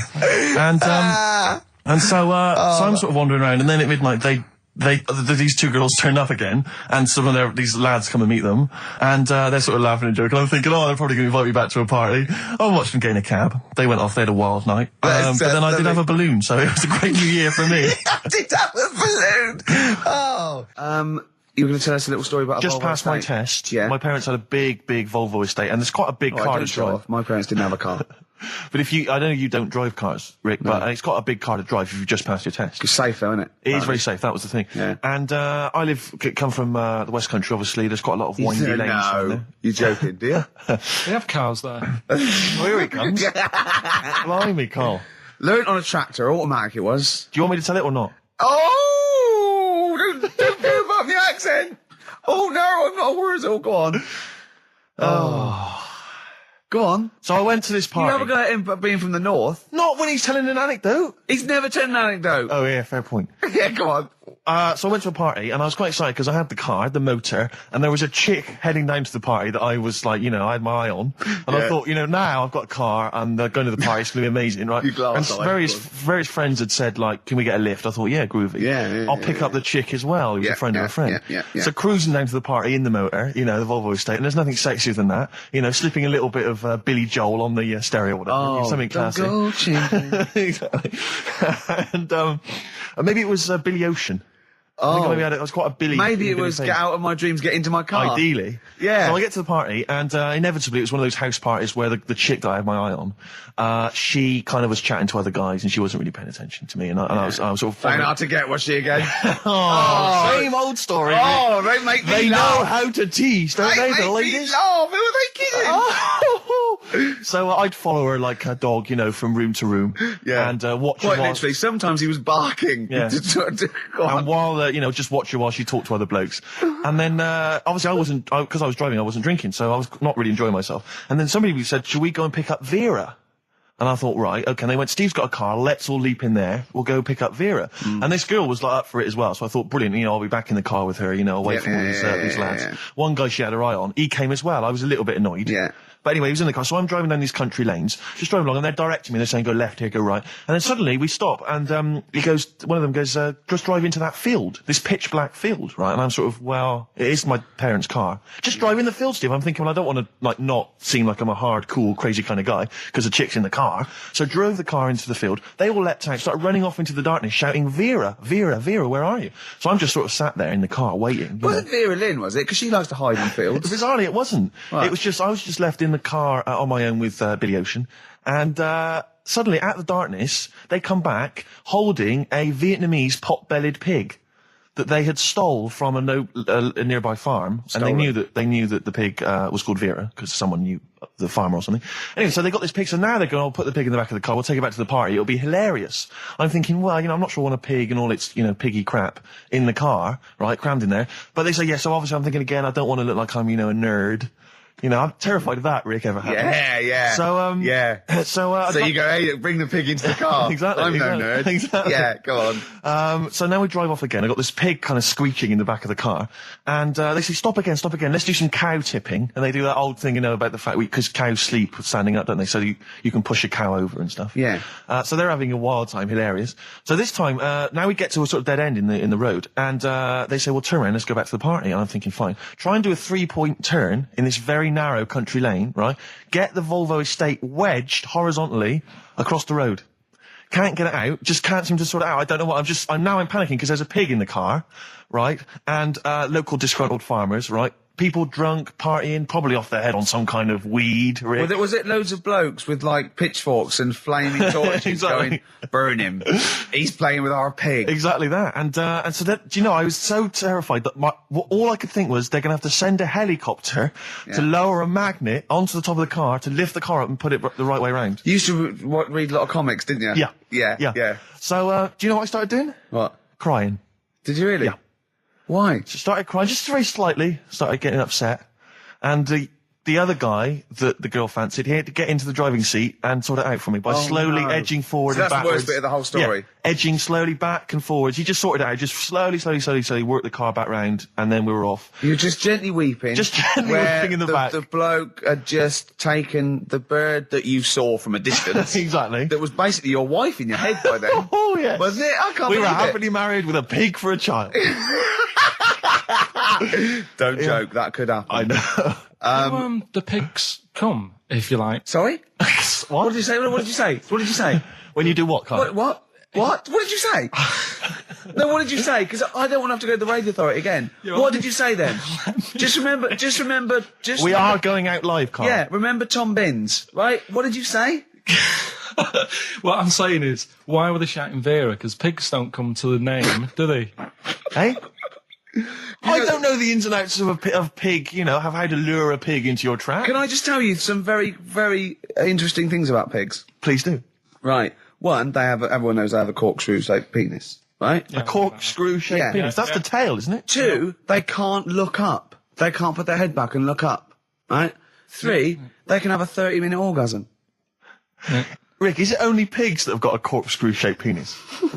No, and landlords. Okay. Very handy. Right. No, but you agree with me on that people who just, I can't stand noisy eaters, people who go...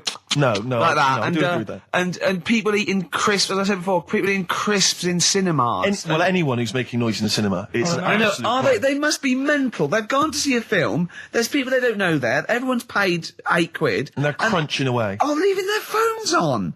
I was in the cinema, there was a 16-year-old girl took a phone call in the cinema. The film was running. She said, and she went, "Hi, yeah, I'm in the cinema." Started having a conversation on the phone. I was thinking, how important is this call that you've got to receive? Oh, it's Tokyo ringing. Mr. Yakamoto's there. The deal's going through. It's Saturday afternoon. You should be up there hairdressed. I was in the cinema. Oh, by the way, Mr. Yakamoto's coming round tonight, and we can't use my pad, so you've got to make him a meal. Yes. Don't you and your wife muck things up for me? But I was in the cinema. It's not long ago, and I went to see that. It was, I think I was off to see that film, Crouching Tiger, Hidden Dragon, or whatever it's called. Do you know Well, they could be on the phone for that because there's subtitles, so it's not going to ruin it, is it? Yeah, it wasn't her. I was sat next to another woman. She was crunching, a big fat woman. No, but he's got a good point there. Loads of people could be on the phone in there, and it wouldn't sort of niggle you. Fine. Well, at least we've cleared that. Imagine if that was true. No, because it's like when you go on the tube and read a paper. There's loads of noise, but you can still concentrate, can't you? He's got you. Do you know That's such a great point, isn't it?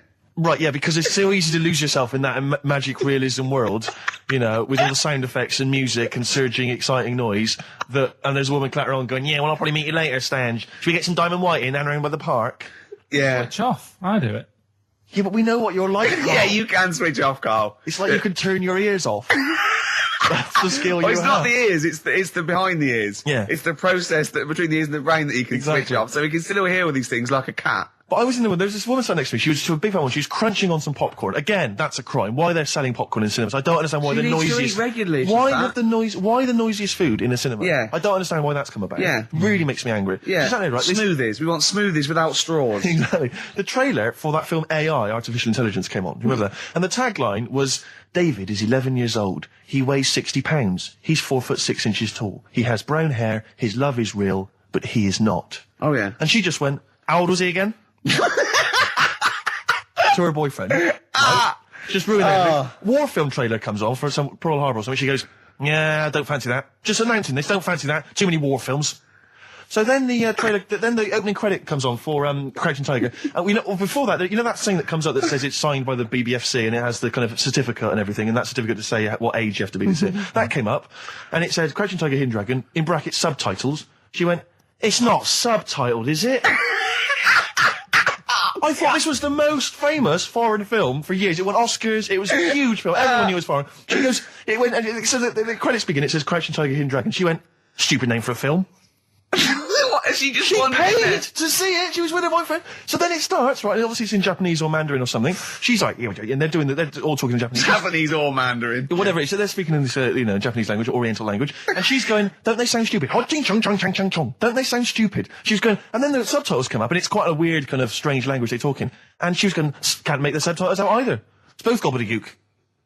Just wittering on every step of the film. I totally agree with you, but what I like in your telling of it, I know you're getting quite emotional. I'm genuinely livid. But she went Mandarin or Japanese, some Oriental language, and well, I don't know what else. It's a strange language.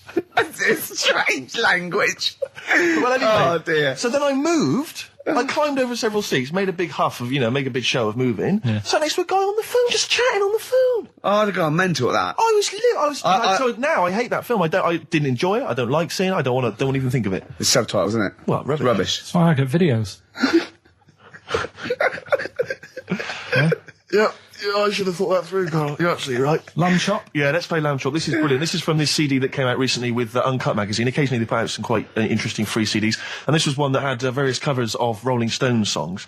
And a lot of them were, quite shoddy. But this was a brilliant, specially done, I think, for the CD. It's Lamb Chop doing a version of quite an obscure Rolling Stones song called Backstreet Girl. It's just beautiful. Let's hear it. Steve, you got any other toilet-related anecdotes? Rick, my life is just full of toilet trauma. Yeah. And Carl, you may not realise this, but a while back I used to host, this is bizarre, I used to host a radio show on the BBC World Service, right? Now, if you want someone who's the voice of integrity, the voice of intelligence, the voice of a nation, you're going to come to me.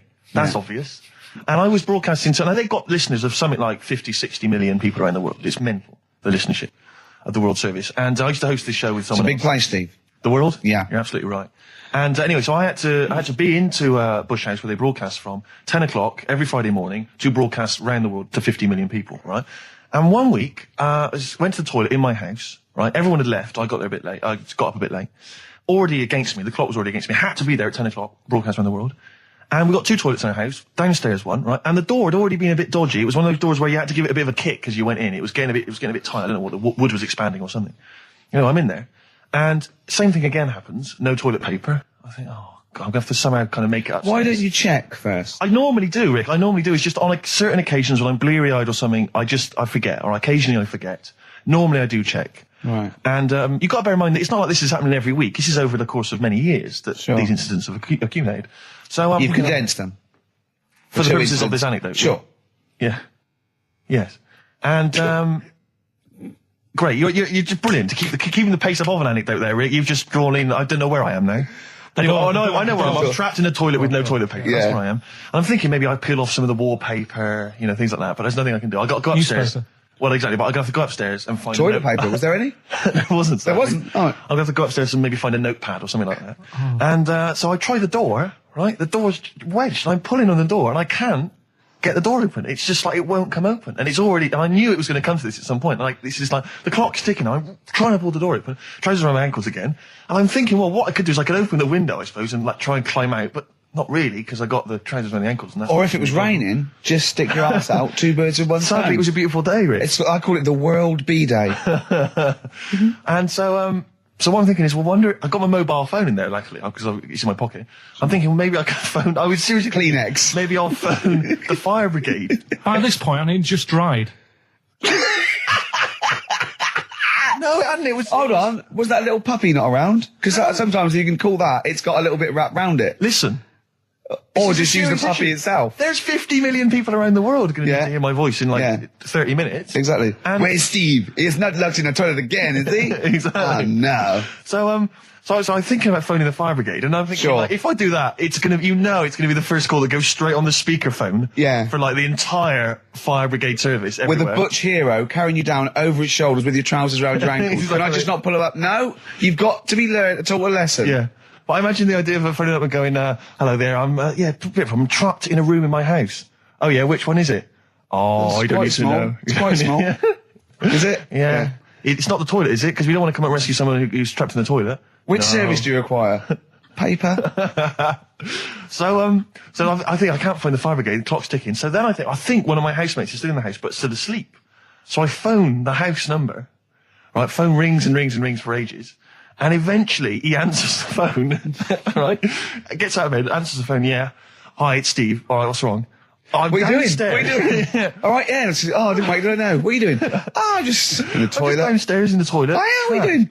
Well, I've finished what I'm... Have you got any toilet paper? Any bog roll? Yeah. So he had to, kind of scrape together a few bits of paper, you know, and sort of tinfoil or whatever he could find in the house. A cactus. Come down no. Pass it underneath the door. Right? And then I said, can you move away from the door because I don't want you to hear me as I'm, you know, wiping the... And so he didn't say that? Yeah, well, I didn't want him to, you know, that's embarrassing. Sorry, that's embarrassing. What were you wiping it with? Not tumbleweed. What do you mean? What noise? I know what you mean. Yeah. No, exactly. Right. So then I say, right, can you smash... Why was he hovering? Why didn't he want to walk away? Will you keep your... What was it? Outside with a glass to his ear? Yeah. Thankfully, there was a window in the door, but it was frosted glass. You could just see my semi-naked body moving around. And so eventually I said to him, look, listen, I'm going to need you to sort of kick the door in. He said, well, I don't want to kick the door in because you're going to have to pay for it, aren't we? I go, yeah, but I got to go to the World Service. Well, yeah. And he was a lovely man. He's the weakest man you've ever come across. It's like if there's one person you don't want to have to throw their body weight against the door, it was him. He's like he'll snap before the door will. So he's smashing against the door. This sounds like a fetish to me, though. He went in there and there you were naked with lots of toilet paper. And you go, oh, you've broken the door down and there I am naked. Again. Oh, you've rumbled me, Rick. I wish I'd not told that embarrassing story on the radio. Like it wasn't embarrassing enough, you've just got to make it slightly more seedy. Oh, so did he get it down? He did it, yeah, and I got to the World Service with like minutes to spare. Oh. And interestingly, I told that story to 50 million people around the world. You're joking. Yeah. Did they understand? I think so. I mean, is that a bit of a problem when you're on the World Service, like thinking of things that everyone can understand? Yes. Because you can't. It's a bit like when talking to you, Carl. Yeah, exactly, Carl. I think you're on thin ice there, worried about people understanding what you're saying. No, but you can't talk about stuff that's on the telly and that, because some people say, well, we haven't even got a telly here. Oh, yeah, you're listening to XFM 104.9. Yeah. So let's carry on. Let's continue. Well, absolutely. Well, obviously, Carl was out with me last night, and he saw that I'm, he knows I'm a ladies' man, and that was obvious. Carl, you could see the vibe around me, couldn't you? When the chicks were talking to me, and just remembered recently, actually, I was on a train coming back from hometown Bristol, and I was on the train, and this girl walks on, good-looking girl. I thought, hey, up, a largely empty carriage. I'm thinking, my luck's in, because I take every opportunity, Carl. That's the thing about me. I don't choose. She was a good-looking girl. She sat down. I thought she sat down right near me. I thought, brilliant. As this guy comes up behind her, and says, I think it's probably a boyfriend or something. Sits down next to her. And I listened in on the conversation, obviously, because I'm pretending to read. It was very clever. I read the same page for hours. I was pretending to listen. I was listening, but pretending to read. And I realised that it's not her boyfriend or anything. It's just some guy she's met on the platform. And I'm thinking, brilliant. If she's the kind of girl who's just going to start talking to someone, on a platform, on a train, brilliant. I'm going to be in here. Because he was only going one stop. So I'm thinking, what's the worst that can happen? He'll nick off. I'll get chatting to her. And who knows? I could join the... is there a train equivalent? Foot High Club. The Foot High Club, brilliant. And so I'm excited, I'm listening in. And it turns out that they're both kind of graduates who've just finished university, or they're coming to their finals or something. And they're chatting away, and he's making a couple of witticisms, and she's kind of tittering at his jokes. I'm thinking, well, I'll tell you this, if she's laughing at this kind of material, I am going to blow her away, with my kind of anecdotes and wry observations, It was weak stuff, I got to be honest. Really? He was coming out with nothing. He was running on empty, as far as I'm concerned. Yeah. And she was loving it. So I'm thinking, brilliant, I'm going to be right in here.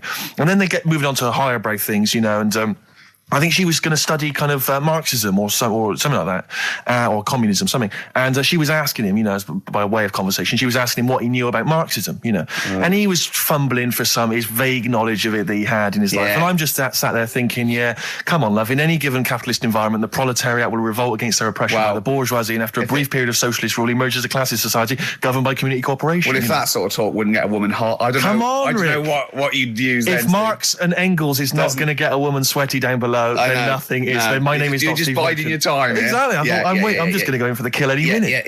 Yeah. So anyway, it comes to his stop. Right, he gets up. I'm thinking this is a piece of cake, and he gets off, and off he goes. He walks off, and I'm thinking brilliant. And I thought, I'll wait. I'll wait till the train's pulled away. I'm not going to leap in straight away. No. And he comes back along the carriage, and I'm thinking, hang on a minute. He goes, listen, do you mind if I give you my email address? Oh. Right, and if you want to get in touch, email me. I'm thinking, come on, you loser, get off now. Save your face, please, before it's too much. And she accepts the email address because she obviously doesn't want to hurt his feelings, whatever. I'm thinking, fair enough. She's a good woman. I'm liking her. I'm loving her. I'm thinking that's my kind of girl.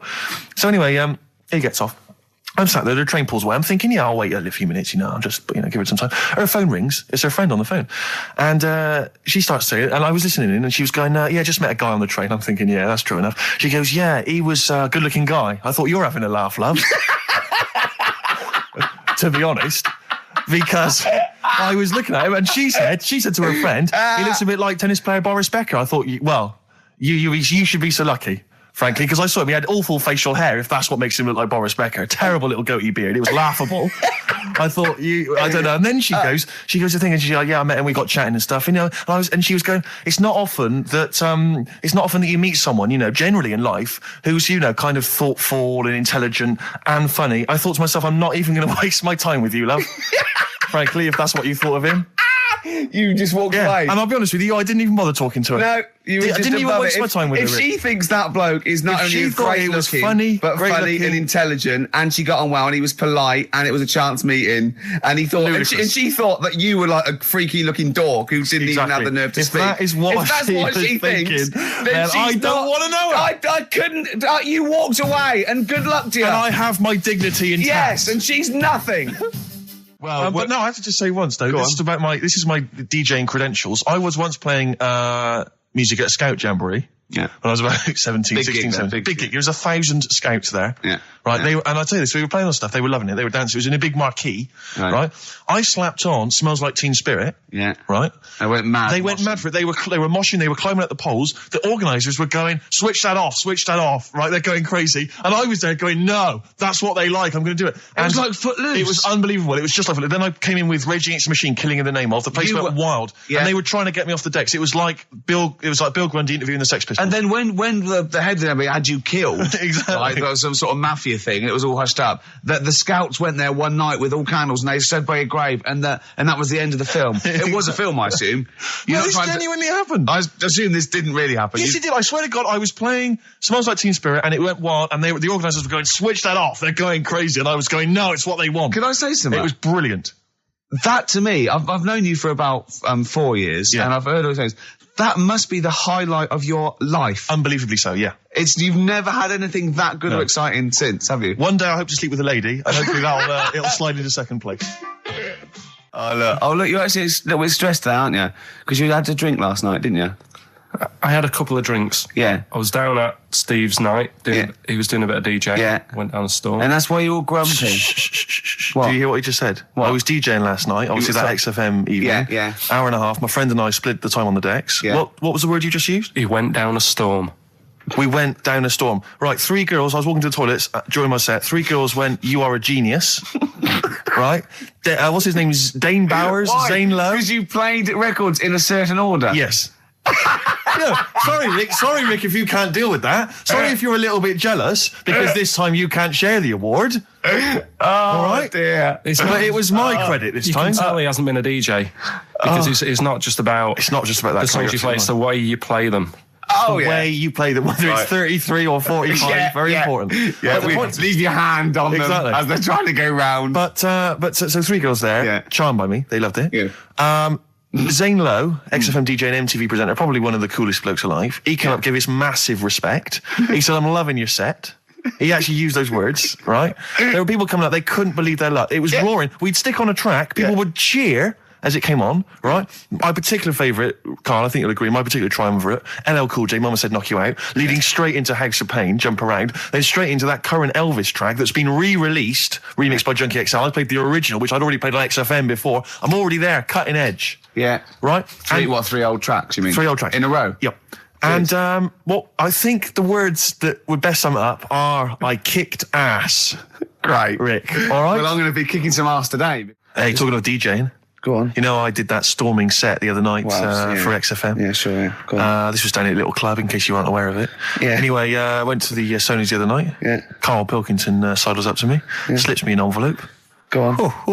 200 big ones in there. Did he get paid cash for that? Yeah. £200. Taxman won't know about that. Cash in hand. No, the taxman won't know, because, I mean, obviously no one who ever works in tax office is listening to local radio. Oh. Yeah. Well, so...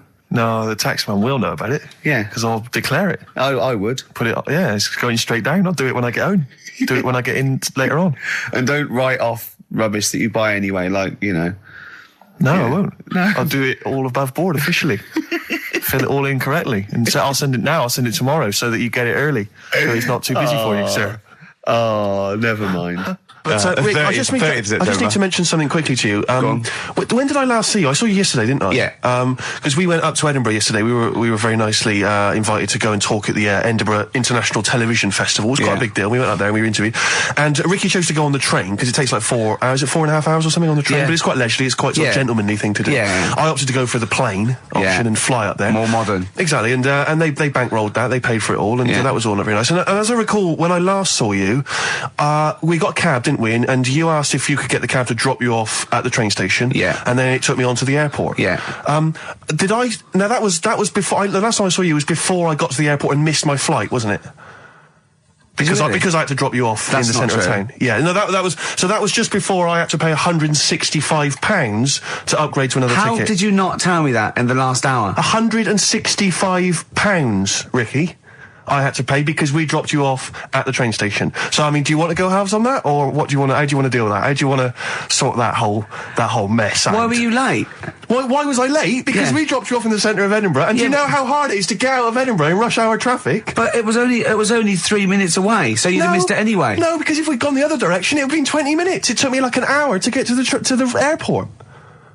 And I got there, and the plane had already left, and the cabbie was just laughing.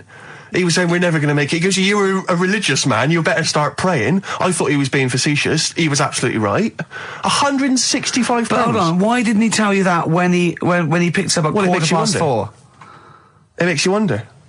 So obviously I'm a little bit annoyed, because you know I'm not a man who likes to sort of spend unnecessarily. But wait, this is not my fault, because you were there when we made that decision. I didn't impose this on you. We both decided that might be... It's both our fault. I mean, it's no one's fault. It's both our fault. That's fair. That's all I wanted to hear. It's both our fault. Therefore, it's both our financial obligation. No. £165. Just split that in half.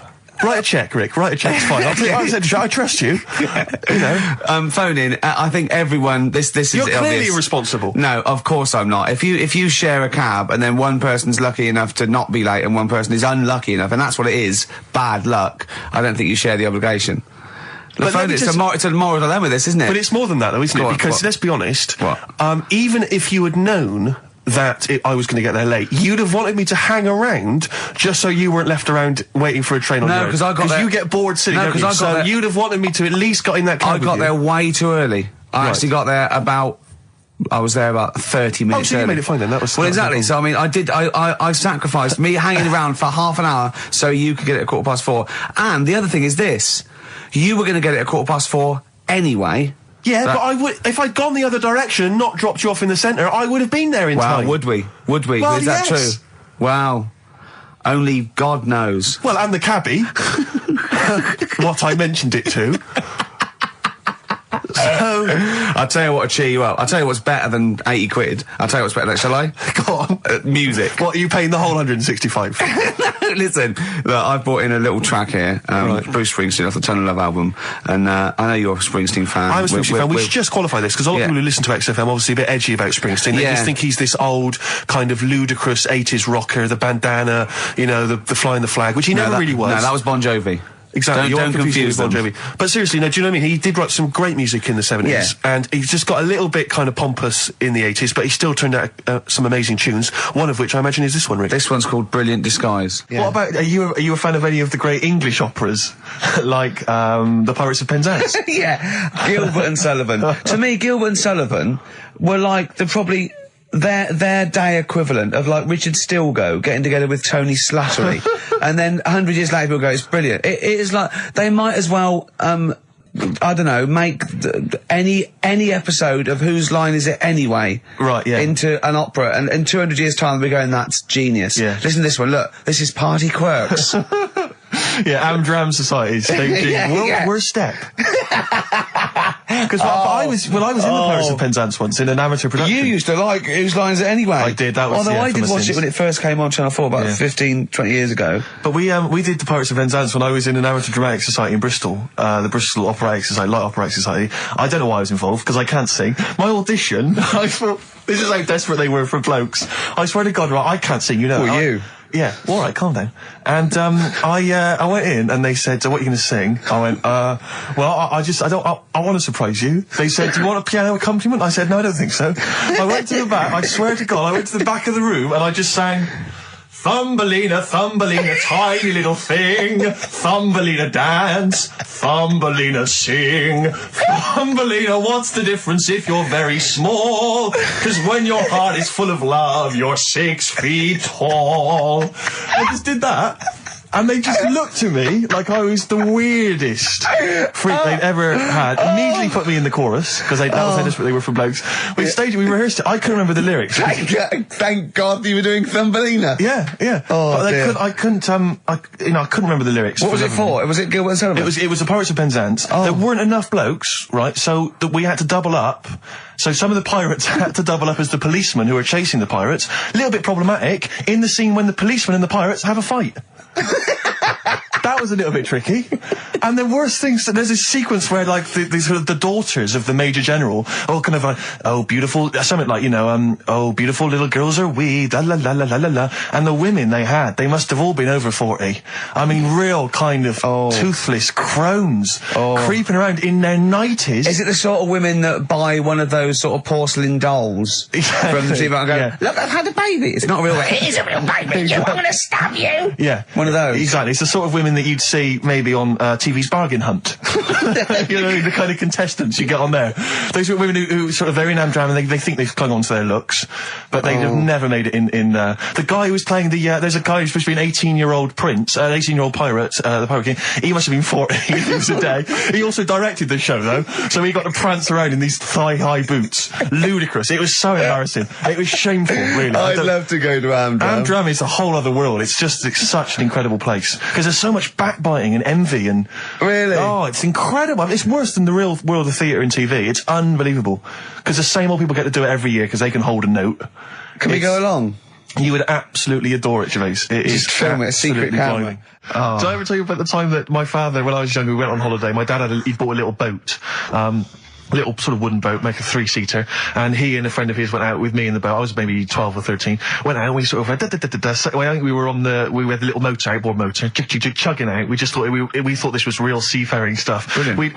We'd lost sight of the beach because we'd gone round a corner of like a mountain, or like a, what do you call it, like a cliff. And so we were just round the corner, and there was this boy, just floating in the water. Not a boy, but like a boy. And very tricky to explain that on the radio. It's the same word, isn't it? A boy and a boy. Yeah. And so we float past that and we're just chugging along. The motor conks out. Oh, I can't believe it. We have to row back in. So they're rowing away. I'm just sat there. And we noticed that every time we sort of think we've got past this buoy, it just seems to be back where it started again. And we realised that the tide is taking us but not taking us out, taking us towards these rocks. And we've got ravaged rocks. And we were a bit pretty scared because I can't swim very well. Or I couldn't at the time. I think when my dad had maybe bought, he didn't, I'll be honest with you, I inherited a lot of things from him. One of which was his carefulness with money. just the one life jacket. How deep was the water? Which I seem to remember he tore off my back and put on himself. So the water's pretty down. I'm not saying we would have necessarily died, but it was pretty scary because the boat, we were going to crash into these rocks and stuff. It was getting pretty unnerving. And so they're sort of rowing like mad, trying to we're just not making any progress. And we're beginning to think that this might be the end. And this boat, this kind of ferry boat, comes chugging by doing tours. Ching, ching, ching, ching, ching. And it comes by, and my dad goes, oh, wow. We were going, brilliant, they can help us. They'll throw us a rope, they'll tow us back in. He was going, you've got to be careful though, hang on, because according to the laws of the sea, if he rescues us, Steve, he can claim my boat. The laws of the sea mean he can claim my boat as salvage. I love the idea of that's like a reward. Doing that. But the laws of the sea. What I like is, his 12-year-old son might die, he's thinking about the boat. I know, but also, the other thing, of course, is that I like the idea of this ferry master going, yeah. The boat be mine now, or take your son. Yeah. Let me think about it. I need a new bed. That'll be just right. King size. Oh dear, that's lovely. I have to say, this is such a terrible confession. When I was doing a school play once, when I was about that age, 15, right, there was a girl who was in the cast with me, right, and she sort of, she was giving me the eye. I was thinking, well, I kind of thought she was, right? And it was glass. But there was another guy. There was another guy there as well. I was sort of competing for affections. Oh no! And he was quite a witty guy. His name was Scott Hansen. He had long blonde hair. Exactly. Yeah. And I thought, well, the way to impress her, because I was 15 or whatever, I thought I was pretty smart.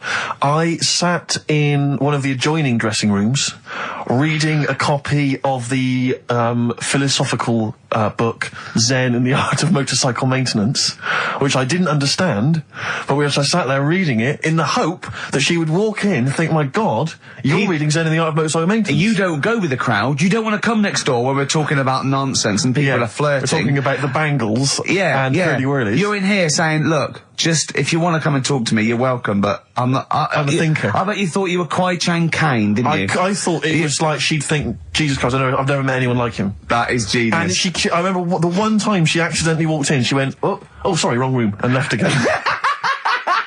And that was it. Sorry, at 15, so this is about the time you took to wearing a bow tie to impress slightly people. Younger wearing a bow tie. I love that. No, I used to watch a lot of Harold Lloyd films, and he always seemed to do very well. I love it. I love the idea of at 15 you going, well, it's time I went to wooing. Right. Right, on with the bow tie. Where's the Zen? Where's the pipe and my boater? It's a time I got me a bow. Yeah. I love that. But songs are great as well. And the other thing you do, sort of when you're about 15 and 16, is start writing songs about, like, the world's trying to take a piece of me. Hey, you think I'm going down? I'm coming back. I'm against the ropes. They try to drag me down. It's like you want to be Cool Hand Luke. Yeah. They put me in this emotional prison. The man's on my back. Who? Who? They try and take a piece of me. Who do? Well, you're 14. Parents and that, don't they? You're really comprehensive. The teachers. Yeah. I absolutely love it. I still remember a poem. I'll not say his name. We're about 14, 15, and we had to write a poem, and obviously everyone's was pretty rubbish, but we mercilessly took the piss out of this bloke because I still remember the poem, and how he did it is he went through a dictionary and found things with that, and this is a poem, right? Okay, remember? I've remembered this for 25 years, right? The reason why I had to die. Did I bleed the blood of greed? What was my destiny? And when we hear this, we were laughing. I mean, for a year, we would go, what was my destiny? It was just great. Can I hear it again? I enjoyed the reason why I had to die. Did I bleed the blood of greed? What was my destiny? That's almost as catchy as Monkey News. Oh, God! Oh, I've got some monkey news for you. Let's play a record and come back, and I've got some great monkey news for you, Carl. But, because when I was younger, I remember being outside a post office once when I was about 10 or 12 and finding a purse and thinking, oh, that's nice. And opening it up, there was some money in there and a pension book, and so it was obviously an old lady. I found an address, I sent it to her, and my mum said, you know, you've been so good there, you'll probably get a little reward. She'll probably send you a little reward. Nothing. I got maybe a thank you note, but no cash, no moolah, nothing. Really? And I was livid, because I'd been told that I was going to get a reward. I thought I've been a good Samaritan, nothing.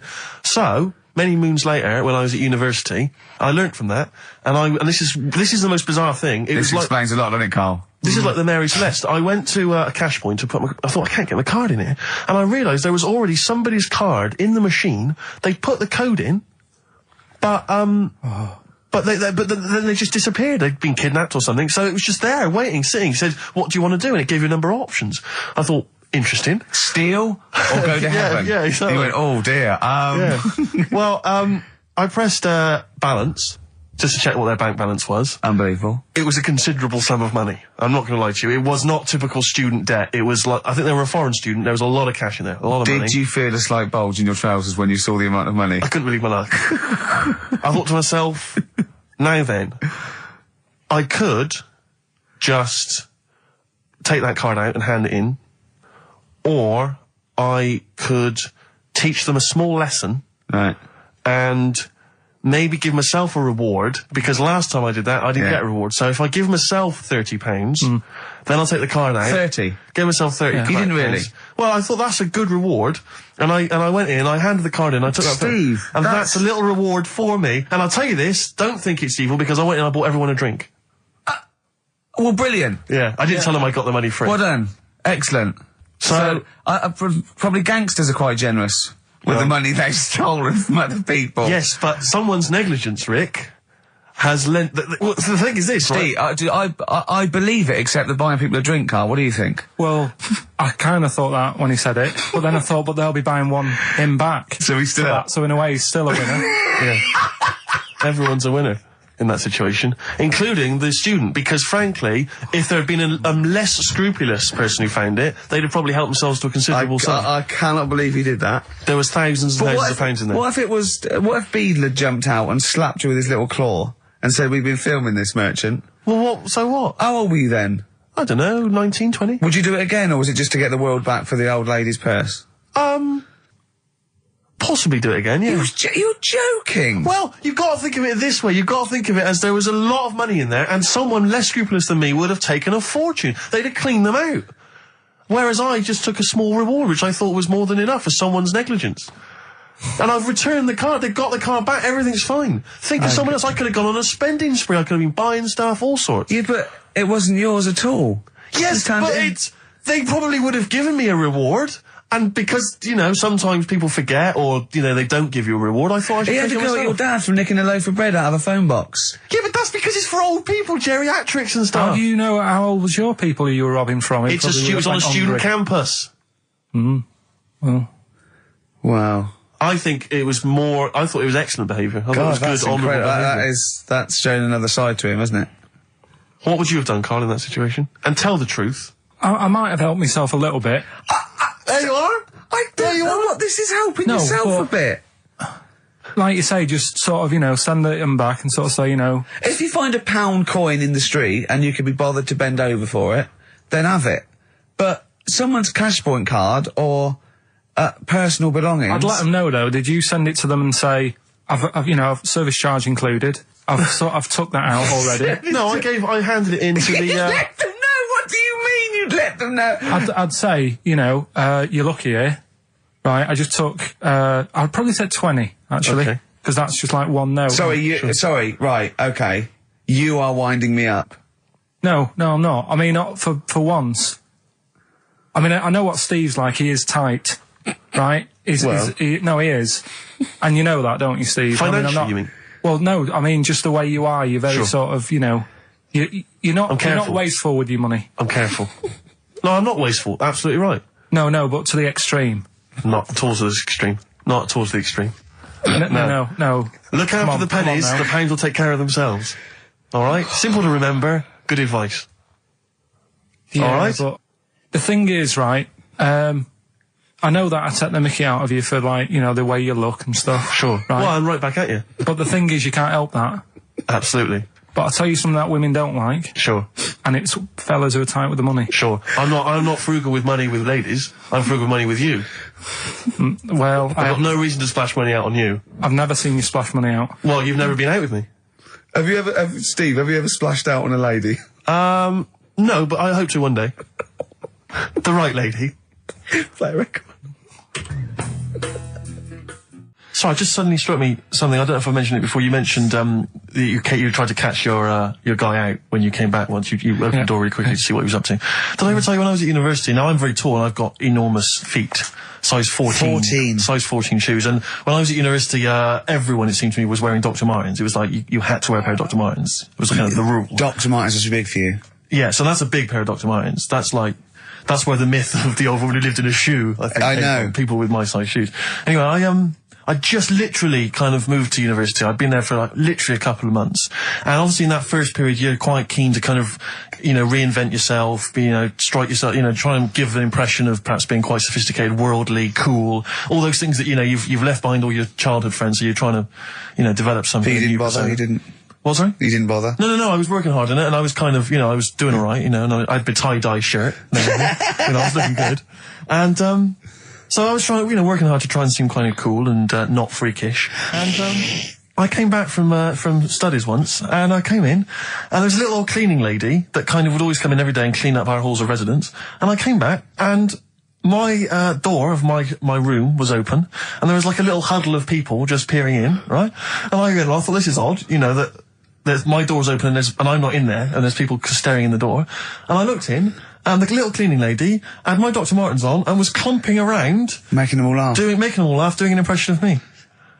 That's amazing. Imagine that. Imagine the psychological scars that has. I know that she's more popular than you. Yeah, exactly. And they go, come on, Maud, let's go to the JCR. Exactly. And they carry her down. They go, drink. And she goes to, Steve, you better have that spotless by the time I come back. You go, all right, I will. All right. But what I like is the fact that I'm sure that's not part of the cleaner's code. The cleaner's code is you don't have the keys to everyone's room so you can go through their belongings and play practical jokes. I mean, surely it's a kind of, there's a trust. She must have looked like a wall bracket. I went bowling with him once the first time, and we went bowling at this place. Where was it? I mean, Finsbury Park. And I'd never been before. And he goes, you got to wear special shoes. I went, all right. He went, so. He goes, have you got size 14? And she went, yeah, I've got one pair. And she put them on the table, and they look like crusty. Honestly, honestly, it looked like, it was, I just started laughing because they're so long and thin anyway, and they're multicoloured, aren't they? They're two colours, and it looked like Krusty the Clown's feet. And then this teacher just went, all right, 14, that is big, isn't it? It is a huge size shoe. You're right, yeah. And it was just the one cleaner in them. Just the one, sadly. She did have loads of kids eventually and brought them up in there. You were talking about renting an office. I'm a little bit intimidated because I'm just at the moment thinking about trying to buy a flat or something because I'm just tired of pissing money down the drain every month. I know, yeah. And but I'm really petrified. I've put it off because I'm really gullible. When I'm confronted with anyone in a suit who sort of knows what they're talking about, they can sell me anything. I'm intimidated. It's like, how you're supposed to go in there and you're supposed to sort of act like you're the guy with the money, this is what I want, this is what no. But I go in there and it's like I'm afraid they're going to say, clear off, I don't want to sell you a house. I'm not interested. Have you ever thought of like really putting on sort of like some sort of cool air? Like, sort of like kicking the door and going, what's that? Is it like, you'd be found out in 30 seconds, wouldn't you? Exactly. You'd go in there, you'd stub your toe, and they go, what do you give? I can't put my toe, I've got my toe. Exactly, yeah. Brilliant. Just tapping the walls. Yeah, tapping the wall. What's the rates? What rates? I don't know. Well, do you remember, I don't know if I told you before, I wanted to buy a laptop computer, and everyone said, go up Tottenham Court Road, and I was reading like magazines and stuff, they were saying haggle, make sure you haggle, make sure you're planning to haggle, get the best deal you can. And I found a shop which was selling the computer I wanted, and I went in there, and I had this whole plan in my mind of what was going to happen. He was going to say, like, it's worth this. I'm going to go, well, look, I can get it cheaper here, I want to buy it from you, I'm going to haggle, and off I went. So I went in the shop, and I said, yeah, looking for this, interested in this Toshiba. How much is it? He went, oh, it's 1,500 quid. I went, sure. I said, I'll give you 1,300. He went, it's 1,500. And I said, sure, but I'm willing to give you 1,300. He went, 1,500. And I was done already because he hadn't even begun to haggle. And I was assuming he'd at least go 1,400 and we could start, but nothing. So now I was screwed. My whole plan went out the window. Yeah. What did you do? Just leave? No, I said to him, the thing is, I can get this computer cheaper down the road, but, I like what you're providing here. I like your service. I've had good stuff about you. And it was amazing. I said, I've heard good stuff about you. And he went, I said, seriously, I can walk down the street, I can buy it there for cheap, for like 1,400. And he went, well, see you later then. And I was like, right. So I walked out the place. I said, well, I'm going to have to leave then. And I walked out the place, and of course I wanted to get it from there because it was still the cheapest, so I had to walk back in again. I went, yeah. I've just had some second thoughts. Listen, I'll tell you what, I'll pay the 1,500. Can I get a free carry case? He went, the carry case is free anyway. I said, I'll take it. The carry case is free I got anyway. nothing. No, but how much would you charge for that if it was on sale? Carry case a tenner. Well, let's just say it is a tenner. Give it to me for free. And he went, no, it's a tenner. And you went, well, you said it was free a minute. Yeah. It's just pathetic. That is lovely. It's having to walk out making a big statement and then come back in again. Oh dear. So I'm really scared. I feel like I need someone to come with me and do all the talking. Know what they're talking about. Because I'm not going to be able to tell if there's subsidence or if there's damp or... No, but you don't do that. Don't I? Is that not my responsibility? No, you get a survey done. Sure. And they charge for that, and then you don't have to go around doing it yourself. Right. Could I make a saving if I did it myself? Yeah, this should be all right. Yeah. There's this hole in the wall, Steve. Yeah, but what's a hole in the wall? Put some newspaper over that. In Chaucer's day, that was the toilet. That'd be fine. I'll tell you, you're going to go along later to the Live 8 gig and you're probably going to see some bands that are going to make an effort to entertain you. But if you want entertainment, Rick, you know it. There's only one person to book. Go on. Me.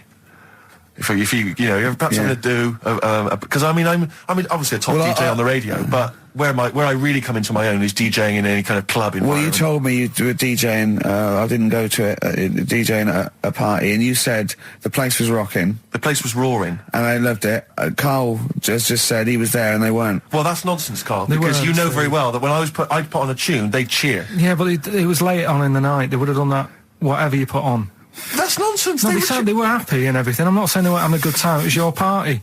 It was all right, but they weren't going mental like you're sort of making up. They were definitely going mental. When I put on the Proclaimers, they could not believe their luck. They would have walked 1,000 miles. Was it good though? Were they really? What were they doing? They were dancing, were they? It's dancing and that, but they weren't sort of cheering, going, more and all that at the end. What are you talking about? Take On Me came on, the big cheer went up. Oh, I don't know to believe. I've been there, done it, Steve. I've been the DJ as well. It might be jealousy. It might be like professional jealousy there. Yeah. I think it's because my fortunes are on the up and these are on the down. We all know famously that he had Pilkington making music, his DJ outfit. Didn't happen. I did enough. I just wanted to do enough to pay for the equipment, and I did. And that was that. But I don't like crowds, do I? But you're safe, aren't you? You're behind the little thing with the flashing lights. But there's still a lot of people and that. Forced fun. Don't like that. Forced fun? It's not forced fun. They haven't got to dance if they don't want to dance. Yeah. Don't like it. What do you mean your fortunes are on the up? Anyway, DJing. Well, I'll tell you, I was hired. Well, I say hired. I did it as a favour to a friend. His wedding the other week. And I got there, I was thinking, because everyone had their little role to play, and then people were doing a good job. I love you taking it seriously. And I spent ages putting together some CDs, special selection CDs. I love that! Because what I did was I burned them on iTunes. Did you turn up with your own headphones round your neck? Own headphones, wearing a suit, but headphones. Metal case. Didn't need it, just had them all in one small box. Brilliant. Boom. I thought this is good stuff. I got some classics here. Give me an example. Give me an example of the first hour, the warm-up hour. Rick, I'm coming straight in with Frankie Valli, Oh What a Night. Brilliant track. I mean, when those beats start at the beginning, who's not getting on the dance floor? Wait a minute, what's this following it up? Go on. It's the Jacksons. What, I Want You Back? I Want You Back. Brilliant. It sounds good at the moment, Carl. Yeah. So I'm thinking, I'm gonna roar this, because they laid on a good spread. The ceremony was nice, food was nice. I'm thinking this is going to be the piece de resistance. Yeah. Alarm bell started ringing. Why? When I realised there was a marquee outside. Of course, it's a balmy summer evening. I'm stuck inside on the dance floor, so I'm thinking I'm going to be struggling here to get them in. Even with flavours like this, I thought I'd struggle, Rick. So I'm sat there in my suit. I'm sat behind this little DJ console. I've got all the big numbers. There's one or two people making some token effort, but frankly, most people are outside everywhere. No. I was livid. Of course, they couldn't hear it out there. So I was playing to an empty room, really, and I was furious. I was absolutely furious. Because, what is, they're wasting my time. They're wasting now. I could have just stuck the CD on and gone out. They're wasting Frankie Vallis. They're wasting the Jackson 5's time. They're wasting, D-Light's time. Yeah. And, so I'm sat there, and there's a couple of people making a cursory effort, mainly when they come to get a drink from the bar. They might have a little quick, couple of twos. You shout, we don't want your not interested. All of you or no one. All of you or no one at all. And, then there's a microphone set up because people have been doing speeches. This little girl gets on the mic, right? It's being funneled through the speaker system. So every time I put my headphones on... Miss Dynamite, was it? It wasn't, sadly, Miss Dynamite. Although she decided to have a little go at MCing. She was screeching her little head off. How old is she? Oh, I don't know, 8 or 9. At their most annoying. When children are their most annoying, because they got a bit of confidence there. They're a bit cocky. They're not shy anymore. They're a bit arrogant. Yeah. She's screeching her head off, so I'm playing, and she doesn't know it. Your face! I'm playing into the groove. No one's getting into the groove because she's going mental. She's just going, what's this? I don't know what this is. Play something I know. I think I haven't got any bloody DJ Otsu or Crazy Frog. I'm not going to play what you... So she's just screeching along, ruining it for everyone. I say everyone, there was no one there. So she was ruining it for me. I bet you were really angry. I was furious. But of course as well, every time she screeched, it went through my headphones. So, of course, and then her dad comes along, right? And I'm thinking, all right, he's seen what's happening. Just imagine you in your suit, sweating, getting annoyed at someone ruining your set that no one's listening to. I think, her dad's coming over. He's going to put pay to this. He's realised that, she's causing a disturbance. He comes over there, joins in. No. Sits her on his lap. He's just saying, she's having a whale of a time. I'm thinking I'm furious. I'm thinking it's his responsibility to shut her up. He's not going to do anything. What can I do? I can't step in. No. And I know very well that if I interfere, he's going to say, she's enjoying herself and no one's dancing anyway, and we'd have just got into a fracas. Yeah. I didn't want to start a fight. No. Because I don't know, but he'd have knocked you out, wouldn't he? Someone would have got knocked out. And I'm not saying who it would have been, but, but there were, to bear in mind, Rick, there would have been 2 of them. And, so I didn't want to get into a fight with him. And, anyway, so I'm playing. Anyway, so my friend came along. He realised what was happening, and I didn't have the guts to unplug the microphone because he'd have known. You see. Yeah. So I got my friend to do it when she had her back to me. So he pulled the plug out. The microphone went dead. She went, "What's going on?" I went, "I don't know what you're talking about." I said, "I don't know." She said, "Where's the microphone?" I said, "You must have broken it." I don't know what's going on. Someone will probably make you pay for that. And anyway, at least we shut her up. That is great. But it really went from bad from worse. And there's that thing when you panic, you start panicking. So you're putting on a lot of flavours that you would have saved till the last hour. What are we talking? Boom, Boom, Shake. Exactly, you're throwing him in early. Love Shack's coming on way too soon. Really? Oh, Love Shack before 11. It's heresy, but I had to do it. But anyway, in the end, I made the bride go and get some people in. I said, look, it's your special night, all right, and they're going to enjoy this. I'll be honest, love, this is a washout, and it's up to you exactly. to turn this wedding around, or I'm walking. And I tell you, they're going to have a sour memory of this evening, unless you bring some people in. Get everyone in dancing. So she got him in at the end. Brilliant. And I'll tell you this, Carl. I mean, I don't know what you say, but they were loving it. They were absolutely loving it. A bloke came over and said, "Have you got Amarillo?" I said, "No," but I put on something even better, Delilah. Wedding crowds always go for Delilah. A song, of course, about old man killing his wife. But it always goes down very well, strangely, at weddings. They get into a sort of hokey-cokey thing. They went berserk for it. And I was following it up with, I had the monkeys, I had all sorts going on. Brilliant. Of course, you know what happens. What? I'm going great guns. People are absolutely loving it. They're rocking it. I throw in, I had something cracking on at the end. Come On Eileen, of course, was on. People were going berserk for it. Which is unfortunate because the bride's name was Eileen. Yeah. And then the bride pipes up. I'm throwing the bouquet. So they all traipse off outside again. Oh. I was furious. Oh, no. I plugged the microphone back in. I said, "What are you doing?" We got, but they went out there. And of course, you can't get them back once they've done that because all the women are running around. I got the thing, and then they got to wave everyone off, throw the confetti. They ruined your day. I was having a great time and they ruined it. She ruined your special day. She ruined my special night. Oh, no. It's on her head. What would you put on about now, Carl? What if I was DJing? Yeah. Probably about a world party. Go on then. Interesting.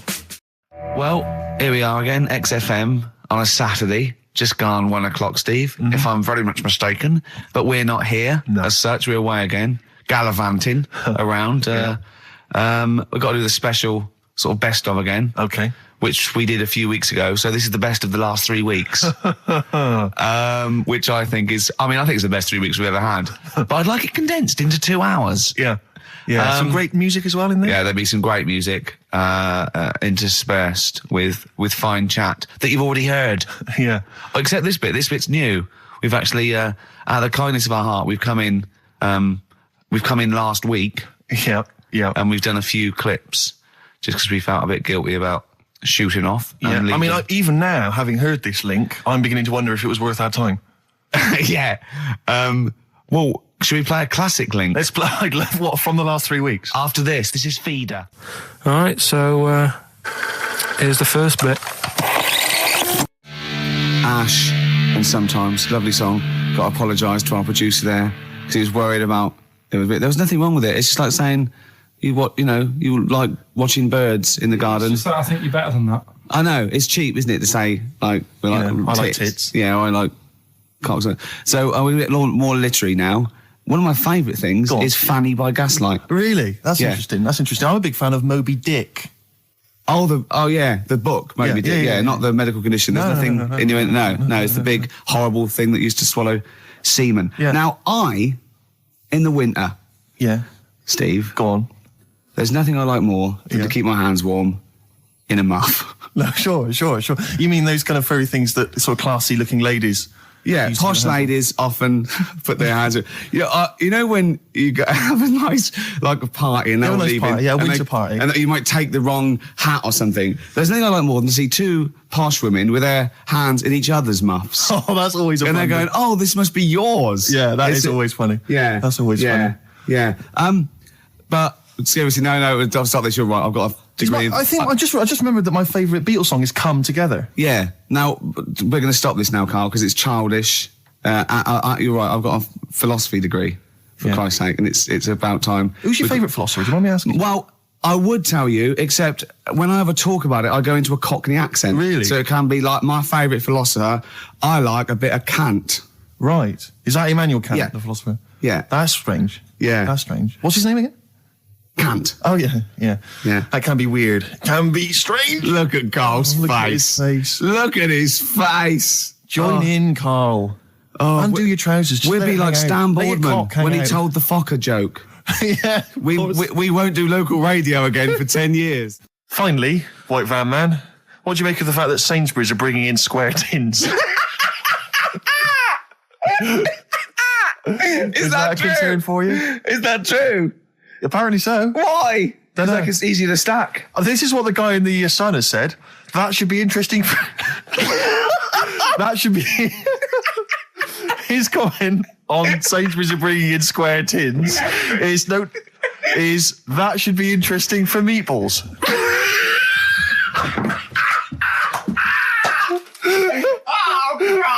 Ricky's just collapsed on the floor. Let's just play a song, Carl. I don't think even you can top that. Cooper Temple Claws. Who needs enemies? Good question, lads. Nobody. This is XFM 104.9. I'm Ricky Gervais. Oh, they should print a little book of those.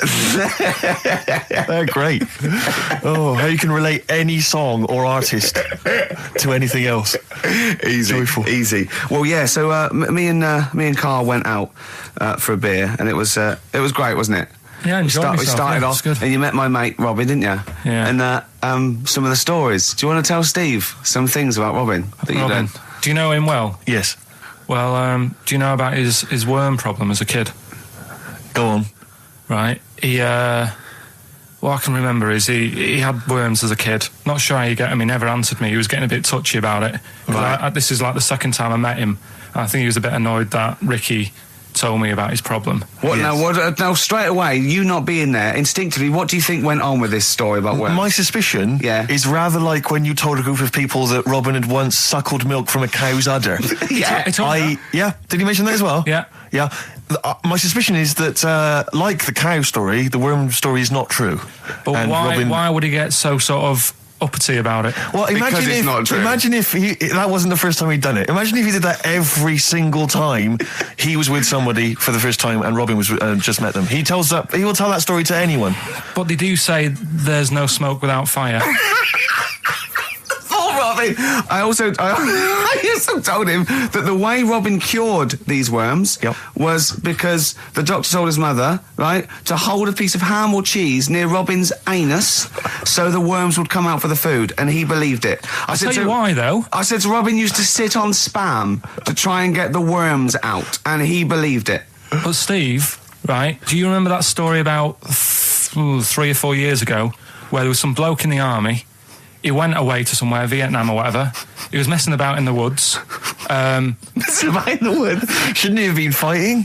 Whatever. Yeah. Right, and he walked through some lake, and I think he'd cut his toe or something on something, and some worm of some sort crawled in the gash. Yeah. And it was in his body, and the doctor said, we've got to get this out of your body. So what they did was, they said, right, the thinnest part or something of your body that things can crawl through is on the top of your head. So they wrapped where the skull is. So they wrapped some bacon. No, they didn't. They did. That's right. Thing. So he's gone in via the toe. So what we do is, I'll tell you what, that worm's probably heading straight for the head. We'll put a bit of bacon on it. The thinnest part of the body is the skull. Of course, it's not the thinnest part of the body. It's where your brain case is, isn't it? It's the skull. There was a reason for it. And it was like they stuck some bacon on his head. And as ever, the vital piece of information, i.e. the reason, Carl seems to have forgotten. Because the worm was in his body, and they said everyone likes the smell of bacon. Including worms.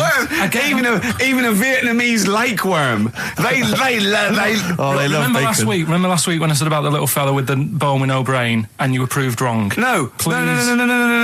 We were saying it wasn't a little fella. We were saying it was a stillborn child. It wasn't a little fella. You're changing it now. You weren't having any of it last week. Right, hang on a minute. I'm getting confused. There was a Vietnamese snake that went inside of a soldier. A little, like, maggot or some sort that you have to get out of your body because it causes problems. Yes, and so in order to get it out of the body, they strapped bacon to his head. Yeah. That is great. This doctor. And did that work? I think so. They had a picture of him smiling. Oh, God, what, the worm or the bloke? The bloke. Oh, dear. Honestly, I hope someone knows the story. And it was about 3 years ago, I reckon. Okay. And, it did work. G.I. Bacon. So this is why the worm burrowed out of his head to get the bacon. Get to the bacon. Right. That's great. So this is why when Robin was telling his story, I was a little bit disappointed if it wasn't true. Right. Because in a way, Robin's never been to Vietnam. No, but what do you really think that Robin? Well, as Robin said at the time, Carl, why would I sit on ham then tell Ricky Gervais? It's a very good point. Because if he was a kid, you do daft things like that as a kid. Right. It's the telling Ricky Gervais though. Yeah. And then, bless him. Okay. And then anyway, Robin left, and I tried to chase him, but he got away. He knows that and then we had a few pints, and then Carl embarked on some of the greatest stories ever told. Can you tell the story about your dad?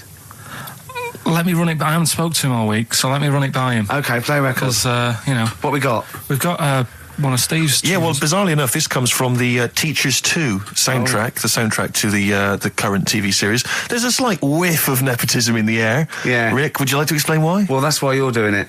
My girlfriend worked on it. But you were going to play this anyway, weren't you? Well, I was, actually. Bizarrely enough, I was going to play some I Am Clute, and this is from, as I say, the Teachers soundtrack. This is called To You. It's a good track. That's I Am Clute, a track called To You from the Teachers soundtrack. That's also got, I noticed, the Electric Soft Parade, The Hives, Star Sailor, Feeder, Turin Breaks, Mercury Rev on there. It's a good little collection. Lovely. Carl has just had confirmation. He's looking smug because someone phoned up and went, it is true, it's a Laogai chi worm and you wrap bacon around your head. That's all the bloke knew as well. Yeah. And his name was Gary. Yeah. So I'm not having it. No. And he said, see, that's why the Robin thing isn't so weird. He said, but when you said he tried it with cheese, he said I was having none of it. He's got standards. Strokes, hard to explain. Like Karl, really? Yes, yes. So, Karl, concentrate. Yeah, go on. So, we'll leave the worm with the bacon wrapped round the head, shall we? Well, if you're ever caught in the jungle... Yeah, always carry some... bit of Danish. Good advice, lovely. I'm Ricky Gervais, with me Stephen Merchant and Karl Pilkington, our producer. Right. In inverted commas, heat put. Yeah. They know. How you doing, all right, Karl? Yeah, didn't they also write something about me, bald round head? Yes, perfectly round little bald man head, they said, so... Because you need to know that when you listen to the radio on that. Really matters what my hair's doing. Your hair, have you given it a little polish? Because you look like a cue ball at the moment, and you've had a shave in it. I've never seen such a round head. It actually looks like a plate with ears. Yeah, well, for those that have never seen Karl, I actually, if you remember, I think he looks a little bit like Mr. Spoon from Button Moon. He does. If you've ever seen that show, and also he looks like, you know when they say they find with a little 4-foot human and it's actually 500,000 years old and they give it a name and it's the first, Australopithecus into. He looks like one of them as well. Perfectly round little. He is the missing link. He looks half human, half monkey. Because he's got a slight slouch as well. So yeah, it's like those pictures where you see it going from an ape to a man. He's one of those in the middle. Yeah, and of course his monkey hands, his hairy little wrist to those skinny little things that you can get oranges out of holes with, and it's unbelievable. Why are you so all shaved and polished and everything? Got a wedding. What? Got to go to a wedding today, so thought I'd clean myself up a bit. Yeah. Shouldn't you be wearing a suit or something?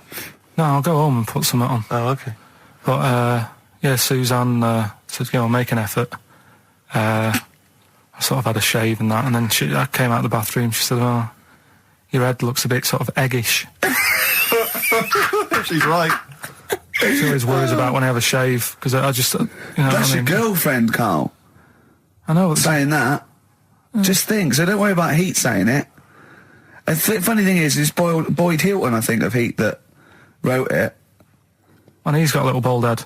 Yeah, no, don't slag him off. Yeah, but on the end of his review, does it say, written by Baldy Boyd? No, because it doesn't matter. It's a magazine. Don't worry about it. Looking forward to the wedding? A bit boring, isn't it? But you've got to do it. They've probably listening. Should we do a shot? No, it'll be a great day for them, but I know what will happen. Suzanne will see, all the fuss and that, and then she'll get ideas, and I'll have to let her down and all that.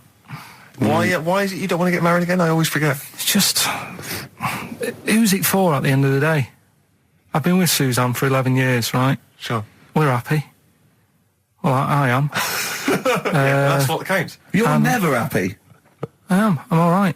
Yeah, no, I know you're happy with Suzanne and everything, but apart from that, you're never happy. You are the most grumpy, moany thing in the world. I mean, I get annoyed, but I'm always happy. I was annoyed here. I was happy coming here, but there was a bloke behind me walking and scuffing his feet. He had a pair of those stupid skulls on, and he was clicking and scuffing. Wear some shoes. You don't have to click. Pick your feet up. Flip-flops annoy me. But I'm happy. I'm just annoyed. You are just like, oh, the world's on me. It's rubbish, this. I know the world's great. It's just sometimes people annoy me by being there, But Steve said I should be locked in one of those towers that princesses used to be locked in fairy tales, because everything annoys me. But you're grumpy. I'm not. I'm all right. XFM 104.9. We're not here. This next clip is one of my favourite clips. Look. It needs no introduction. Here it is. Right, okay, educating Ricky. What have we got? Airy Chinese kid, go on. Right, yeah. This is the... I didn't want to do this. What do you want to do it? Well, I wanted to give you 3, and I gave you one. It was like the alien man gets a beard or whatever. Yeah, which was total rubbish, so this one should be better, maybe. Hairy Chinese kid. Right, well, we've talked about hairy people in the past. True enough. Haven't we? Yeah. The little kids who grew up in woods and hung around with wolves and that. Yeah, again, you're confusing it. Yeah, they're not. There were some people that were born very hirsute. They were not the people who were brought up with wolves. Yeah. You just put that together in your Homer Simpson type mind. Right, well, this is like a sort of close to that sort of story. Yeah. But the weird thing is, right, Chinese people aren't that hairy as a nation.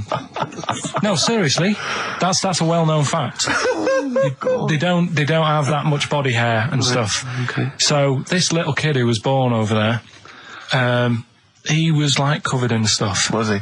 And it was only his nose that wasn't hairy. The rest of his body was caked in hair, right? And his hair sort of What grew. sort of hair was it? Was thick hair. No, what I mean is, was it sort of like a pony's mane, so he just looked like an Ewok? You know what I mean? Just like hanging down sort of straight, dark hair. In the picture, it looked like it grows from his eyebrow. It grows from his eyebrows quite thick, and then it just goes all the way over his head. You don't think it was just really long eyebrows that he'd done a comb over? No, it was all over his body. It had a picture of like his back and that. Yeah. And had he styled it? Had he styled it at all? Did he have it a quiff or? No, it was just hanging all over him. Yeah. And they were like, you know, this is a bit weird, happening in China, where we're not normally that airy. That was the scientist speaking there. And the local press and that were getting him down, calling him Monkey Boy and all this. Oh. And thinking Chinese press. But the doctor, yeah. Oh, they're cruel, aren't they? It's like those game shows. That's Japanese, isn't it? Yeah. And the doctor said. I was talking through all that time while we were just like talking to each other then. Because I turned round and I still saw he was talking. So anyway, the local press came in to see the hairy boy, the monkey boy. And they were like being tight, taking the mickey out of him, and the doctor said throwing him nuts. Said he's only airy. Said he's a healthy young kid. The only faults he's got is he's got a little bit of eczema and a boil. And he said everybody should just treat him the same, and I think he grew up a healthy kid. Yeah, so that's the end of the story. That's not a story. Why? But I've got nothing. I don't know what to say to that. So someone in China was born slightly hairier than the rest, and he was normal apart from eczema and a boil. That to me isn't a story. But if it is, I've got a million. I mean, it's sort of like bloke from Manchester went a bit bolder than the rest, got a job on radio. He was normal. I mean, that's not a story, is it? So we'll move on to this next one, right, which is brilliant. Dead short story. So, right, old woman, about 70 years old. She's normally fit and healthy and stuff. Nothing wrong with her. She's having a good life. And one day, she goes for a check to the doctor's, just to check herself out, because she's getting on a bit. He says, take your clothes off and that. So she does. And checks her out. Says, yeah, you're looking good, turn round. He said, oh, God. He said, you got a tumour on your buttock. Right? So she goes, oh, what, can you do anything to sort it out? So they go, yeah, we could book you in for an operation. It's best if we remove this. Books are in for an operation. Operation day comes, strip her down and that. They're all stood round, the doctors. Start to operate. It only turns out it's a pork chop that she sat on 5 years earlier, and it had stuck to her buttock. Right, Carl. I can forward you. Serious. Right, okay, Carl, I'm telling you now, I'm leaving. I'm never doing this show again. No, I'm serious. Honestly, you're talking. I've never had such. What do you mean? You couldn't believe it? No, when I read it, I said I've got to tell Ricky that. This woman had a pork chop stuck to her arse for 5 years. You mental case. Of course she didn't. And Karl Pilkington with his brand new show, What's the Song? What song am I thinking? No, I mean, you're nervous about this, aren't you, Rick? I am. You're worried. Well, because I've heard some of these clues before, and they're ramblings. Sometimes they're close to ramblings of a fool. Right? And it really is like those, what am I thinking? Yeah. I don't know, though. I actually was genuinely impressed by Born Slippy. I have to give him the benefit of the doubt. That's one of the better ones. Because that was short, sweet, and it worked. Some of these, you say, they're not going to be quite as pissy. Some of them are like Emily Bronte novels. Now, listen. We're just going to go for it then. You do it, and we'll just get people to call up, because I want to see the general public's confusion of trying to work out. Why don't you give us your next clue, and then we'll play a track, and then we'll hopefully have people on the line after the track to try and answer it, and you can recap briefly. So give us your clue now for what song am I thinking of? Right, this one. It's about a woman. And she's just normal, nothing wrong with her, or so she thinks, right? But there's the twist. Is this like the Tales of the Unexpected? And she's got she's got her mates and she's having a normal life, having a good time and that. And then this thing happens, right? And she starts to stink. And she can't have a bath, right? And she really wants to have a bath. She's dead sweaty and stuff. She's going about her daily stuff. She can do everything else normal. She can eat, she can talk, everything. But for some reason, She can't have a bath. Is there a coal mining husband in the bath? Yeah. Is this born stinky? She can't have a bath. So a woman can't have a bath. Yeah. Is that it? Or a shower. She can't. Okay, leave it there, Rick. Don't try and guess. It's not for us to guess. The general public can phone up and ask questions, so I just go for it. I'm not sure they can they? I think so. Otherwise, we don't want just people just phoning up and I'll tell you it. what about this? Why don't they can ask one question? Yeah. They can ask one question of Carl, then they have to make a guess. Okay. 08700 800 1234. Have we got someone on the line now? Let's do it. Let's go for one. Let's go for one. This is edgy radio. This is letting Carl stuff. live. Go on. Hello, XFM. Hello, I'm ringing about what's the songs. Absolutely. What do you think? Well, I'm going for Dirty Diana. Dirty Diana. See, that works. That's a great guess. It does. Yeah, but it doesn't work because why can't she have a bath? Okay, so the answer is in there. I was going to ask you. Well, that's your one question. That'd be the answer. That would be the answer, I'm afraid. What was your name? Shelley. Shelley, thanks very much. Shelley, I should tell you that, that you should never take this personally because no one can really get into the mind of Carl. So don't beat yourself up about this. I don't expect anyone to get these clues. No. So well done. That is a fine guess. Thank you. Thank you. Okay. Anyone else there? Let's hello, XFM. Who's that on the line? It's Chris. Hello, Chris. A question for Carl? Before you give us a guess? I haven't thought of a really good question or anything yet. You just want to go for the guess? No, what I thought was, I'm sure Simon Mayo used to do this when he did the breakfast show on Radio 1 years ago. No, he didn't. So you've just pinched this idea, Carl? If you're going to rip someone off, Carl, do not rip off Simon Mayo. I haven't ripped this off. I thought this was a new idea. I was going to do it with sound effects instead, but that's... he used to do that, and he used to get his team to play other characters. You idiot. Well, no, hang on. Not you, Chris. I'm saying you idiot to Carl. Yeah, but nothing's new anyway, is it? So I'm not getting annoyed about it. True. What do you think the answer is? Is it Cornflake Girl by Tori Amos? Good answer. She couldn't have a bath because she'd go all floppy and then go down the plug hole. Good answer. She'd go all soggy. Yeah. So is it Cornflake Girl? No, it's not, but that's a great answer. It could have been. All right. Okay. You're already seeing the error of this, aren't you? I think this is great radio. I'm really hooked on this. I'm genuinely excited This is really like that, those so-called lateral thinkers. A man got into a field and dies. Why? Yeah. He ran out of air. No. Not the one I'm thinking of. He was shot. No. That was a good answer, but... Couldn't, Simon Mayo, sue you or something for doing it? Will you stop? Don't mention that. Yeah. Listen, I think if you're going to steal ideas from someone, it should be a brain box like Mayo. I mean, he's the man who's the only example of one I can ever remember here on his show, because I was quite young then, was some people were pretending to, tap someone's phone or something, and then they got caught, and the answer was just bugging by whistle, because they were... Genius. That was absolute genius. That's absolute genius. See, Carl, that's the sort of standard you've got to come up against. Yeah. Thanks very much, Chris. The phone lines are hot. Hello, XFM. Hi, is it Candy Perfume Girl? Is it what? Candy Perfume Girl. Candy Perfume Girl?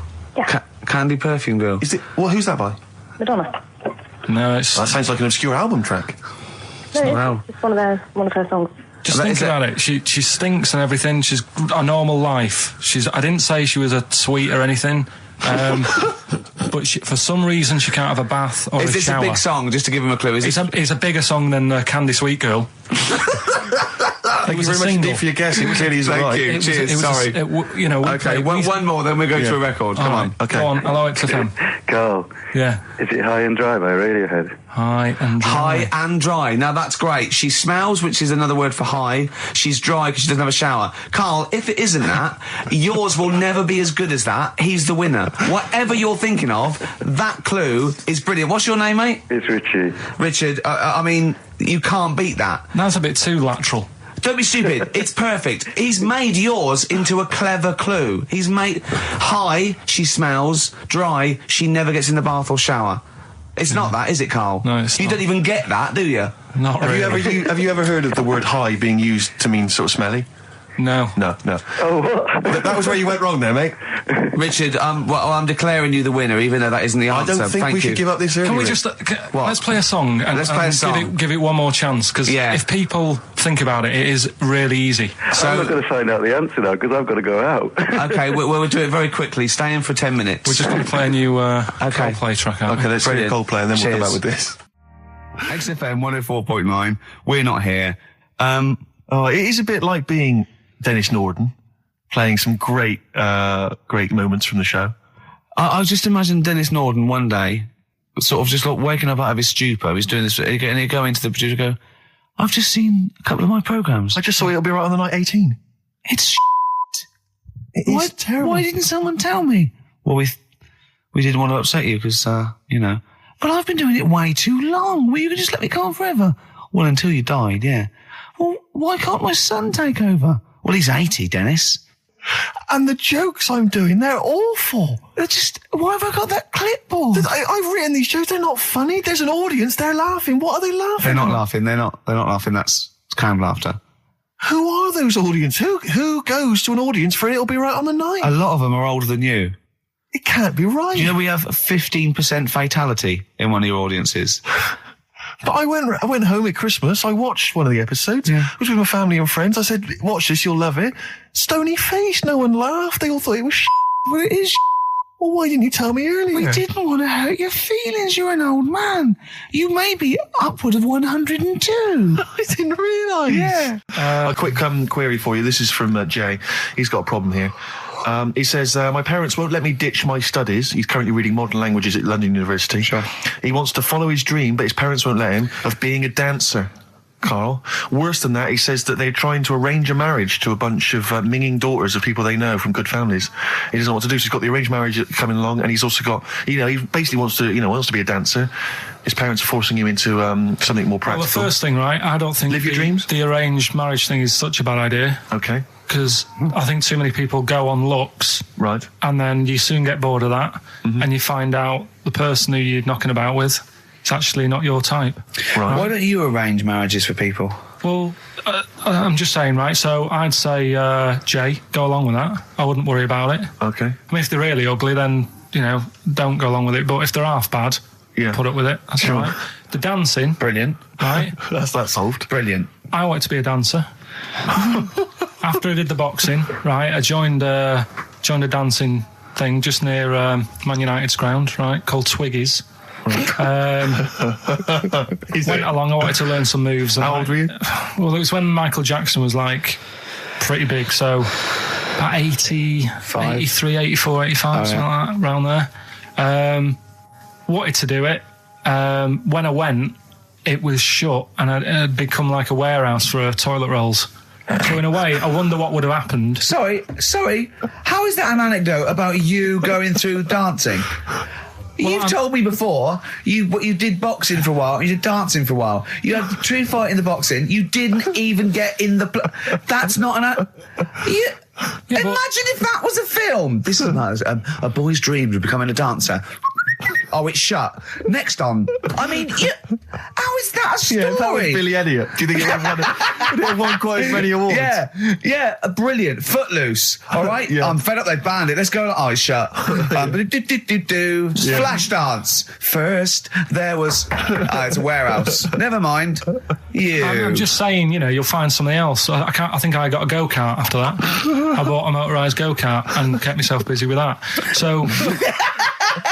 There's always other just things. Think, Alan Bennett has to sit down and really sweat over his stories. Yeah. He just opens his mouth. You are a living Alan Bennett character. So that's solved. Well, Jay, don't worry about that. There's no emotional problems I can foresee if you follow that advice. So the advice there is do an arranged marriage if she's not ugly. minging, she's not completely minging. Yeah. And don't worry about dancing. Get a go-kart. Cheers. Great. Well, I didn't really want to make it a Christmassy type show because I don't really like it. Oh, he's done it again. What, you did Christmas once, didn't like it? No, my dad always said... Oh, right, steady on. Dad said Christmas morning was for for me. So he used to stay in bed. So he never... That's brilliant. That's a great thing to say, isn't it? Yeah. Christmas morning's for you. Run wild. Do what you want. Just don't bother me. I'm going to Honolulu for 2 weeks. That's great. Dad, it's Christmas. Do I have to do anything? No. So my mum used to get up because she used to like to see my face light up, when I open my presents. And then... to give fireworks. And then I'd have to go to my bedroom from about 6 o'clock onwards because my mum and dad were into having big Christmas parties and I wasn't old enough to go. Right. So they'd say, right, you've had your fun there, you go up to your bedroom, stay in there. Really? Yeah, I remember one year, right, I got a train set, that's what I wanted. Yeah. Right? It's brilliant. Playing with it all day. I thought, I don't mind about the party, I'm happy staying up here playing with this. Brother comes in, he's had a few, right? He's going, yeah, I'll give us a go on your train. How old is he? He's a bit older than me, so he might have been like, let's see. Well, let him be 18. Yeah, probably about 18, 19, and how old something were you? like that. I had a train set, so I don't know, about 14. something like that. Yeah. Right, so I'm playing on that, loving it and stuff. And then he comes in and goes, oh, give us a go. He turns the transformer up to like 14. He went really fast for about 5 seconds, broke it, and then he went back downstairs. Wow. So Christmas, I hadn't even got to Sounds Christmas like Day. the Conservative government with British Rail. Satire, that is. Rick, I just thought that there's satire. If there's any satirical shows listening or magazines. It doesn't work in any way, because there's the analogy falls down apart from there being a train. Think it through, though. British Rail was trains. Yeah. And the government broke the trains in many ways. They didn't break them, like, not officially breaking them, but they kind of... It does work, it's perfect. Oh, I'm pretty pleased with that. And I can't, and no one's asked him to be on Have I Got News For You. It's weird, isn't it? Because it's strange, that, when you've got a satirical mind that's as quick as that. Yeah. All and right. he's broke your little train set. So what did you do? I just watched telly and had some sausages. I bet you were happy with that, though, weren't you? Oh, it's just a bit annoying, though, isn't it, when your main present of the year's been broke. And did it ever get it fixed? No, that was it. Put away. I'm intrigued why your parents wouldn't let you come and join in the festive fun. Was it like really debauched down there? Was it like eggnog everywhere? Well, no, but I mean, that's fair enough. 6 is a little bit early, but I just think, if you're a kid, he had his fun, put him to bed at 8, maybe. And Do you think so on Christmas Day? I thought that was a day for family. Well, not if there's a party going on. Well, don't have the party on the Christmas Day. Well, that's another option. Yeah. Your parents are weird, aren't they? A strange breed. Well, I think that was the year, right? You're talking about buying presents and stuff. I think I did treat my mum to... I didn't buy my dad anything. I think that was like when I got a bit older, I used to get my dad something because he wasn't that bothered anyway. No. So, got my mum, there was a cheap shop, right? Of course. Thank God for that. Called Snips. Right? So I went in there and I thought, let's see what I can get her. And remember Victoria Plum? I don't think so. Well, it's like a fairy character. Right. And my mum's into gnomes and stuff, right? So I thought, right. She must be pleased with you, then. Victoria Plum. I was thinking, is that one of the neighbours? Is it like a brandy Do you liqueur? remember Victoria Plum? Victoria Plum. Victoria Plum, yeah. It's like a little fictional sort of character, right? Okay. So I saw it. I thought, yeah, she'll love that, right? So I did my paper round, saved up for 2 weeks, right? Got that sorted, went to Snips, bought the Victoria Plum. Next day, I'm in town with her, right? So I think, I know what I'll do. I said, come in here a minute, right? So we go in and we're looking around and I tested her, right? I went, look at that there. That's all right, innit? And she goes, oh, it's bloody awful. Oh, Carl. Oh, Carl. Oh, God. So then Christmas Day comes. I said, don't bother opening it. She said, no, why? I said, no. Why did you still give it to her? So, well, it was too late. I'd already bought it. Oh, Carl. So she opened it and I was like, and she said, oh, that's nice. I said, why are you saying that? I said, the other day, she said, it's bloody awful. She said, oh, no, I thought you were pointing at something else. Oh, no. So that's why I don't get anyone anything anymore. Oh, God. Play record. Oh, God. Oh. So we get onto conversations. Talking about, he's asking me stuff about evolution. Tell me that. Why did the giraffe? What's that rubbish about the giraffe getting a long neck? I said, well, it didn't try and get a long neck. It was selected because, Anyway, I went into evolution for him, and he said, but why would evolution do that? I went, well, you think that evolution didn't do anything? There's not this consciousness, there's not this will that a giraffe has to stretch its neck to reach the leaves. One had a long enough neck to survive and pass it in. He was going, yeah, but why did evolution... this isn't. But by the way, this isn't the most stupid thing. This is warming up. This is about 8:45, right? He said, why didn't evolution make a giraffe good at carpentry so it could build a ladder? Right. Yeah. Okay. All right. Okay. So he's thinking around it. He's trying to pick holes in evolution. Yeah. We get on to, I said, well, things are, I said, we can see the speed of evolution in lower life forms like bacteria, viruses, they evolved. That's why, soon we won't have an antibiotic that can kill some certain bacterial strains. And he said, and this is about, 11:30, then I said, I'm going to bed, right? He said, in the future, they reckon that you'll be able to wake up and eat a yogurt you can have a chat with. I don't know what that means. Let's put a song on, right? And we'll come back to it. So you're going to explain that? Yeah. You've got an explanation? The Verve and Sonic. on XFM 104.9. I'm Ricky Gervais, with me Steve Merchant and Karl Pilkington. So let's just get this right. What did Karl say? He's just specifically giving those words again. He said, they reckon, and I said, I'm going to bed. He went, no, really? I said, no, I'm going to bed, Karl. There's no point now, because, it's just like you're talking gobbledygook. You know what I mean? I might as well talk to a pot plant. Yeah. He said, in the future, they reckon, I don't know who they are. Sure. I don't know, people who post things on the internet that he reads. I think the Telegraph. Anyway, complete the sentence. They reckon that in the future you'll be able to wake up. I love it. There's always a little scenario, an embellishment, like this little. Oh, hello, darling. It's your yogurt. Hello. You'll be able to wake up and eat a yogurt you can have a chat with. All right. Well, thanks for that, Rick. I'm looking at you. I'm going to throw that over to Karl now. Right. It's when I was away on holiday, right? I don't normally buy the Telegraph because it's too big and that, innit? So, but they were giving it away for free on the plane, so I thought, ding dong, might as well have it. Mm-hmm. And I saw a couple of things in it. I thought that would be interesting. I saw this thing about the future, and it was talking about evolution and what have you, right, which I always find weird, because I always think that maybe we've sort of done it wrong anyway. Do you know what I mean? I sometimes think by definition, evolution can't get things wrong. Things change, that it's not successful, it can't pass on its genetic material, but if you're around, it's working. If you're around, it's working. Slugs are as evolved as they need to be. Slugs are as evolved as you and me. That's true enough. Yeah. No disrespect, but it works. It works. Sorry, they're around. What's your point, Karl? No, I mean, I think we probably would have been better off staying as a fish. Just because there's more water than land, isn't there? Right. And you wouldn't drown. This is why I went to bed. No, I can imagine. I'm thinking of dozing off now.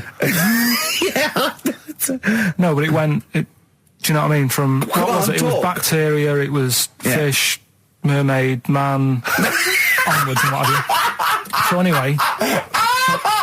Oh God! No, there are a few knowledge gaps in your theory of evolution. All right, you generally got it right though. So I mean, basically, it went bacteria, fish, mermaid, man. What's next is the big question.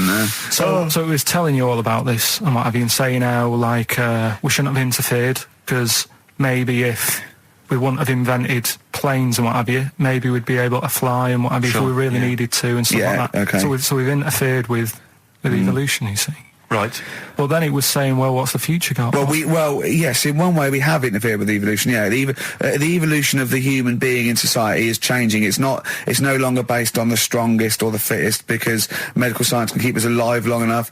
People can pass on their genetic material where without this civilization they wouldn't have been able to. So yeah, there are different parameters, there are different pressures, there are different things that say whether we're going to pass on our genetic material or not. Okay, so in that sense you're right. And that, Rick, as far as I'm aware, has led to a yogurt that you can eat and have a conversation with. So this is what it was saying. It was just saying, we're living in mad times and that. There's a lot of weird stuff going on. One of which is... And the fellow was just saying, with computers and stuff like that, the way it is, we'll be able to wake up... Go on. Have a chat with your yogurt and have something to eat. What do you mean, have a chat with your yogurt? Because of the amount of... you have them yogurts already, those friendly yogurts. Those bacteria-friendly ones, so this is just a really friendly one. Yeah, they don't... Oh, God! I'm like bears! Do you know what, sometimes, Karl, I think that we're having a chat with a yogurt. Do you know what I mean? There can't be any difference. Yeah, but then I'm always reminded that would be more entertaining. That would be more informative. That was Jane's Addiction. This is the Best Of Show on XFM 104.9. I'm Ricky Gervais, with me Stephen Merchant. Yes. This was a clip show. We recorded this a couple of weeks ago. I hope you had a Merry Christmas. It's not over yet, because tonight at 9:50 is the second part of The Office Christmas specials. It's brilliant. Watch it, and we'll be back next week live. I'm Ricky Gervais, with me Stephen Merchant. Bye. Have a great new year. Class. Rock the Casbah. I love the fact you had at least 3 minutes to get that right. I know. Prepare and get that right. I know, but my mouth was full of Maryland cookies. Yeah. Last week, this would blow your mind. He came in, do you know what he'd bought for himself? About 10 penguins. Who buys penguins still? I know. Or wagon wheels. Oh, I've never liked wagon wheels. You've not been a fan? No, but I'm sorry about that. It's The Clash and Rock the Casbah.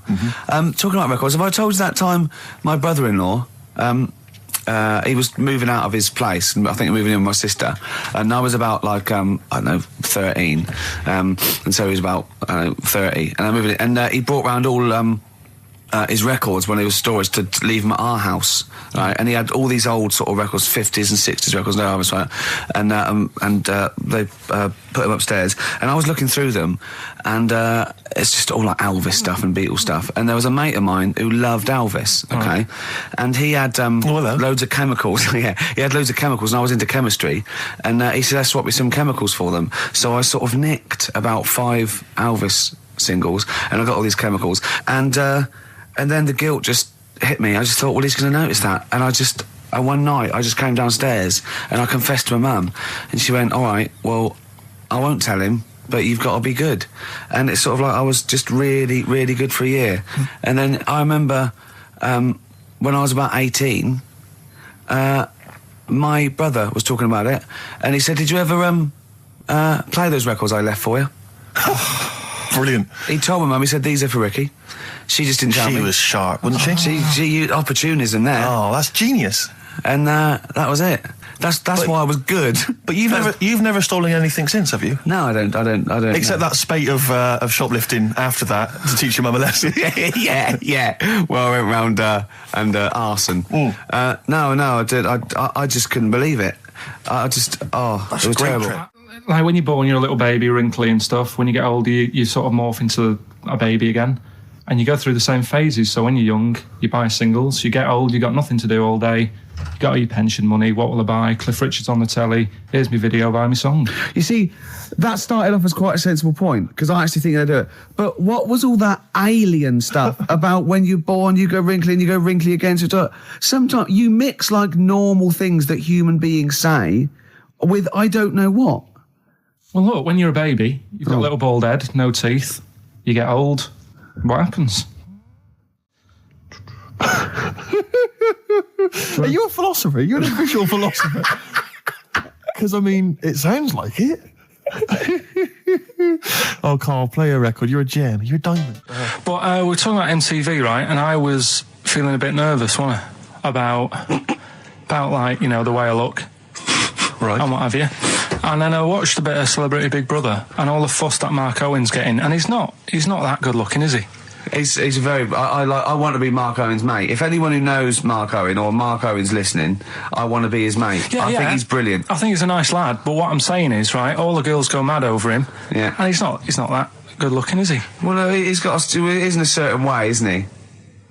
That sort of non-threatening. But he's not stunning, is he? Do you know what I mean? No, but no. Well, what's your definition of a stunning? Yeah. Well, who do you like? Someone who you look at and you go, God, they're good. Which bloke do you fancy? What bloke do you think's attractive then? So if I was into men. Yeah. In fact, you can still say a bloke's a good looker without fancying him. Who do you think is attractive? Probably. I mean, it depends what you're looking for. No, just look. Just look. Different looks as well. Of course, yeah. Who do you say was attractive? Who do you say was like stunning in your definition? A good-looking lad. Yeah. Good-looking lad. Oh, look at him over there. He's.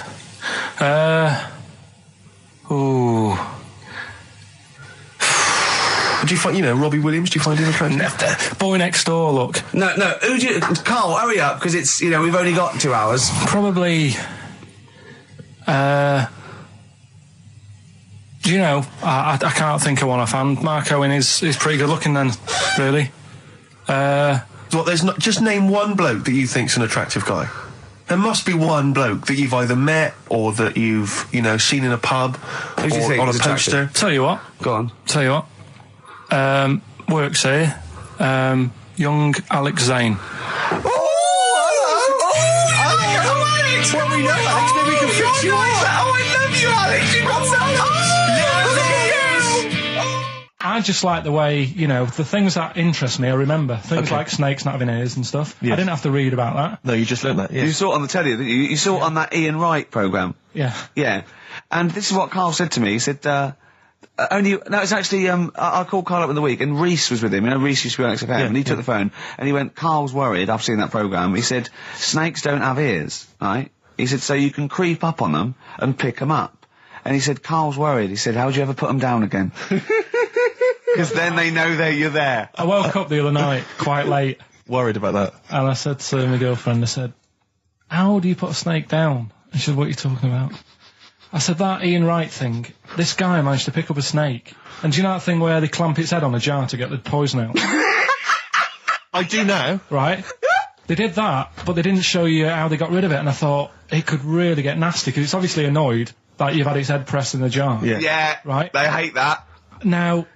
Especially as it's in front of their mates. When you lift it off, right, you've got hold of it. Yeah. If you go to chuck it down, it's going to turn on you. It's going to get wild, isn't it? So, I just wondered. Well, what you do is you never put it down, Carl. Yeah, that's why that bloke has got about 11 or 12 just carrying him. Exactly. Yeah, you never put it down. You sling it. Who cares? You just throw it, don't you, really far? That's not that. I don't think you should throw. But Carl, listen, don't worry. We're not asking you to get involved with snakes. Rick, I sometimes get off at the tube at Tottenham Court Road if I want to look at the record shops before I come into XFM, and I always cut through Chinatown. Oh yeah. And every time I come through Chinatown, the same thought always strikes me. I always feel like I want to just gather all the little locals, all the little Chinese fellas, just gather them round and just go, guys, in what way is this a town? It's not, is This is not, at best, what you've got here is a novelty street. Yeah, Gerrard Street is not a town, mate. No, it's not a town. You've had this for like 100 years. It's not expanding. Yeah, yeah. You can't just call it Chinatown and claim it's a town. If I was them though and you do it, I go, what are you talking about? It is a town. It is a town. It's our town. It is a town. It's our town. We've got all lots of stuff. Where's your church? Where's your mayor? We needed. We got a betting shop. Not enough. It is. See, all you've got here is restaurants. No, that's not a town. No. Got a little supermarket with snacks. What does it sell? Snacks. Specifically, I would imagine crackers. Yeah. Do you want to buy a dragon? Do you want to buy an ornamental dragon? If I wanted to buy one, this is where I would. Do you want to buy a gold dragon? Is it made of gold? No, it's made of plastic, but it's sprayed gold. Do you want to buy that? It's not a town. It is a town. It's not a town. Yeah. And it annoys me because when I first came to London, I genuinely thought Chinatown was going to be this amazing, what they've got there is you'd hear a gong and every time we went in there, and there'd be rickshaws and people walking on those little sort of wooden shoes. You know those ones? They're brilliant. They are just clumping around in them, but nothing. It's nothing. It's just. Yeah, exactly. Yeah. It just reminds me of, have you ever been to any of those sort of museums? You tend to have them up north where they've got you sort of sit in a little cart and it sort of rides you through kind of, I don't know, it might be Newcastle, the Victorian era. Yeah. Can I have half a pound of those sweets, please? Exactly. Of course you can. If there was some animatronic then, it would just be an exhibit. Yeah. Their concession to being 100 years ago is that there's some scales in the shop and there's a horse outside. Yeah. That's it. That's it. Exactly. Yeah. The traditional sounds and smells of old England. And the voice of going, of course, there was no television. Exactly. Amazing. Yeah. Amazing. Brilliant. Yeah. Welcome to Chinatown.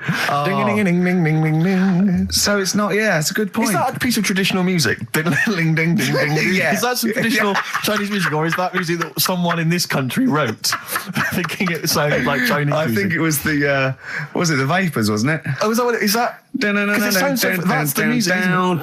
But are you sure they didn't take that from some other source? It's that pentatonic scale, isn't it? What is it called? It's the black notes on the piano. Right, that's the one I can play along with EastEnders. Yeah. Do you know what I don't get with it? Go on. Chinatown. Yeah, Chinatown, because I always walk through it on the way to work. A couple of things annoy me. First of all, I think it's bad business, just because if you've got a Chinese restaurant, put it somewhere where there isn't any others. It's a good point. Yeah, but it's also a community. They're not just a theme park for other people. I remember going out one night with Suzanne and some friends, and you got there and there's so much choice. It's that dilemma of, forget it. Well, not really. Specifically, do you fancy Chinese? Well, no, but why don't you go to the one with the dead ducks hanging in the window? That's my favourite. That's the other thing as well. It's like, normally you put your good stuff in the window. If that's what's in the window. Yeah. Right? Yeah. And the other thing that annoys me, walking through it today, there's always lard on the floor. What, in the street? In the street. It is, honestly. I'm scared I'm going to slip over. It's because all the restaurants and that. But why is it? That's another point. Well, it's not oozing out of the restaurants. No, but why is it? I don't know what they do. Careful. Listen, no, but why is That's why they used to wear those little wooden shoes.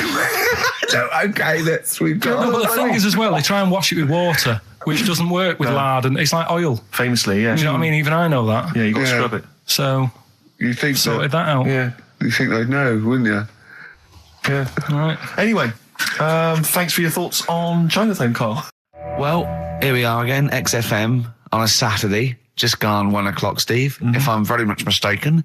But we're not here as such. We're away again, gallivanting around. We've got to do the special sort of best of again. Okay. Which we did a few weeks ago. So this is the best of the last 3 weeks. Which I think is, I think it's the best 3 weeks we've ever had. But I'd like it condensed into 2 hours. Yeah. Yeah, some great music as well in there. Yeah, there'll be some great music interspersed with fine chat that you've already heard. Yeah. Except this bit. This bit's new. We've actually, out of the kindness of our heart, we've come in last week. Yeah, yeah. And we've done a few clips just because we felt a bit guilty about shooting off. Yeah. Even now, having heard this link, I'm beginning to wonder if it was worth our time. Yeah. Well, should we play a classic link? Let's play, what, from the last 3 weeks? After this is Feeder. All right, so here's the first bit. Travis on XFM 104.9 on Ricky Gervais with me, Steve Merchant and Karl Pilkington. We're doing Educating Ricky. Right, final one. Come on, Karl. Right, what was it? It was, why don't they just get a diary or some paper or something to write on? Yeah. Yeah. Because snappy. I couldn't think of a heading for it. It's basically people who have tattoos. I've never understood it. Right. That they have something put on their arm. Right. Sorry. Have we started the educate? Is this part of it? Are you educating me? This is something that will be useful in my life that I didn't know about. Yeah. Go on then. No, it's just that they've got a machine out, right? That does tattoos. You come up with a design you want, and you sort of this machine scans it, and you put your arm in this thing, and you press print or whatever, and then it does the tattoo on your hand or on your arm. Like loads of little needles that follow a pattern? Yeah, the computer. basically. Yeah. Is it a real tattoo? It's a proper. It's a proper one. The fella said. Well, as long as it goes out, it pierces the skin with a. I just wondered if it's one of those kind of, those kind of. No, it must be lots of little needles or a moving needle that can go Sorry, along. but how is this cleaned? Like in between each person? Don't know. Probably. I don't know. Well, no. As long as it's only that. If it's one needle, it's just the head, isn't it? If it's one needle that moves, does it like loads of little. What are we gaining from a machine doing it? Just because they're not going to sort of mess it up. But hold on, how do you keep your arm still? Because your skin moves slightly. So the machine it's sort of strapped to your arm. Right. And the fella said that the tricky thing was in all this. It was the fact that nobody would let him test it out on anyone else, so he had to do it himself. But did it work? Because the thing is with a tattoo artist, they can see when your skin's moved and they can see what they've done and they keep wiping it and looking, whereas a machine's just got to trust itself. Yeah. So I think one needle could go wrong. If it was a lot of needles, that it just came down, 1,000 needles that was an imprint. Yeah. But obviously I'm asking someone who hasn't delved any further than there's a machine that can give you a tattoo. That's all you've got at the moment, isn't it? Well, basically. That's all you've got? I mean, that's what I've got because I'm not a fan of tattoos. I don't... But where did you read this again? This was... Internet? This was on the internet, yeah, it was, yeah. Okay. And I just don't understand why people do it. That's what got me attention. Because me... Sorry, what have I learned from this? That if you wanted to get one... you can get one done by a machine now. People say machines are sort of taking over and that, and there's another one. But it's just the fact. I mean, I don't know. So give us the snappy title of this education again. Why don't they just get a diary or some paper or something to write it on? That's what I always think when I see people with loads of tattoos. Like there's that fella who we were talking about the other week in Scotland who was covered 99% in tattoos. It's just like, what have you done that for? Yeah. Do you know what I mean? You can't get rid of it now. You've done it now. Yeah. What sort? No. The Pope. Yeah. What semi-precious... Sorry, Mrs. Robinson, we're going to have to let you go. Yeah. Go on. You are the weakest link, Carl. Goodbye. Yeah, go on. The Pope. Yeah, the Pope. Yeah, we've got the Pope. Yeah, that's not strictly a question. He wears a... he wears a dustman's hat. He wears gall-blimey trousers. Yeah. Does he live in a council flat? Yeah, he lives in a council flat. He wears a semi-precious stone. What's the stone? The Pope wears a semi-precious stone. What is the stone? You mean, what is it called? Yeah. What is it called? What, has it got like a kind of papal name? I think it's like, is it a 18 carat one? So we got to try and get the carat yeah. of the Pope's big diamond. He calls it Dennis the Stone.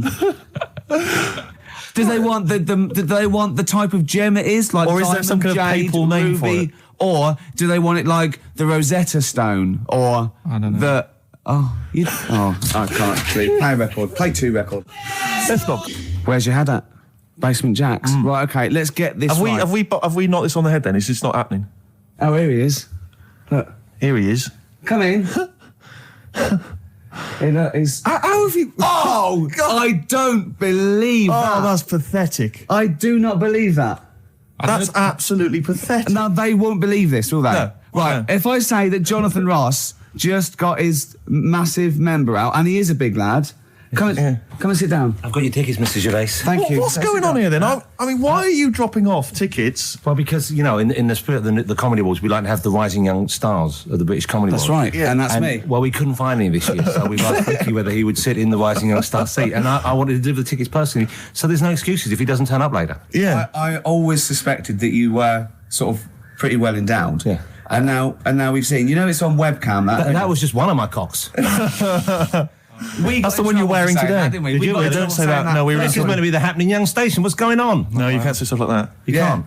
Just careful what you say. Look after Julian Clary. 10 years in the wilderness, and he comes back in the person line. 10 years in the wilderness. To you. That's Jesus you're thinking of, isn't it? Just because you're on everything at the moment. I walked in here, and I came in here, and I thought this is the young happening place, and what do I see in here? 3 old men sitting there. What are you talking about? I'm only 28, 27. You're wrecked. You all look wrecked. Well, that's because we're always partying. I was looking for some youngsters. Where's the youngsters? I wanted to see some tight leather pants. I wanted to see some foxy chicks hanging on you everywhere. What is it? It's a bunch of old blokes on a block up there washing up in a sink. But look at him. He even dresses for radio. Look this at is him. ludicrous. It's amazing. Looks like you're I love the fact you were on the phone to Gervais last night, weren't you? Asking his advice. Yeah. On clothes. Look at him. He's going for the man down the DSS. I like that look. That's a nice look. Have you got a single pair of trousers that aren't elasticated at the waist? They're maternity jeans, aren't they? They've got a whole frank panel that pushes forward. The thing is, what I do, at the end of the week, I can pop these in the pan and I can make a nice soup with all the food that's encrusted in them. At his years as a homeless come to the fore there. Look at you, one step away from Lawrence Llewellyn Bowen. I'd like to be that bit closer. But why are you dropping off tickets? Are you a little bit... Because I thought you were married and stuff. Why do you suddenly got this obsession with Gervais? Because I'm a bit rough, ain't I? Yeah, it's like when you see Dale Winton out with those rough boys. I'd like to get one of my own. When a top celebrity in a lovely looking suit walks down the corridor with his penis out, yes, I know that I'm still attractive. You know you've arrived. I was inaugurating the same way. For me, it was Des O'Connor. It's like it's the passing on of the baton, if I may use that euphemism. and you've been battened. But it's fantastic. Well, it is a pleasure. I don't think I'm complacent just because I'm mixed with people like you. I still wake up and think, I don't believe it. I'm mates with Jono. Can I just point out one thing? I was listening to the show last week and I heard you, as always, revealing a little too much about yourself, if you don't mind me saying so. Yeah. Steve, not as much as you. No, but that was just for the benefit of the room. Yeah. And talking about when you used to occasionally urinate in the sink. Yeah. When you were around my house last time and I came in and you looked a bit shifty.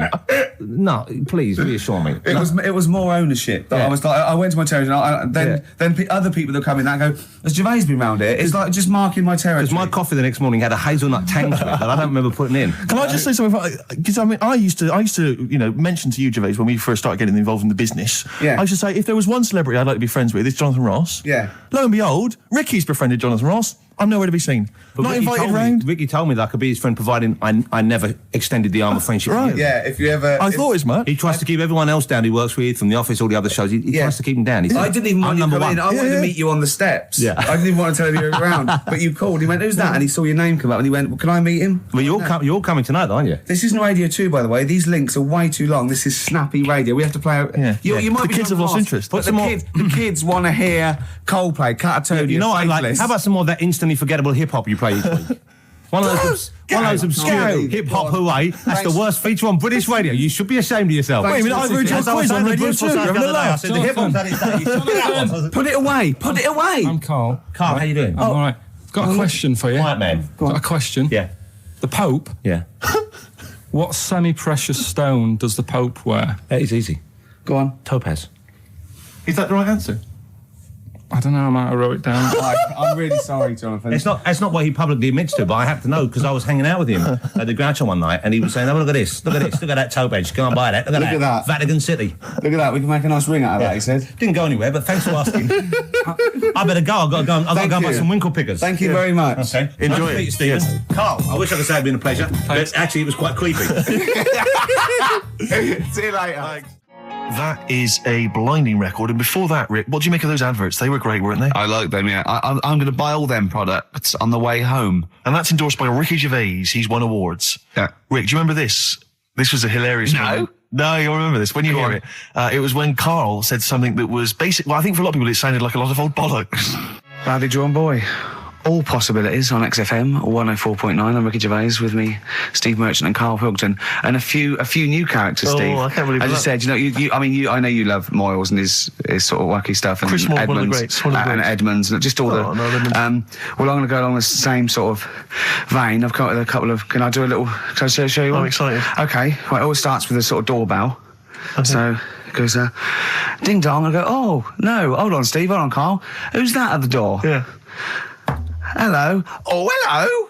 Oh, look, it's Camp David, the right queer gay. Oh, hello. Hello, you look all gay today. Is that because it's nice weather? Oh, no, that's not what it means. Oh, have you got a girlfriend, Camp David, the right queer gay? No, but I've got a boyfriend. Yeah. Oh, bye. Right. Oh, ding dong. Oh, it's another one. Another comic. Hello. Oh, look. It's Holy Fuck, the little funny Chinese fella. Wait, that's his name, Karl. That's his name, Karl. Karl. Hello, Holy Fuck. Harold. Yeah. Right? Yeah, that's fine. Mr. Fuck. You can call me Holy if you want. No, I'd prefer to call you Fuck. Yeah. Right? You're right. Nothing wrong with this so far. No. Have you got a girlfriend, Mr. Fuck? Achoo. Oh, you haven't got that SARS, have you? Yeah. No, that's my girlfriend's name. See? Yeah. Clever. Oh, just before you go, Mr. Fuck, I've got two things here. I've got a nice trilby hat that you could wear, or I've got a little lampshade. Right. Which one do you want to put on your head and walk around? I presume the trilby. No, but it's not. No. Yeah. The lampshade. Lampshade, of course. Bye. See you later. Yeah. I thought they were genius. Can I be honest? I'll be honest. I thought they were brilliant. I thought they were.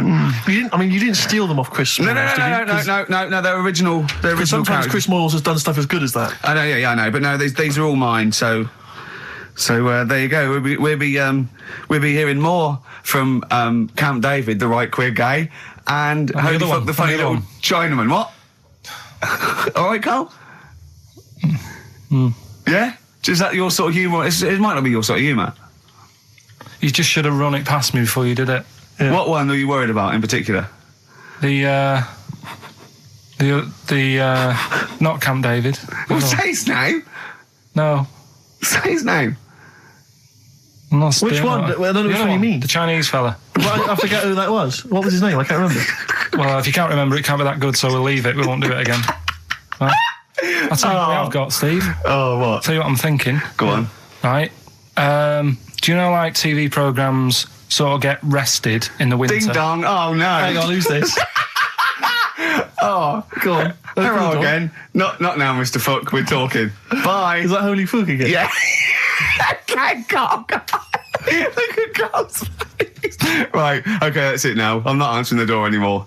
Right. Okay, go on. Right. Yeah. Ding dong, ding dong, ding dong, ding dong. He's trying to get in. Don't be impolite, Rick. Come on, Rick. He wants to come in. No, it's too late. It's too late. He's gone away now. Go on. Right. Anyway, what I'm thinking is, Rockbusters coming back for a bit. What? What are you talking about? He likes my idea. He likes my characters. He doesn't like that idea. If I Go on, what, Karl? No, I was going to say if I came up with what? With that Chinese fella. What was his name for again? a sketch? You wouldn't have liked it. So let's do Rockbusters and see how it goes. I know you weren't a fan of it, but. Hang on, yeah, but to be honest, Karl, he dissed Cheap as Chimps, and we know that's a brilliant idea. Hang on, sorry, we all agreed that Rockbusters was a piece of old toss. No, I didn't. I said it needed resting. And that's why we stopped doing it. I said it needed resting for a bit. I don't remember that conversation. What do you mean it needed resting? We abandoned it because it was appalling. You it started off as a nice idea, but you just gone crazy. Let's play a record and come back to this, shall we? What do you want to play? Bit of sugar. Oh, yeah. Brilliant. That cheer us all up. I don't know why you were thinking of bringing this back. I'm genuinely worried about this. Well, is that the doorbell? Right then, which leads us nicely into Knob News. Oh, it's the welcome return of Knob News. Right. Okay, it's very much like the news at 10. This, isn't it? I do a bong, or in this case, a schlong. And he gives me the headlines, the knob news of the day. Where have you collected all this knob news? Was there a lot of knob news this week? It was mental this week. The amount of stuff. The way it works, you give us the bong. Yeah. I'll give you the headline. Okay. Steve decides which stories we're going to talk about. And now on XFM, knob news. Schlong. Man grows knob on his arm. Schlong. Man gets doctors to make him a second knob. Schlong. Turkish prisoners made hole in cell wall to produce third inmate. Schlong. Doctors accidentally remove man's testicles. Can I straight away go for the accidental removal of the testicles? Well, it's happened before, right? We've talked about that before. What did he go in for a tonsillitis? What are they called? Tonsillectomy. And he went in the wrong way. What are you talking about? How can they accidentally remove his testicles? It says he didn't look at his folder, and the doctor said to the fella, "Oh, we've removed your testicles and we wanted to take out your prostate gland." So that's what happened. There's the story. This is what I mean. That's why I don't like going to the doctors. It happens, doesn't it? Because all these sort of it's when they say things like, "Oh, it's just we do loads of these operations." That's when they're not concentrating. Brilliant. Do you know what I mean? When they say it's procedure, that's like having a boring job that you do every day when you're not going to be concentrating. I prefer them to go, "This is a tricky one, this." I know what you mean. I sort of do know what you mean. People, you watch TV programmes about, like, you know, removing someone's second head or whatever, and there's like the best surgeons from all over the world. It's televised. They can't make a mistake. They can't go, "We took his legs off by mistake." Whereas the fella who's having a prostate's like, "Oh, do you want to do it? I'm sick of doing that." Yeah. And they're probably doing a crossword whilst writing it. Of course they are. I've seen that actually in operating theatres. They're doing a crossword. That's what I mean. Yeah. I was just examining some of the other knob news, Rick, a little bit more closely. Man gets doctors to make him a second penis. I'm sure we're all interested to know what happened there. Yeah. A German who persuaded doctors to give him a second penis has lost his wife after he showed her the result. Biker Michael Gruber lost his original penis in a motorbike accident, and doctors built him a second one using a mixture of skin, bone and other tissues. Bone? Apparently, the penis worked so well that he was even able to father a child with his wife Bianca. But Gruber was still not happy and asked doctors to repeat the operation and build him a better organ, to which they agreed. From his hospital bed, he said, "I've got 2 penises, but no wife. I'm hoping when I get rid of one of the penises, I'll get her back." What do you mean? Sorry, he had 2 put on. What side does he wear? So he's had both. So he's had 3 then? Yeah. This is probably the thing that happened with Hitler, when he had 1 ball, but he had 3 at one point, didn't he? So he just got one in the Albert Hall, gave his mum one, and got the other one. Well, do you know what happened to me on the way in? Go on. A homeless person called me a dickhead. How did he know? Do you know him? Is that why? He's like the local big issue fella. Oh, yeah. And he knows me, he sees me walking up and down the street. Oh, that's how he knew you. Right. So normally I have a bit of a chat with him and that, and I walk past him. And you know, I can be a little bit cheeky with him because I've been cheeky with him in the past with stuff. You pinched his arse. No, just, you know, saying stuff like, "God, you're always there. I mean, you got home to go to," and stuff like that. Yeah, no, just breaking the ice. No, but he knows, and he'd laughed at that last time. So I thought I can be a bit cheeky, right? So he goes, "Do you want a big issue?" I said, "No." He said, "Come on, I've got loads of them," right? So I sort of said, "Oh, when I was a kid, and I used to do a free paper around the free papers one." I said, "Just put them in the bin and go home." Right? And he went, "Yeah, but how am I going to get any money doing that, you dickhead?" You see, I can see his point. He is homeless and having to sell newspapers to get 50p or a quid or whatever. Yeah, and sometimes I treat him. right? And today I didn't have any money. I had a takeaway last night, and I normally give them £1, and I felt bad not being able to do that because I didn't have any money on me last night. Right. I couldn't look him in the eye. Did you explain this to the homeless person, the traumas of the takeaway without the tip? Did you explain that, you've had it hard as well? I go, look, you don't I had food delivered to my warm flat. Yeah, it was a nightmare. You don't know what that's like. You don't know what the trauma is because you can't have food delivered to your flat because you haven't got one. So please don't look at me like that. You should have said. But most people ignore him. At least I gave him a bit of acknowledgement and sort of... took the mick. Yeah. I didn't think I was. I just was being friendly. No, I know. You got to be careful with the homeless because this is true, and when the clocks went back recently, so you got an extra hour in bed. Yeah. And I was at Cash Point with a friend of mine, and there was a homeless person sat by the Cash Point, and we were getting some money out, and she said spare some change, and my friend thought, he's a bit awkward. He's just trying to make conversation with her. He went, clocks go back. Extra hour in bed. Oh no. I gave her £2. I felt so bad. He didn't do it intentionally. He didn't realise what he said. Just making conversation. It's tricky making conversation with the homeless because there's so many areas you've got to avoid. What was on the telly. Yeah. Although I get recognised by homeless people and think, I don't know where... Well, you've got to remember that's very much your demographic, Rick. Yeah. People who watch TV through the window of Dixon's. In Dixon's, yeah. There was Ricky Gervais is on. Yeah. Well, they can smell the alcohol on you. They think you're one of them. There's a fella who was in a coma for 20 years. Just, they kept, taking him through, the normal day. They'd take him to Alton Towers and stuff. Doesn't know anything about it. Just kept going through the motions. Don't know if they kept charging him.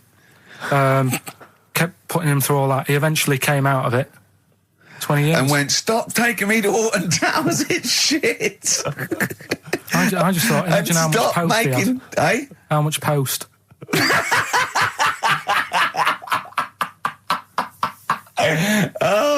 Did you read about that guy in the paper, Carl? He, on the internet. He in about, I think it was about 1984, 85, he had a terrible car accident. But this must be it. He went into a coma. This must be what he's talking about. Well, they didn't take him to Alton Towers. Of course they didn't. But you've got to try and decipher the truth from the conjecture, from the thing that don't forget, Karl realises that he's had a dream. He talks to Suzanne and goes, that was good, wasn't it, last night we were in the plane? She goes, no, that's a dream. He goes, oh yeah, where's my cornflakes? You've got to, I can now decipher what he's actually seen, what he's read. Well, go on, what did you... Well, I'm assuming it's the same guy. It is the same guy. It was a guy in some small American town, and he'd had a car crash and he'd gone into a coma, and his wife had left him. She'd gone on with her life because he'd been in a coma since then. And he had just woken up recently. Marriage wasn't working. Marriage wasn't working. He just wasn't paying enough attention. She was pregnant at the time, and so now his daughter is basically the same age as he was when he went into the coma. And he's just started coming around. He's just started making jokes. They said, how do you feel? He said horny, which I thought was quite witty for a man who'd been in a coma for however many years. But anyway, so he's slowly trying to rebuild what life he can. That's what do you make of that though? Because the thing is that he's missed. Imagine what he's missed, Carl. Imagine the music that he's missed. The Live TV Aid. programs. Missed Live Aid. Live Aid. He missed Phil Collins playing in 2 continents in one day. Frankly, I'd be devastated if I discovered that. Missed Bros. Yeah. Yeah, so he doesn't. So he put on ripped jeans and they go passe. They just have to send him a series of those I Love 1986 programs with Kate Thornton filling him in on what he's missed. Peter Kay reminding him of space operas. Yeah, he remembers those. Talking rubbish. Yeah. So extraordinary though, isn't it, Carl, to think? No, obviously. So had he aged much? Because he hadn't had any problems or anything, no worries. Well, he probably wouldn't have, physiologically, he probably wouldn't have the wear and tear of a 43-year-old man. Because he wouldn't have had sun, he wouldn't have had sort of nicotine, beer. Unless they were just feeding that to him. Anyway, still. Yeah. So you'd feel groggy though, wouldn't you? Yeah, you might feel a bit groggy. Yeah. Well, he's not fully back to normal. I mean, there's some kind of residual brain damage. Yeah. But nevertheless, he can form sentences. He's got no real memory, so he can't remember a lot of things. It was just when I saw Carl, have you been in an accident? XFM 104.9. We're not here. This next clip is one of my favourite clips. Look, it needs no introduction. Here it is. Yeah, Rick, I don't know, I just wanted to bring your attention to this. Someone passed this on to me. It's from the Guardian's media website. There has a sort of website that's dedicated to kind of media information. Is this about our complaint? Well, the headline is Comedian Rapped Over Radio Innuendo. Right. Jessica Hodgson has written the article. Are you familiar with this? Have you seen this? Be careful now, because we actually got a complaint. A lot of people don't know this. We got a complaint upheld, and all of this we're very sorry. We didn't mean to offend, and it was a while ago. So we are going to be very careful. Carl's getting very nervous. We're just going to read out. We're not going to editorialise, Carl. We're just going to read out what the Guardian printed about us. All right? Okay. Comedian Ricky Gervais has had a dressing down from a broadcasting watchdog for his repeated use of the word cock in a lunchtime radio show. That's all right. That's what it says. Fine, Carl. that's what he's not going to say it again. He's not. Yeah. Go on. Imagine this is the news and I'm reading it. Yeah. The Broadcasting Standards Commission upheld a complaint against the comedian for coarse sexual innuendo in the programme on London station XFM. The Commission acknowledged that the presenter's remarks were intended to be humorous, but took the view that the amount and detail of the coarse sexual innuendo had exceeded acceptable boundaries for broadcast, said the BSC in a statement. The complaint objected to a section in the Comics Saturday afternoon show when he discussed the different meanings of the word cock. Gervais wondered aloud whether the word was acceptable when discussing birds, but not the male sexual organ. A BSC spokesman said the comedian went on and on about it for nearly 5 minutes.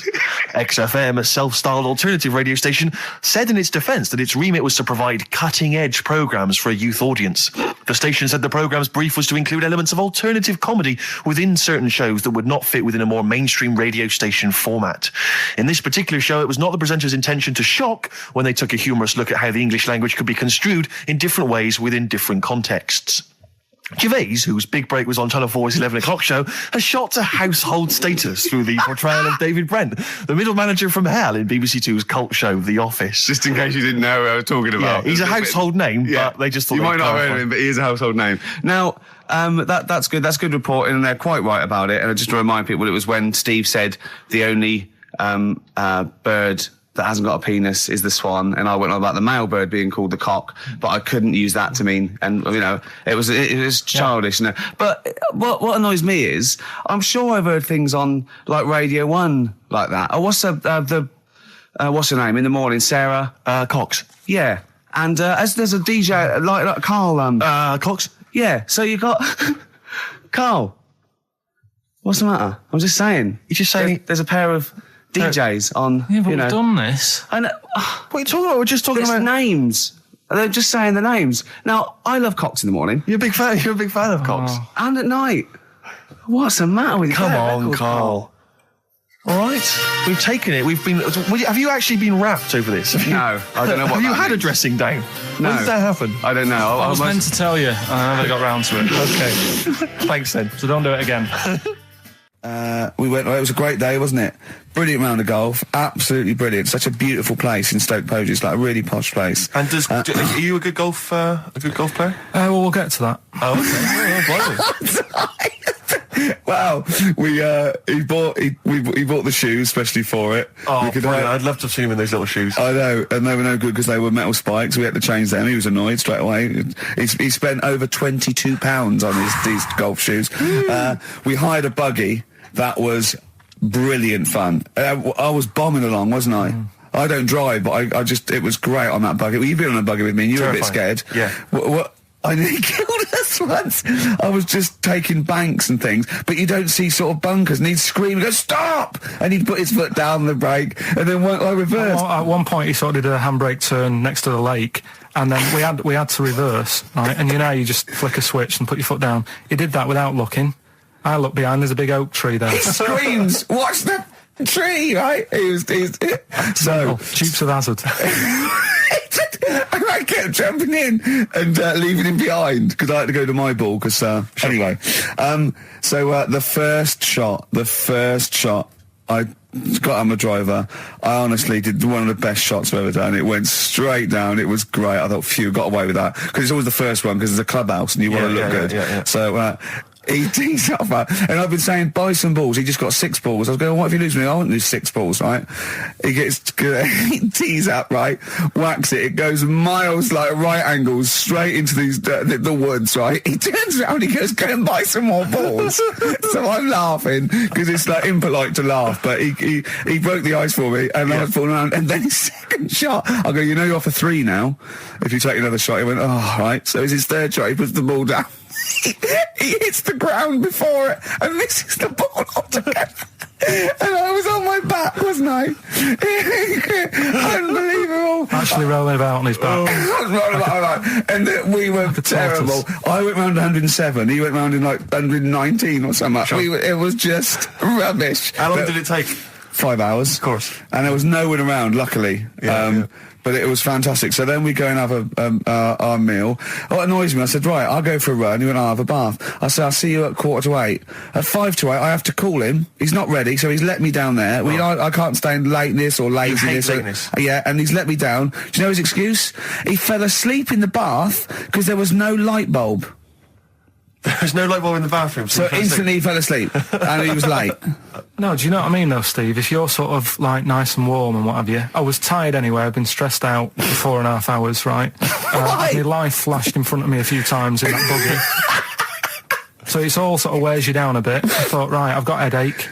You're going for your run. I'm going to have a bath. I walk in, put the light on. For some reason it didn't come on, but I thought, it's all right. I'll just... doesn't matter. You can have a bath in the summer, so it's light anyway. Well, there's no windows in the bathroom, so... So you were in the darkness? So I'm in the darkness. I nod off because I'm shattered. He calls up, hassling me. So I said, well, it doesn't normally take that long for me because, I haven't got, like, long hair. I've got a dryer and so I can sort of one wipe.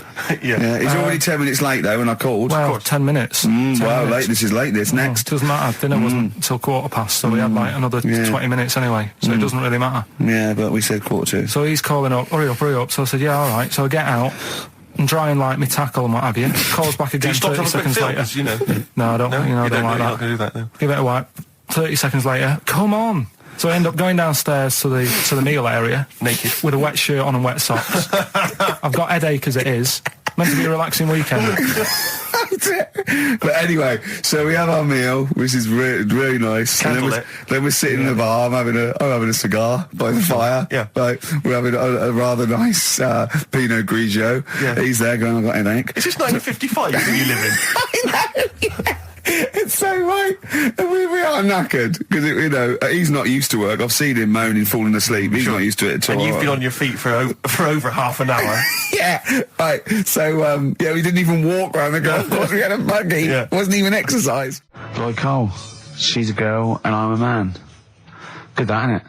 On XFM 104.9, Ricky Gervais, Steve Merchant, Karl Pilkington. As ever, Rick, there's always someone who steps in to defend Karl. Okay, what is the defence? Here's an email from Scott Coomer. He says, Karl is actually right. I've got an A-level in statistics and probability. It doesn't matter how long they have and how many monkeys you have. You cannot guarantee they would type the complete works of Shakespeare. Infinity makes it probable they would get it right, but not definite. Yeah. Well, yeah. Yeah. That's what I was saying. No, you weren't saying, Karl. You don't understand it. Infinity sort of sorts it out. That if they do anything, they nearly do everything, won't they? No, I mean they'll give it a good shot. No, that's not the point. But the I'd point be is surprised if they did one page right. Right, listen. It's not to do with consciousness. It's not to do with them aiming. They are just bashing away at the keyboard. It's like they're used to show that there isn't consciousness. They chose the chimpanzee because it can type, presumably, hit the keyboard. It's because they hadn't come across you at the time. Yeah. It's to take out thought out of it. It's to take out reason and trying, right? It's just random. They're saying that if you typed enough things, if the computer was left typing everything, if you left it for an infinite amount of time, and they chose Shakespeare because there is meaning behind it, and it's difficult to get it exactly right, to show you that Infinity would come up with it's not just Shakespeare, it's every novel. It's everything. Fairly eloquent there from Gervais. A quick riposte, please, from Karl Pilkington. No, I'm just saying, what I don't understand, if it hasn't read it, then how does it know where it's going? Listen, right, listen, right, Can I just explain to people, right? Some people have said, why are you cruel to Karl? He drives me mental with things like that. What do you mean, well? Let me just take a breather. How do I do your editing? It keeps coming in the week. You know that I work here properly, in the week, don't I? Yeah. I've got a proper job, yeah? Should be 9 to 5, but I normally get in at about 8 o'clock and work. A lot of people get in at 8 o'clock. Working hard, trying to do my job. 3 times this week, I've been rushing around. I walked past my little studio. He's sat in there, all right? Now, because I've got this sort of job, I can get away with it. I said to him, if I was a doctor, would he keep coming to me practice? If you were a doctor, there'd be severe problems with the NHS. Imagine that. The standards would have lowered so much if you can arrive at the hospital, you're a doctor. Pop in, I'll go to lunch, don't we? We have a little lunch break, don't we? I go, come on, let's go now. He goes, I'm busy. I go, come on, let's go now. He's going, oh, you're doing me head in. Well, when I was talking about the monkey conundrum with Karl, he said to me, right, if I had a day off work, and I was, say, watching the TV, and with one hand I was typing a typewriter, would I type Shakespeare? I mean... Yeah, but you see, there's certain things. We were talking a little bit about this stuff the other week, weren't we, when we said, you were going on about Einstein, and I said he's not that good. You know, E equals MC squared. You know, it sounds good, but I've never used it and that. I've never used it! You haven't used 2 and 2 equals 4, Karl! The fella with an apple fell on his head. You know, it could have been anyone sat under that tree. Do you know what I mean? It's just annoying. Lucky. And Newton gets all the credit for his laws of the universe. Well, other people were working whilst he was having a lunch break under the tree. So in a way, it's like he didn't deserve to have that success story. Again, forget the apple and the tree and whether he was sitting down having a lunch break. It's totally irrelevant. Yeah, but what I'm saying is there's certain things that will just happen. You know, it's like, I think we were talking, when we were out eating the other week, we were talking about Noel Gallagher. Well, this is the reason the monkey discussion came up, right? Noel Gallagher... I don't know what to say. I don't know what to say. Rick, I don't want to misquote Noel. I'll be like Herbert Lom in Clouseau. I'm going to get a twitch whenever he opens his mouth. I don't know where to start with some of his statements. Well, as I say, this discussion began because we were talking about a quote that Noel Gallagher supposedly gave. Now, I don't want to misquote Gallagher, but the gist of it was that he said, had I... written Wonderwall or whatever, instead of the Beatles writing Strawberry Fields or whatever, I'd be the one that was considered the great songwriter and it wouldn't be the Beatles. You know, it's just the fact that they came first that meant that they get all the credit as being the greatest band. I don't know where to start with that statement either. I mean, that's Gallagher's thing and he's, you know, well, whatever. We know what we think of that. What was your point, Karl? You agreed with him, didn't you? Yeah, I reckon, right? Do you know we've talked about putting a baby in a room before and it'll know what colour it is and stuff? If you got a room that's painted red, right, but forget that because that's going to confuse Hear him out. Listen to me. Say if they did some new TV show, right? Like, what's that film with Jim Carrey in where the Truman Show? The Truman Show, right? So they make up a little room and some woman has some kids and you say, right, let's put the kids in this room, and they don't know what's going on outside. They don't know anything about like EastEnders and that. It's like their little world, right? They don't know anything that's gone on. How could a child survive without EastEnders? Right, listen. So you sat in the room, right, and then when they're all asleep, right, wait for this bit. Someone have you heard this? Yeah, bit? wait for this bit. They're all in a room. Yeah, they're asleep. Yeah. Someone pops in, puts a guitar next to the bed, right, nips off out again. They wake up in the morning. And one of them goes, what's this? They don't even know it's a guitar because they've never seen one, right? They're talking English, though. Yeah. We just left guitar out of the vocabulary. Right, so...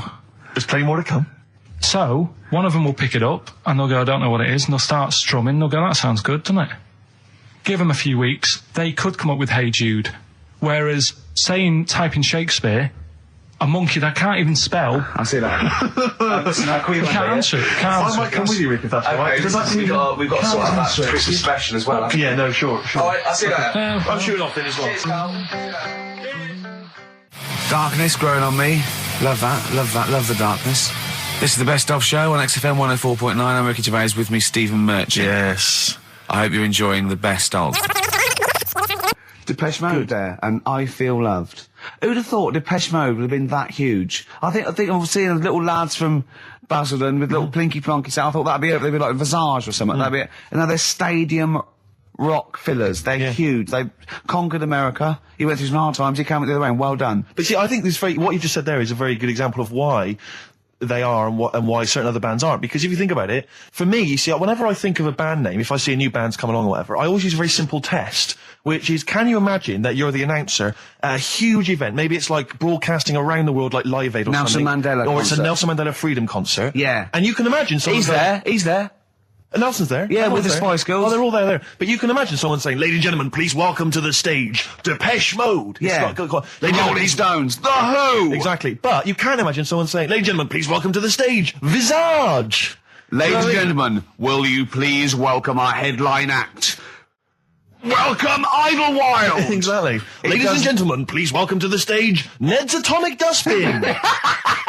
It doesn't. Do you know what I mean? You just know. The Levelers! Some bands aren't going to make it. Ladies and gentlemen, please welcome to the stage, Mega City 4. You know what I mean? It's just a simple test. We'd like you to do that at home. If you're thinking of starting a band, or you've just named your band, you're just beginning, just phone in, tell us, or email in, tell us what your band name is, and we will use that simple test. And we will do the test. Ladies and gentlemen, will you please welcome to the stage the Franken Walters. Jimmy Eat World. Ladies and gentlemen, please welcome to the stage Cooper Temple Claws. I don't think it's going to happen for those lads. It's a good one. It's a simple test anyway, but 100 reasons, please welcome to the stage. 100 reasons. 100 reasons I think would work quite well. I'm just going to give the email address, ricky.gervais@xfm.co.uk. But if you want, I'll pay for you to take history again. Carl, we'd love to see you get a C or above. And Well, we're I'll willing pay to... for you, and I'll get you some books. Right, now listen. We can, let's get, I reckon, when are the exams? June? Something like that, yeah. We'll try and register next week, and I reckon you can get an A or B. I'm busy. In history. No, don't worry about it, it's just easy. I get you Brody's notes. If Heat magazine, they love you, Carl. They could probably sort something out. They could probably pay for a tutor. They got a lot of money, they sell a lot of magazines. I mean, it is almost always, and you found that out, I discovered this, it's always the Tudors and Stuarts. There's no fear for them not coming up. Now, what do you already know about them? You must already know stuff about Henry VIII and Elizabeth. No, because it's too long ago to even get interested in. Do you know what I mean? You can't. Is that why you didn't? To it. Okay. The Anderson thing, it was like, God, I bet my mum and dad were in an Anderson shelter. This is interesting. What, when they... Oh, my granddad would have, had something to do with this. But the Tudors, it's like, I don't know even if I had a family back then. Play record. We come back. Hang on. Sorry. Just because I need to introduce the new feature. Yeah. I don't know if I had a family back then. Come on, listen. Let me just ask you now, right? If you can finish this sentence, we've got a chance. Divorced, beheaded, died. Divorced, beheaded, died. What is it? We just need to do a little bit of work, but otherwise, I think you're going to be fine. It's how you remember what happened to Henry VIII's wives. They're little... Divorced, beheaded, died. Divorced, beheaded... It's like spam. Support... What's it? Support, protection, anchorage, movement. That's how you're going to... That's nothing to do with the Tudors and Stuarts. No, that's to do with the skeleton. Yeah, see, no, we're not doing biology. Mnemonics and acronyms. What happened to Henry VIII's last wife? Did she die, or did she not die? Divorced, beheaded, died. Divorced, beheaded. Do you know that the only king that has got a moustache is... No. The only king that hasn't got a moustache is the King of Hearts on the playing cards. Carl is genuinely... I don't know if he's actually upset or embarrassed, but it doesn't matter. Why does it matter? You were 15 and didn't go to school. If you were my friends, I think you would have just said, oh, we can't find them. Why? Because but you just matter, though. What's to do with that? Well, what do you mean? What do you mean? It's ridiculous. Do it again because you want to learn, because there's great things in the world to learn about. Don't worry. The GCSE is vocational. Is vocationally for a 15, 16-year-old to go on to do A-levels or whatever, or to get results. But you don't need that because you've done very well. You don't care about the Tudors and the Stuarts. I mean, I mean, I've had a couple of jobs, not this one, because you don't need qualifications to get a job. Obviously. In the radio. Yeah, obviously. Absolutely right. But the ones that I have got in the past, I did, because I didn't collect them, I had to lie. And I didn't go mad. I didn't say I had A's and stuff. But I didn't put history down because I didn't even know I did it. So it's a bonus. I kind of treated myself to a D and a couple of C's and that, so it's well, he's not... I love the fact that Carl even then was honourable. It's like, I'll at least put down the ones I think I took and lie, but the ones I didn't take, I won't lie about. Yeah, and don't give yourself a B. Exactly. If they're going to find out you lied, give yourself a B next time, Carl. It could backfire, couldn't it? I mean, my brother's a bit mental, and he used to do things like go for jobs and say, oh yeah, I've done this before. Like being a mechanic, and he's never even picked up a spanner. And yet, he'd have the confidence to go and try and fix cars. Well, I'm not that daft, but... God, and he... Who do you blame for this? That's just an easy way out. I have to blame myself. No? Yeah. What was the teacher like? Well, there's loads of different ones. I didn't like... I mean, the history teacher, it is my own fault, because with her, she's a bit mental. And I used to kind of stop the lesson by saying, "Oh, miss, tell us about your fireplace you've got that is made from a gravestone." Because that's what that would stop any English teacher in their tracks. And she loved telling you about it. Yeah, it was like, oh, I learned that from a teacher. So that's why I didn't know about divorce, head loss, and all that. Yeah. Dandruff legs. Horse, head loss, dandruff legs. But remember now, divorce beheaded died, divorce beheaded survived. That's all you got to remember. And what's that? That's what happened to Henry VIII's various wives. In order. What does it spell out? No, it doesn't spell out. It doesn't spell anything. You just got to remember the rhythm. In order in which he married. Yeah, but it helps. It's like when my mum taught me the alphabet. She taught me as like a song. A, B, C, D, E, F, G. Yeah, constantly. No, not like that. Huh. That's how everyone else could do it, and I couldn't do it that way. Why? What tune did she do it to? It was A, B, C, D, E, F, G, H, I, J, K, L, M, N, O, P, Q, R, S, T, U, V, W, X, Y, Z. I feel like, it feels like Christmas Day. What, you didn't get the gift you wanted? Yeah, do you know that, like, anticlimax? Yeah. When, you've been looking forward to it for so long. Yeah, you know. Well, I mean, I knew you were looking forward to it. That's why it took you 14 years to get the result, and then it was 2 other people that got them for you. Do you wish that we hadn't done it? No. It's alright. It's alright, isn't it? What's your girlfriend going to say? I don't think I'll see her again. She likes a man who knows about the Tudors and Stuarts, does she? Yeah, first Gladiator, then the... Yeah, you've been bluffing. Whenever she said, where did you go to Stuarts? You go, good. Like, lots of things, but look, it's a bird. What happened to Henry VIII's last wife? Oh, I wouldn't... oh, yeah. Oh, look, Friends is on telly. Friends is on. No, I just changed the subject by saying things like, you know, about the only king in a pack of cards. That threw off the scent. That threw us off the scent. That wouldn't fool an invigilator, would it? That's the thing. You can't use that one with an exam board. I've said in the past to you, Rick, that my grandparents, so I love them dearly, but it's like for the last 30 years they've been waiting to die. I know. It's like they just sort of, it's like, you know, the novelty wore off of life. Life in the 50s. Yeah, they got kind of bored of it. Life, in the 40s, it was brilliant. All sat around the old Joannas, the bombs fell, singing. They loved that. The 50s, you know, that was great as well, because that was the post-war years. It was, you know, it was a bit tight in the pocket, but it was all right. Everyone pulled together. And then the 60s came along, all the crazy music, the funny hair. Let's stay in bed. Exactly. They basically stayed in bed. And it was one Christmas when my grandmother said to my dad, what do you like for Christmas? What do you fancy for Christmas? And this must have been, I don't know, 20 years ago.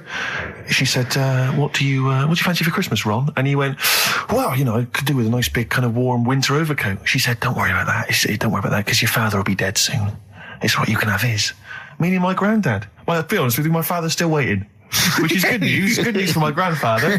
Less good news for my dad. He's freezing. He's freezing. He finds out, how is he today? He's fine. Oh, okay. Oh, I'm freezing. It is such a weird mindset, that. I think it's that, to me, is what sums up people from that older generation, the 40s and 50s. And it seems to me that you've got that kind of mindset. It's like you were born in the 30s. And whenever you talk of your childhood, it's like you had like a baked potato to take to school.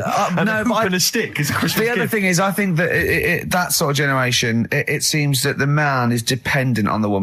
There's a total dependence. Oh, absolutely. If she dies, he's done. Yes. He's done for. He'd just pine away. If he dies, she's got 30 years of pottering. Absolutely, yeah. Do you know what I mean? And going to, like, you know, the youth club and the church. I know what you mean, yeah. It's sort of like that. It's sad. Of course, it's sad for them, but it's not the end of their life. No, sure. And it sort of is the other way around. I don't know why that is. Yeah. It's terrible. That's a little melancholy thought for I know, Christmas I've really you brought it down, you've brought it down, I've brought it. This isn't a nice show at all, this is terrible. Well, we're going to have people just killing themselves. What? Because my Auntie Nora, she same thing, pumped her with loads of drugs. She used to have a cabinet next to the bed is like boots. She's got loads of stuff, right, for all sorts of stuff.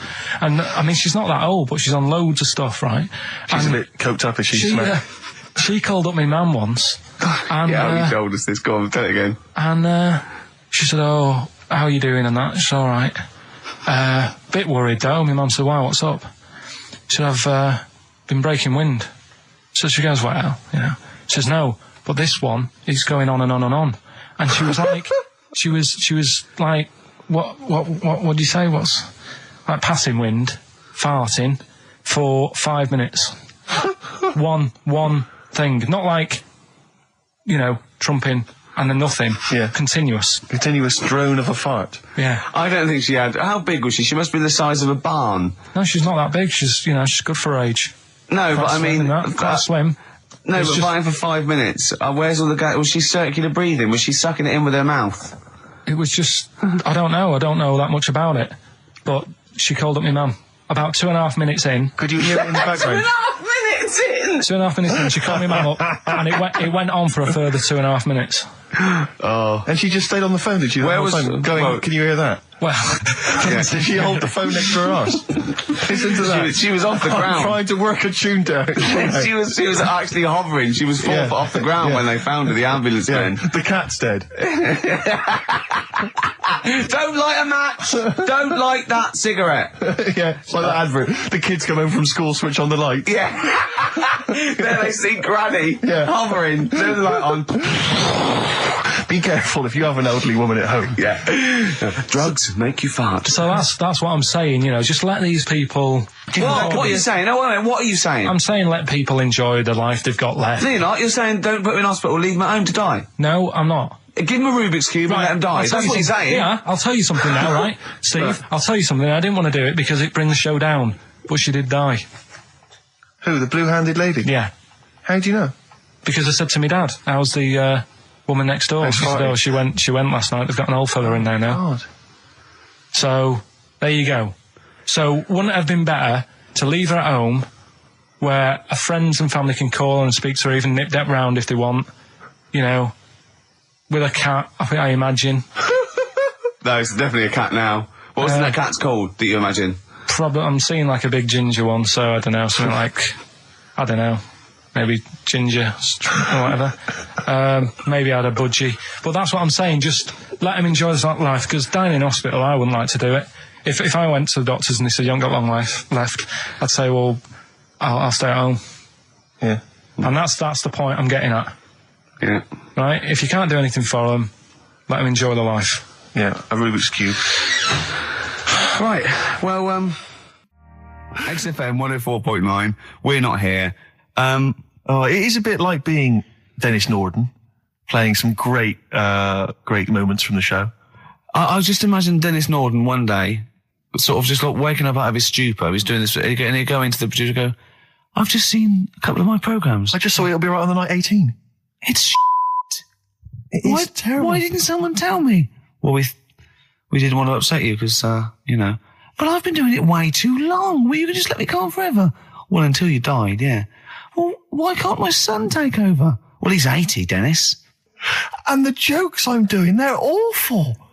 Why have I got that clipboard? I've written these jokes, they're not funny. There's an audience, they're laughing. What are they laughing They're not at? laughing, they're not laughing, that's canned laughter. Who are those audience? Who goes to an audience for It'll Be Right on the Night? A lot of them are older than you. It can't be right. Do you know we have 15% fatality in one of your audiences? But I went home at Christmas, I watched one of the episodes. Yeah. I was with my family and friends. I said, watch this, you'll love it. Stony face, no one laughed. They all thought it was shit. Well, it is shit. Well, why didn't you tell me earlier? We didn't want to hurt your feelings. You're an old man. You may be upward of 102. I didn't realise. Yeah. I think that my new TV is too big, Rick. I said that I know, when he I bought know it. what I was thinking. But I can't believe it. He talked about this buying it. He's got a bit of cash now, of course. And what is it? 42 inches? 42-inch plasma screen. What did it cost you? $3,000 or something? Oh, don't tell me. That's wow, huge. it's ridiculous. $3,500. Big spender. Of course it's too big. Well, I can't get far enough back in my room, in my living room for it. You know, you're meant to be, I think, 4 times the screen size away from it. Really? To get out from the air. So that's 4 times 42 inches you're meant to be sitting away from it, which is impossible. Yeah. Well, I'll have to just get friendly with the neighbours. Yeah, watch it through a hat. Yeah. If that's the case, though, aren't you better off just getting a portable? What? I don't understand that rule. What are you saying? Well, you're meant to be 4 times the screen size away from the TV. But then what's the point in having a big telly if you've got to keep moving further back? Get a portable. and sit right next to it. Do see your point. Why do people go to the cinema then? Did you see films that are out yet? Fair enough, he's got you there. Done. I'd tell you this though, I had it delivered, and are you supposed to tip delivery men? Of course you are. I don't know. You see, I've never had anything delivered before. I never spent that much money. Not if it's a courier with an envelope, but if it's a bloke who's struggled up the stairs, two fat blokes with a fridge, then give him a £5 for a drink. But the problem was, I didn't realise, and I was thinking to myself, I wonder if I've got to tip him. And the guy was leaving, and my mobile phone went off in my pocket, and I reached in to get it. He put his hand out thinking it was a tip. I went, it's just my phone. And I felt terrible after he left. I didn't know. What was I going to do? Run down the street and offer him a £5? No, of course not. No. I'm not made of money. I just spent it all on TV. Yeah, I've got no money, mate. No. I just spent it all on this. I had to clean out my jar, everything, the drawers. Yeah, I'd take some bottles back. The problem was it took me forever to wire it in. I thought, I'm not going to pay for someone to wire it up, So it took me about 3 hours to wire it in, and it was huge, and I got it switched on, and the first programme that was on when I got it wired in was Bargain Hunt. I'll tell you this, David Dickinson's tan almost took me eyeballs out. It was incredible. It was like X-rays. It was extraordinary. The glow. A huge plasma screen with this orange thing coming out, and he keeps turning to the camera, doesn't he? Just to get you. Yeah, he turns away. You get a bit closer. They go, "What's he doing?" He just turns around, takes the cornea off. What do you think, Bargain Hunters? Bargain Hunters. Oh dear, that's why I'd buy a plasma screen to watch Bargain Hunt. I mean, it's ludicrous. This is the problem. Is because what do you watch? Have you watched anything that's been worth having? The only thing I've watched really worth watching. 24. Well, 24 works great, but also films. Obviously, that's the main reason I bought it, because films just look amazing on the DVD on the plasma screen. There's that one that a bloke, right, was going to get a phone call at 4 o'clock to find out if his business was, okay, right?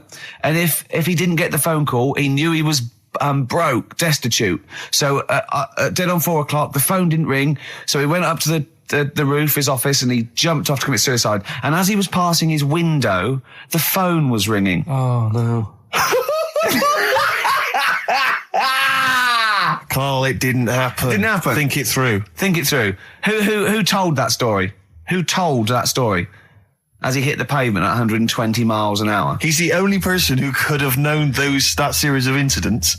Also, why didn't he wait? As his life's at stake, why didn't he wait till 5 past? I said I'm going to give it 5 minutes just in case. Just in case the lines are busy. Yeah. And what sort of bloke goes, I'll call you at 4, okay, if you're busy. Well, call me anyway. No. If I don't call exactly 4, then, you commit suicide. Commit suicide. I would, because if I don't call at 4, that's the end of it. Well, call me anyway. No, that's not the way I work. Why can't you just call me and tell me the other way? Well, I'm telling you how I do it. If you're bust, I don't call. Can't you just call to verify in case something goes wrong? What if it's engaged? If you want to be engaged, just commit suicide at 4, please. It didn't happen, Carl. What exactly is there then? Is it just a kind of moon-like kind of surround with just kind of dust and rock? That's exactly what you see. I was there when the Mars thing went wrong. I would have just sent a camera crew there, filmed a bit of that, right, and say, here we are, this is it. Ignore the little coffee shop in the background, right? This is Mars, because that's what it's like, just loads of dust, holes everywhere. Tidy it up. Little round-headed aliens complaining, whinging, just like Mars. Yeah. So, is there what's the best bit about the holiday? Come on, pretend you're Judith Chalmers. I have been doing. I would have done all. I would have said that. Don't bother. Right. I mean, the hotel was good. Yeah. That was all right. What was that like? It's all right. Just, clean. That's all you want, isn't it? See, that's not quite what Judith Chalmers does. She doesn't go, what's the hotel like? All right, yeah, clean, isn't it? All right. Well, what was it like? What was it? 3-star, 4-star? Did it have a swimming pool? What was the room like? Yeah, had a swimming pool and that. Yeah. Yeah, it's good. I think it was one of the better ones on the island. Okay. Nightlife? Wasn't really. And there was a bar. There was some bands playing. Yeah. Not very good. Food got a bit boring. Yeah. It was always the same food every night, but they sort of themed it and made out as if it was different. So, like, on Mexican night, it'd be chicken with a nacho on it. Right. And Chinese night, sort of chicken with a little prawn cracker on it and stuff. Sure. But that got a bit boring. That's me just turning on my phone, because I want to read to you a text that I got from Carl. I think you sort of sum up the holiday in this text, don't you? Do you remember it? I can't remember. Let's have a look. Let's have a little look. Instantly, what did Suzanne, your girlfriend, make of it? Similar view to you? That they should fill in the holes? Yeah, it's just that thing. You see, I went on a coach trip, right? and you go and see the volcanoes. Like I say, there's 36 of them. Yeah. Which, how many do you need? And when we're on the coach going round all these volcanoes, the fella on the front's going and look out your left window at the moment, and there's a volcano. And if you quickly look out at the right-hand side there's another one. Right. And on the left, he's just like, all right, we've seen it. Sure. Do you know what I mean? Yeah. And that trip, we'll talk about that trip in a bit. Right, this is the text I got from Carl, right? All right. Been up to a volcano. Been in some dead artist's house who built his house in the lava. They said they would show me science with volcanoes, but all they did was chuck some water in a hole and it shot up in the air. No dwarves in the canteen, no scousers here, but there is a Swede woman with a big head. She looks effing gormless with a cap on. All right? So a little reference there to... A Swede woman? What's that mean? Do you mean Swedish? Yeah. Or she looked like a vegetable? No, the Swedish woman. But they've all got sort of quite big bill, aren't they? And I sent him a text. Oh, well, it's just good to be on holiday because, I'm working. He sent back, so am I. Just been watching Sky News. There is a school for monkeys who want to get a band together. Is that monkey news for later?